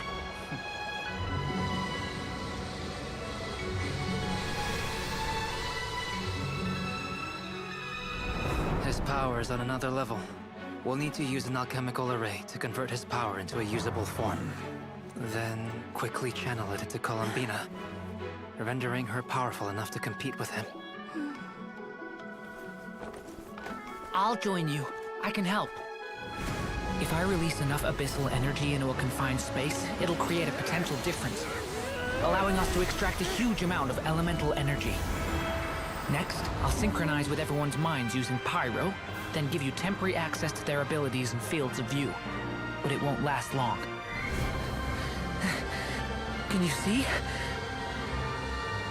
Well enough. So, we have a student of Gold Rheindotter in our midst. How about that?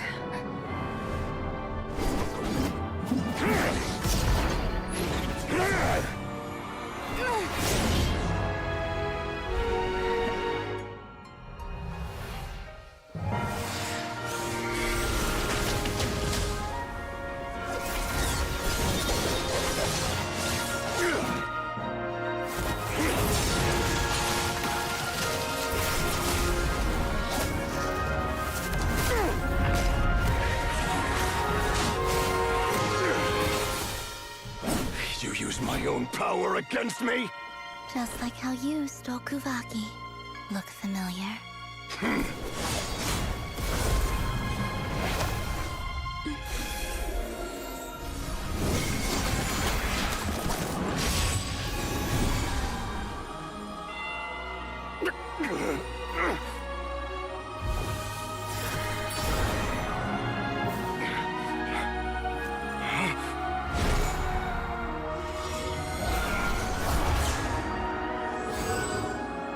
Don't you realize?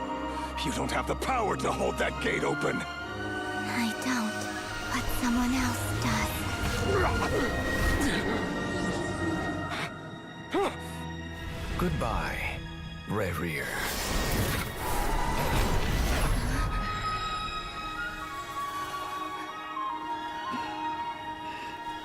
We won.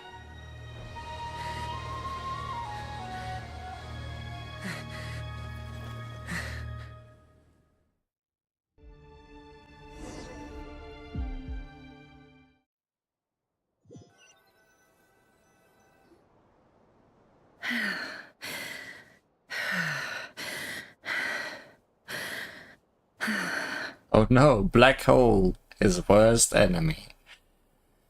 Also, the friends he made along the way, his worst enemy. What a spectacle. Nefer, how are your eyes? I think you can join whatever club Columbina is running with her eyes. They're fine. Apart from the blindness, of course. It's not too late. You can join my club. Let me handle it.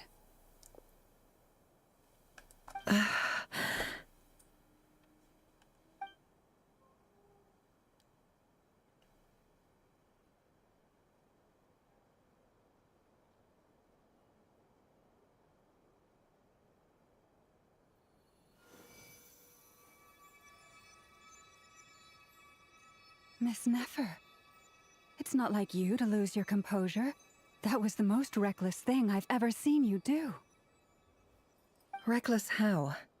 The situation was critical. Our lives were at stake. We had to do something. Even so. Okay.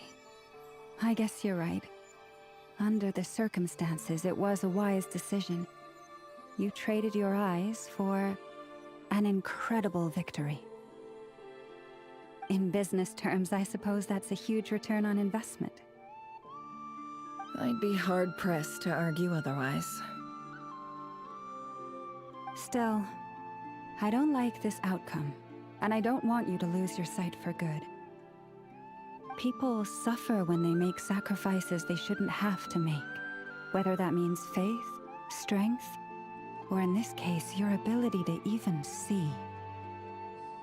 I had hoped you could win without sacrificing so much as a single hair on your head.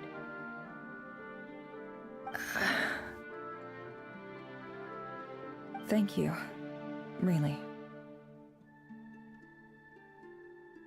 All done. Don't try and open your eyes just yet. We'll see how you're doing in a couple of days. Until then, please follow your recovery plan to the letter. I'll send full details through Yehoda. For now, just get yourself home, relax, and rest. I know my special eye drops, made from my own blood, work wonders. My dear friends, we have fought bravely and achieved a spectacular victory.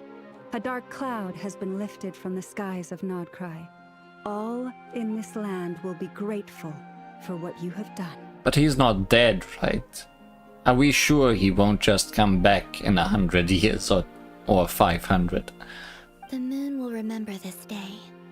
Thank you both. Yehoda shows up and helps Nefer get home. And you, of course, have Paimon to escort you back. Won't be our problem, I guess. The sight of Nefer navigating the road with her eyes closed is a new one for you.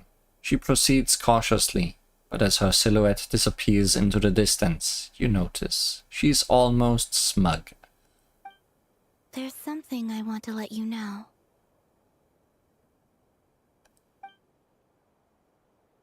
What is it? When Durin connected everyone's minds so I could access their powers, I also felt everything they felt. My eyes are dead too.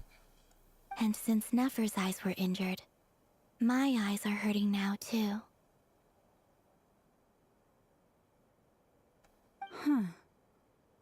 Hold on.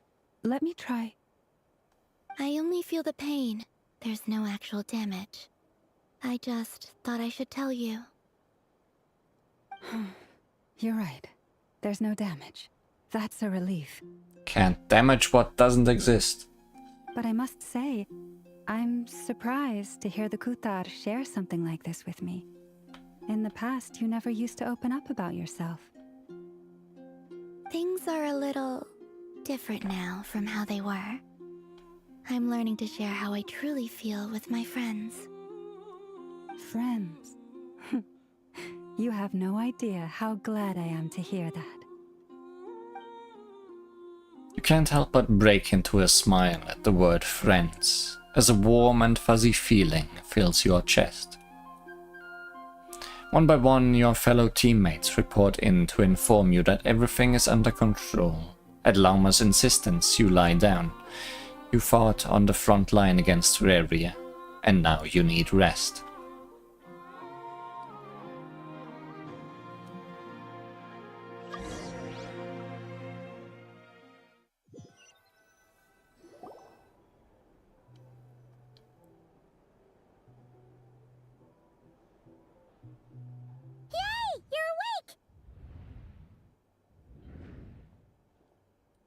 How are you feeling?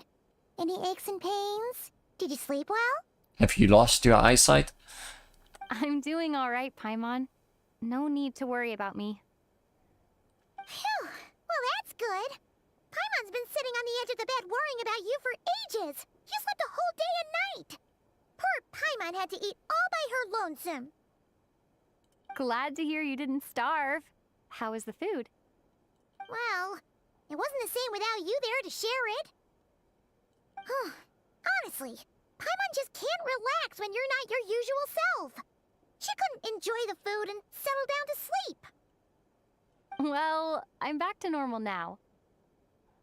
Oh yeah, and Albedo swung by earlier. He said to tell you to head to the tavern when you woke up. Varker and the others are organizing a victory feast and they want to celebrate with you. He also dropped off some medical supplies, but you seem fit as a fiddle, so guess you won't be needing those. If you're feeling up to it, let's head over now. Wouldn't want to keep them waiting.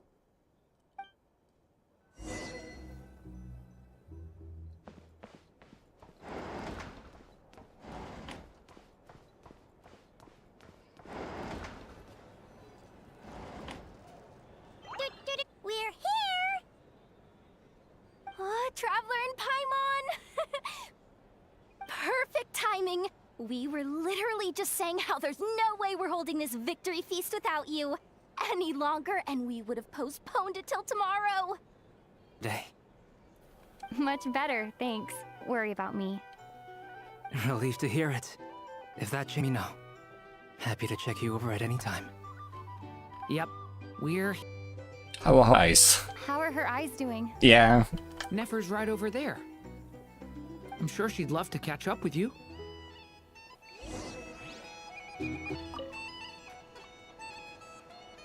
Oh.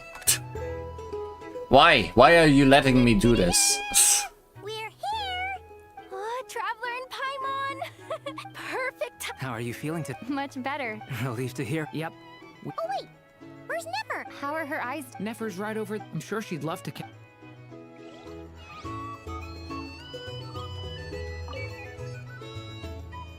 Hello, you. Recovered from the battle? Mostly recovered, thanks. And touched that you'd ask. Come on, what do you mean? Of course I'm gonna ask. I care about my friend's well-being. And we are friends, aren't we? No longer favorite customer. Get yourself a drink. You've more than earned it. In fact, today, your drinks are on me. Lord Sangamabe's got you covered. Who are you? Wow, really? What about Paimon? Has she earned it too? Has she? Please? Well, you haven't been through quite as much as the Traveler, but... what the heck, sure. Yay! Wow! Drinks on Dory! What a historic day. Hey, keep your voice down, or everyone else is gonna want in too. Have you heard anything I've been saying recently? Doing business in Nod-Krai has been an absolute nightmare. If I'm buying for everyone, I'll... Okay. Paimon will speak more quietly. Jeez. That's more like it. Don't you forget, Lord Sangamabe doesn't just go around buying drinks for anyone and everyone.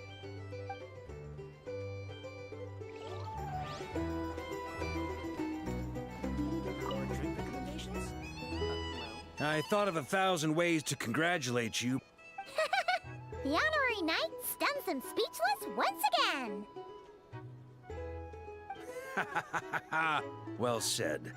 The honorary knight showed us all how it's done.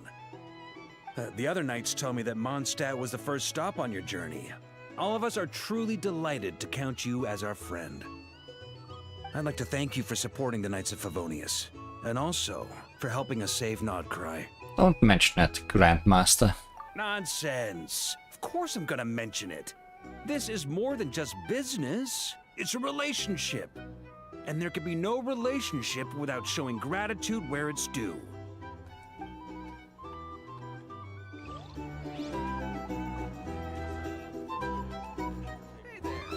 No Flynns? Oh, a Dane there. Haven't seen Flynn since the battle ended. I see you've recovered. You bet. Snoozed her way to a full recovery. I'm doing much better. Thanks for checking on me. Glad to hear it. A healthy body is paramount. Nothing else in life is possible without it. So take it slow. You can't afford an injury. I'm so glad. I'm so grateful that you decided to help us in the end. Paimon too. You really saved the day when you swooped in to open that gateway. I came to accept that although Rerir was my friend in the past, here and now, he was an enemy that must be defeated. Though I will never fully understand what happened between us, I could not let this crisis deepen any further. We fought a very necessary battle, and you played your part admirably. Thank you. I know it was hard, but you'll get through this. Yeah!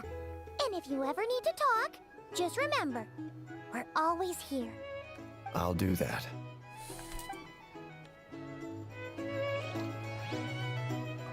Emotional support traveler unlocked. Or Dainslev.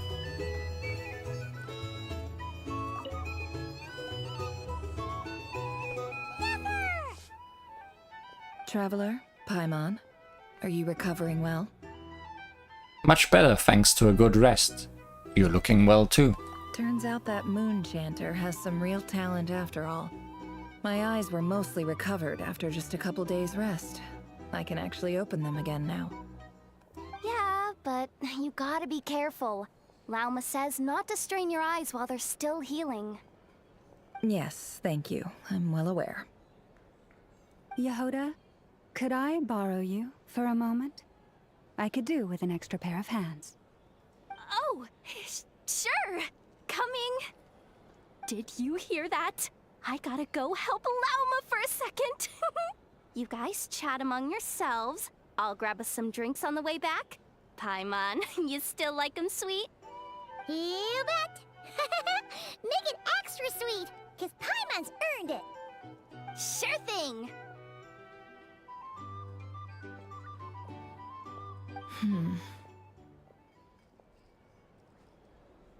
What's on your mind? The Raker of Solnari. Kind of a snake, don't you think? More of a wolf in my mind. No, definitely a snake. A poisonous one who spewed his venomous hatred everywhere. Anyone who seeks revenge out of hatred for other people has become a snake. That's something my dad used to say. I guess he didn't like seeing people go down the path of vengeance. Perhaps. I'm sure it sounds like a very wise and open-hearted perspective to your ears. But me? I think hatred is a perfectly justifiable emotion. Snake was that prophet dude. Yeah. What else is left when everything you depended on in life gets stripped away? Something's gotta fuel that drive to keep on living. When I look at your life, I see a lot of things that you can depend on. If you're worried about me, you can nip that in the bud. I'm not someone who gets stuck in the past. It's just... I suddenly feel like I was wrong to call my father a liar. He was just a fool. That's why the Academia turned their back on him, and why the other tribes ganged up on him. Oh, Father. How much better things could have been if you were a skilled liar. Look at the Ibis King. Thoth is a fiendishly cunning liar. And yet, strangely, he feels more like a father to me than my real dad ever was. He's never brought it up, but I'd bet he feels the same way. Why else would he give me the power to perceive the truth, while at the same time training me in the art of deception? Sadly, I've never heard the Ibis King's voice. What's he actually like? He goes meow. Well, King Deshret banished him to Aru, which is essentially a prison, and posed 3 questions to him. He promised that he'd have his freedom if he could find the answers. His response was to take on a physical form and approach me, hoping that I could become his envoy and search for one of the answers on his behalf. Did he really think I'd fall for that? He's stuck there. He can't make me return what he gave to me. Sounds like he was nice enough to you. You definitely sound like father and daughter. So that's enough for you to decide he's nice, is it? He's a prisoner, and he was scared. So he decided to perform some good deeds to win people's approval. He lives in fear because he's a deceiver. How is Rerir any different? You can't work as a spy your whole life and expect a happy ending. It's preposterous. Yet I can't say I don't understand it. Liars live in the darkness of their own making, but it's still human nature to want to go on living. They say that a liar's soul is the most worthless thing in the world. What do you think? I have to disagree. Oh, really? Well, it takes a very kind person to find compassion even for liars. If you ask me, the soul of a liar really is worth nothing, because all they care about is themselves.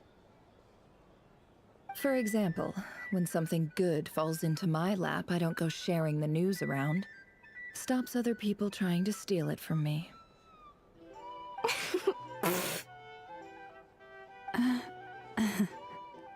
I have a feeling some people over there may have overheard that. So be it. They have sharp ears. I can't keep anything from them. Is that your way of saying you've warmed up to them now? Wow, is that what it looks like? What it looks like is you are starting to see us as your friends. Well, you all know my past now.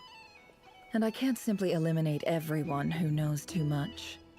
So I guess I just have to put up with you. For the foreseeable future, at least. When you find yourself in a situation you can't control, the safest play is to keep calm and start monitoring everyone involved like a hawk. In the intelligence world, you need to have a sense of perspective and play your hand accordingly. If you understand what's at stake, please ensure my secret is safe with you. I trust you'll respect my wishes as a friend. But don't forget, I will also be watching you like a hawk. Cool. Very good. Oh wait!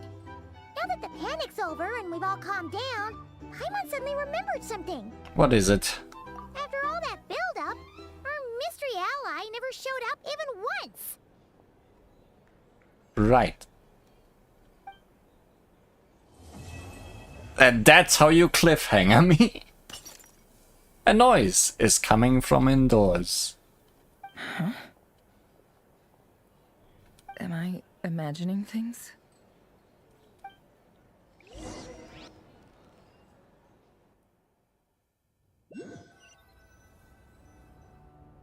So, that close colleague who stayed behind with you? What's he been up to recently? Don't know, don't care. I get more normal human interaction from hanging out with Bosco 2 than him.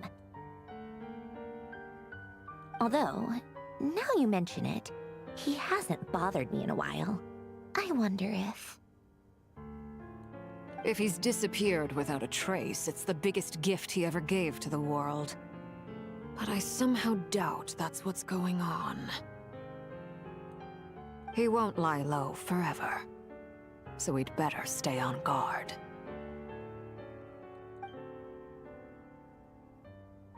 Or is this what you cliffhanger us on?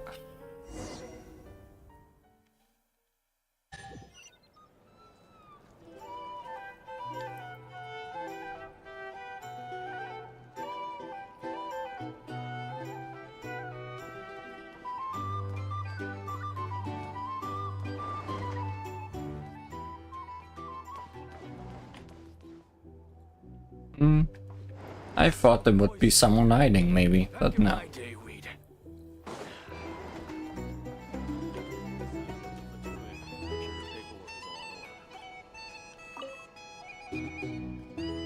How have you been holding up? Any adverse reactions?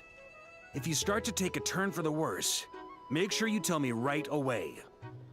You don't need to worry about me, Grandmaster. I'm fine.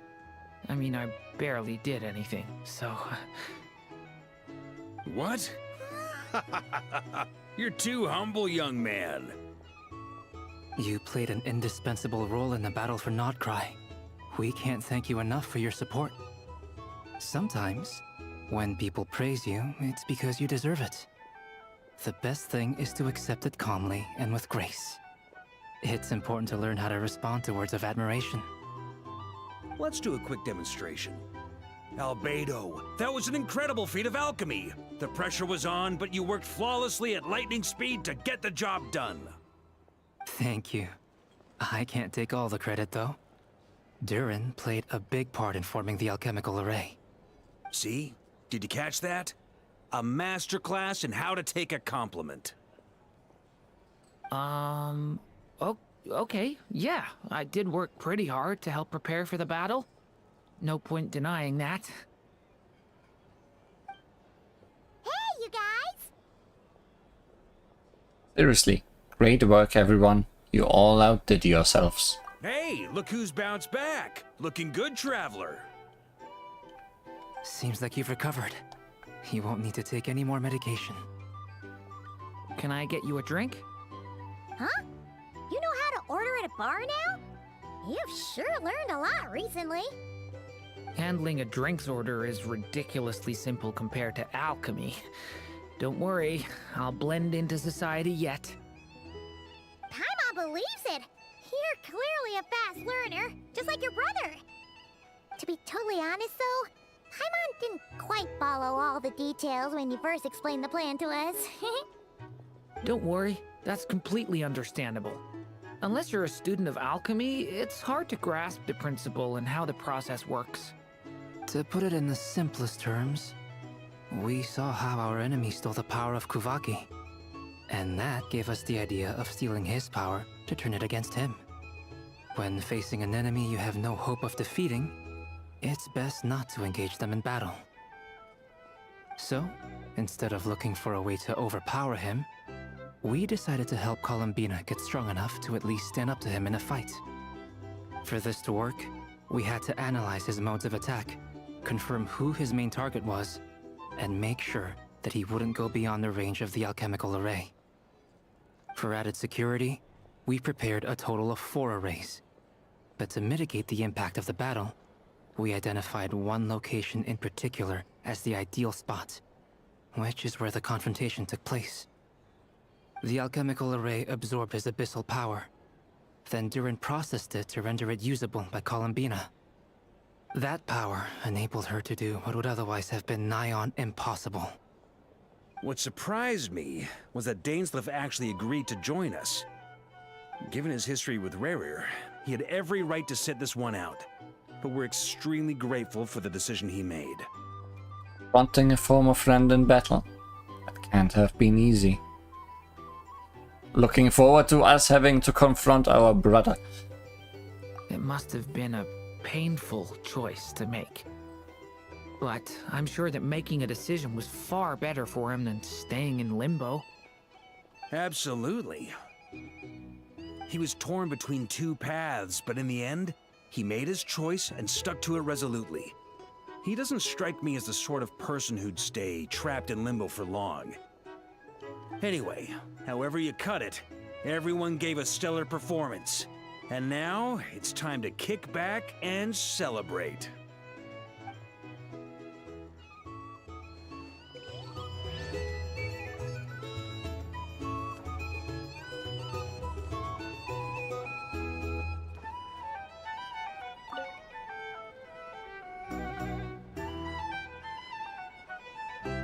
Ah, Lord Sangamabe.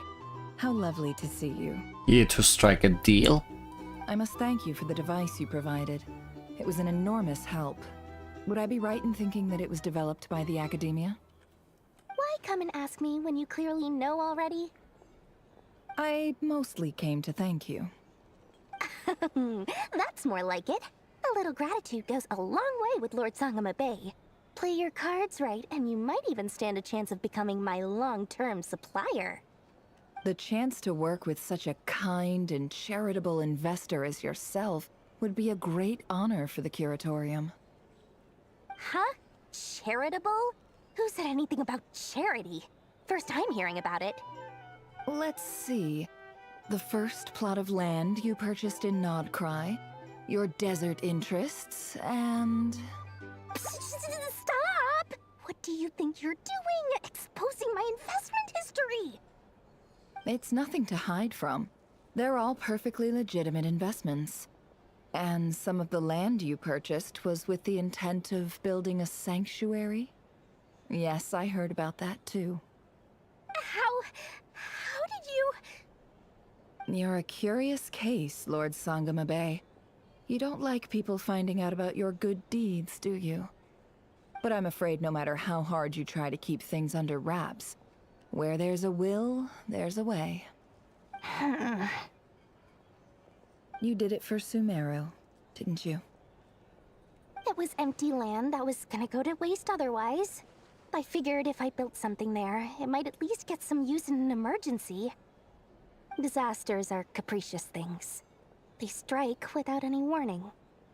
I've lost family to a disaster before, and I don't want to lose any friends or business partners if I can help it. And now we get thrown into your backstory. My elder sister used to dream of finding a sanctuary. Somewhere with plenty of food, water, and medicine. where everyone could live happy lives. It was something I looked into, but after discussing things with the Dendro Archon, I decided on a more effective strategy. The tech people handled the tech, and Moneybags provided the Mora. It just made the most sense. It's a pity that so few people know the truth about you. Everyone says that you view everything in terms of Mora, and all you care about is growing your own wealth. So, what's the problem with that?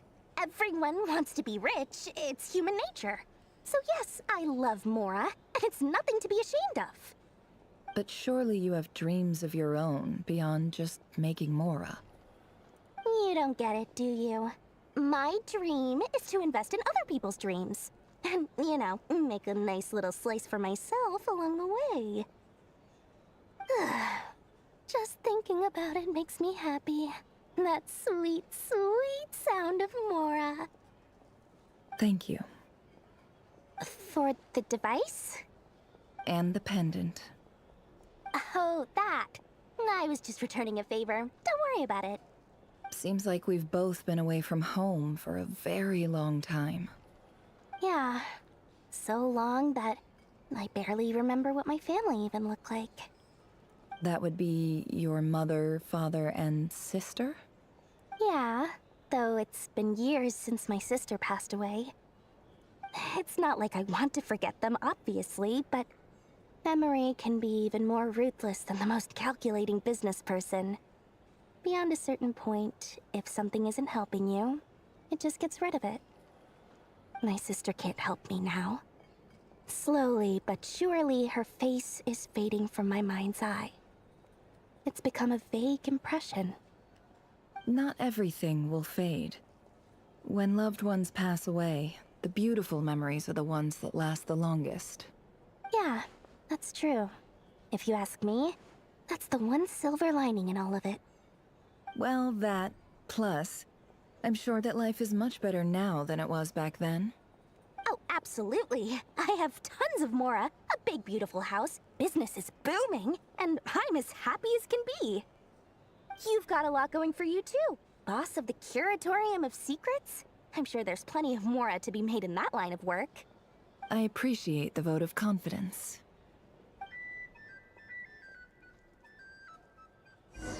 Much business talk.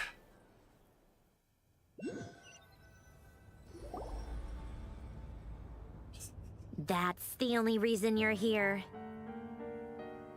Everybody's talking. Yes. I've thought a lot about it. And I've realized that you, me, and Arlecchino should be friends. And drink tea. I think this is very important. So I felt I had to come and tell you. Well, this is a new one. I'm so moved. I can't even hold my teacup. If that's all, you can leave now. Do you not want to be friends with me? Or is it that you prefer being co-workers? What is this, Columbina? Are you deliberately testing my patience threshold? Right now, my politeness module is active. But if you say another word, I swear I'll shut it down. If your politeness module was active, wouldn't you say the word please at some point? Polonia, please see Lady Columbina to the door. Will you still invite me to your next tea party? What? Yes, I think you will. Bye-bye, dear Sandrone. Okay, this was the best conversation out of all these. But it can only get worse. Catching up with her friend. Last time, the Wild Hunt escorted you out. Would you rather I handled it myself this time? We just wanted to, see how you were doing now that it's all over. Why? Out of concern for my safety? I hope you didn't seriously think that the Rayhir of Solnari would be able to lay so much as a finger upon me, given how prepared I was.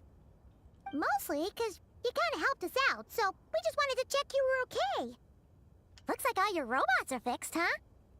Spy books and teacups on the table. Afternoon tea, so we are interrupting after all. Oh, don't you worry about that. Tea time is already a write-off. The visitor before you managed to kill my appetite. If you're in the mood for tea, go ahead and help yourself. Otherwise, it's going to waste. My coasters are still missing in action, though. Use this notebook instead. Whoa! Pretty hefty notebook. Look at all those calculations. You can ignore those. They're just dumb scribblings. I doodle and write in my free time. Sometimes I remember the distant dreamlike past. Sometimes I imagine the far-flung future. And other times, I grit my teeth and note down all the crazy nonsense going on in the present. Some people do the crosswords in the newspaper. This is my equivalent of that. Trying to predict the future is like daydreaming, and writing about the present just makes me furious. The past is my favorite. If nothing else, it's already set in stone, so I don't have to rack my brains trying to figure it all out. Huh. Although, having said that, the only vaguely interesting memory in my past is probably that guy they call Lord Artificer. Lord Artificer? You mean... Alain Guillotine? Who else? Pretty much all the mecha and Fontaine are his personal handiwork. Wait, are you saying you know him? Like, personally? As a friend? Did he make you? I mean, I guess we were friendly enough. So you've actually met him. But he lived hundreds of years ago. Yep. In fact, I'm probably the only normal person left who knew him at all. I wouldn't call you normal. We used to chat occasionally back when he was still around. Before he passed away, he asked me to destroy all his manuscripts. I honored his request, but I did read through everything first before destroying them. I mean, I couldn't let the genius of Lord Artificer Alain Guillotine disappear like that. Would have been such a waste. So, that's where the formula's in your notebook are from? I just told you. Those are my equivalent of crossword puzzles. They're just dumb formulas that I solve for fun when I'm bored. Alain's work was like epic poetry. The formulas in my notebook are just silly little riddles in comparison. Not that there's anything bad about them. I mean, at least, solving those riddles isn't going to hurt anyone. Except me, because I lose a few brain cells in the process. Anyway, while we're on the topic, I might as well tell you about what happened to him and his friends. Alain Guillotine had two close buddies, Renee and Jacob. They spent their childhood years together in the Nazi-Kreuz Institute. They were all quite competitive, so there was some rivalry between them, but it was a friendly rivalry. There's more of this... You didn't read books, so here we go. The friendship and the rivalry ran something deeper, a sense of nostalgia for the past. Unfortunately, childhood would end, the prophecy would come true, the apocalypse would arrive, and the future would never be. A mad dream that would normally only capture the minds of lunatics began to take root in their hearts. A dream of saving the world. And if Renee and Alain had been people of lesser wits, that dream would probably have ended up as something for them to joke about in their older years. But alas, they were some of the sharpest minds around. They nurtured that dream with the full power of their intellect, and it grew into something that ate away at their souls. The first of them to fall under its spell was Renee. Got a father on the background. Quite fishy one. Against Alain's wishes, he persisted in experimenting on a mutual friend of theirs to try and save their life.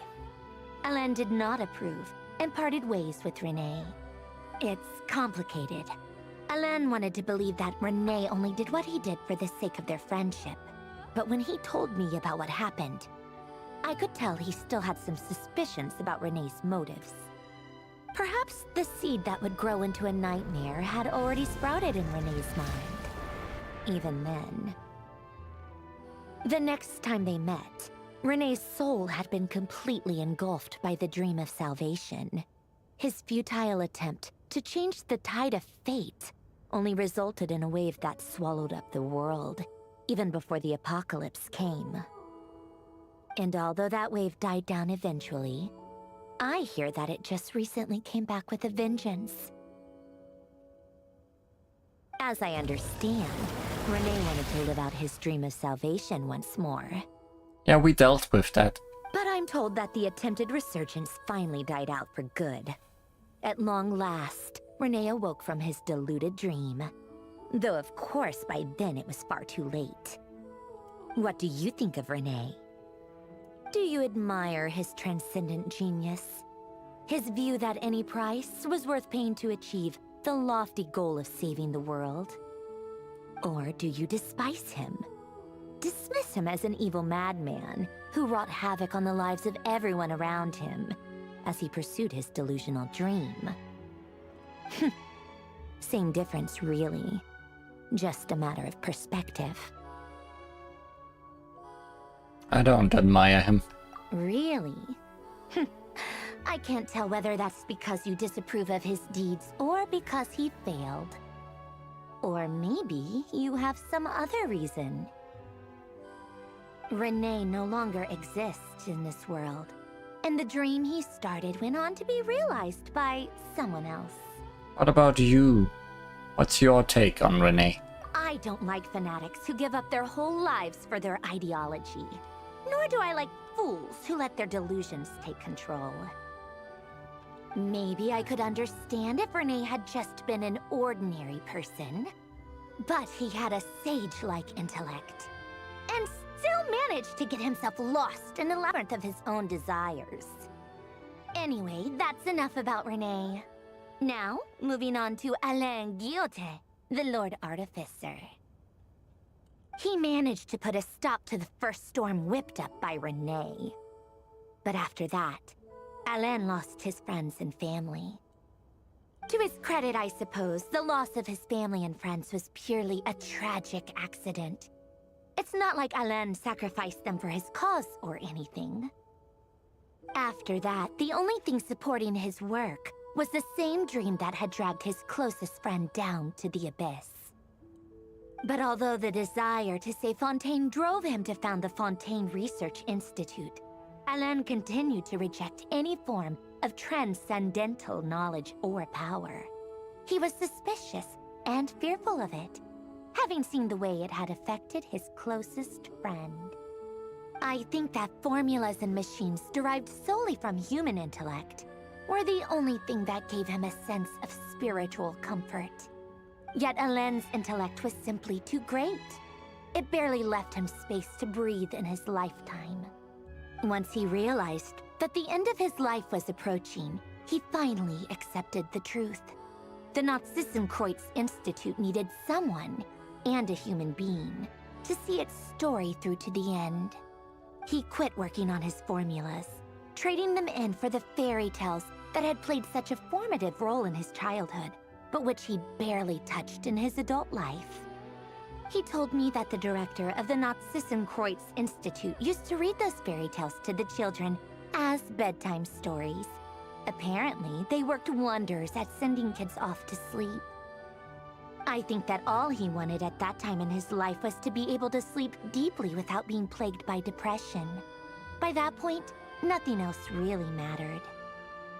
At the very end, he laid down to rest in the ruins of the former Nod-Krai Institute orphanage, while the Fontaine Research Institute he had founded continued tirelessly with its work. Many years after that, tensions over competing dreams would once again cause a rift, this time between members of the Fontaine Research Institute. But the actions of those fools had nothing at all to do with Alain. There's two Fatui in the front, wondering why she's discussing with us so much. And that is the story of two people from the Nod-Krai Institute who both wanted to save the world. One went all in on his fantasy of salvation without ever looking back, and ended up calmly sinking to the bottom of the deepest sea. The other sought desperately to burn bright in his life, even though he wasn't sure where he was going. I do sometimes wonder, Why is it that people like them have such grand hopes of saving the world?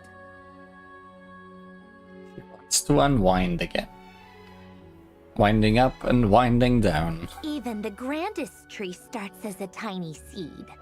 So perhaps, for each of them, their mission to save the world began with a very simple desire: to save themselves. They were young children with friends and family who mattered to them, desires to explore the meaning of life, ambitions to have a successful career. They didn't want to see all of that taken away in one fell swoop. Or maybe they just wanted to find something to anchor themselves within the chaos, to stop them getting quietly swept away by the storms of life. But instead, the search for their own salvation took them down the rocky road laid out by fate. Do you think the desire to save oneself is enough of a justification to try and save the world? Don't know. You don't know? I guess that's a fair answer. At least you're not trying to hide your confusion. Alan was much more straightforward about it. I asked him the same question back when he was in his prime, putting all of his energy into his work. Yes, it's enough. That was all he said before getting right back to his work. He was always that way. All right, tea time's over. He's very cold by now. I owe Arlecchino a favor for telling me these stories. I'll have to bring a whole sack of gifts the next time I visit the House of the Hearth. I'm gonna go tinker with Polonia now.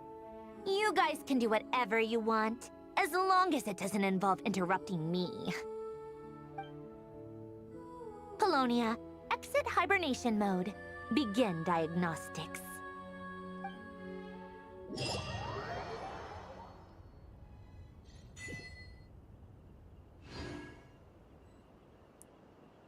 And that's where you finally end. By kicking me out of the research thingy.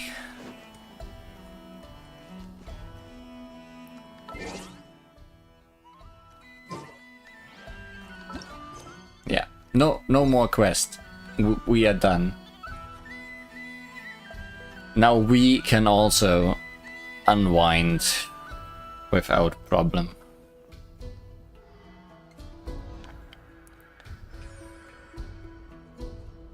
Long streams this week. Hopefully can get a bit shorter again next time.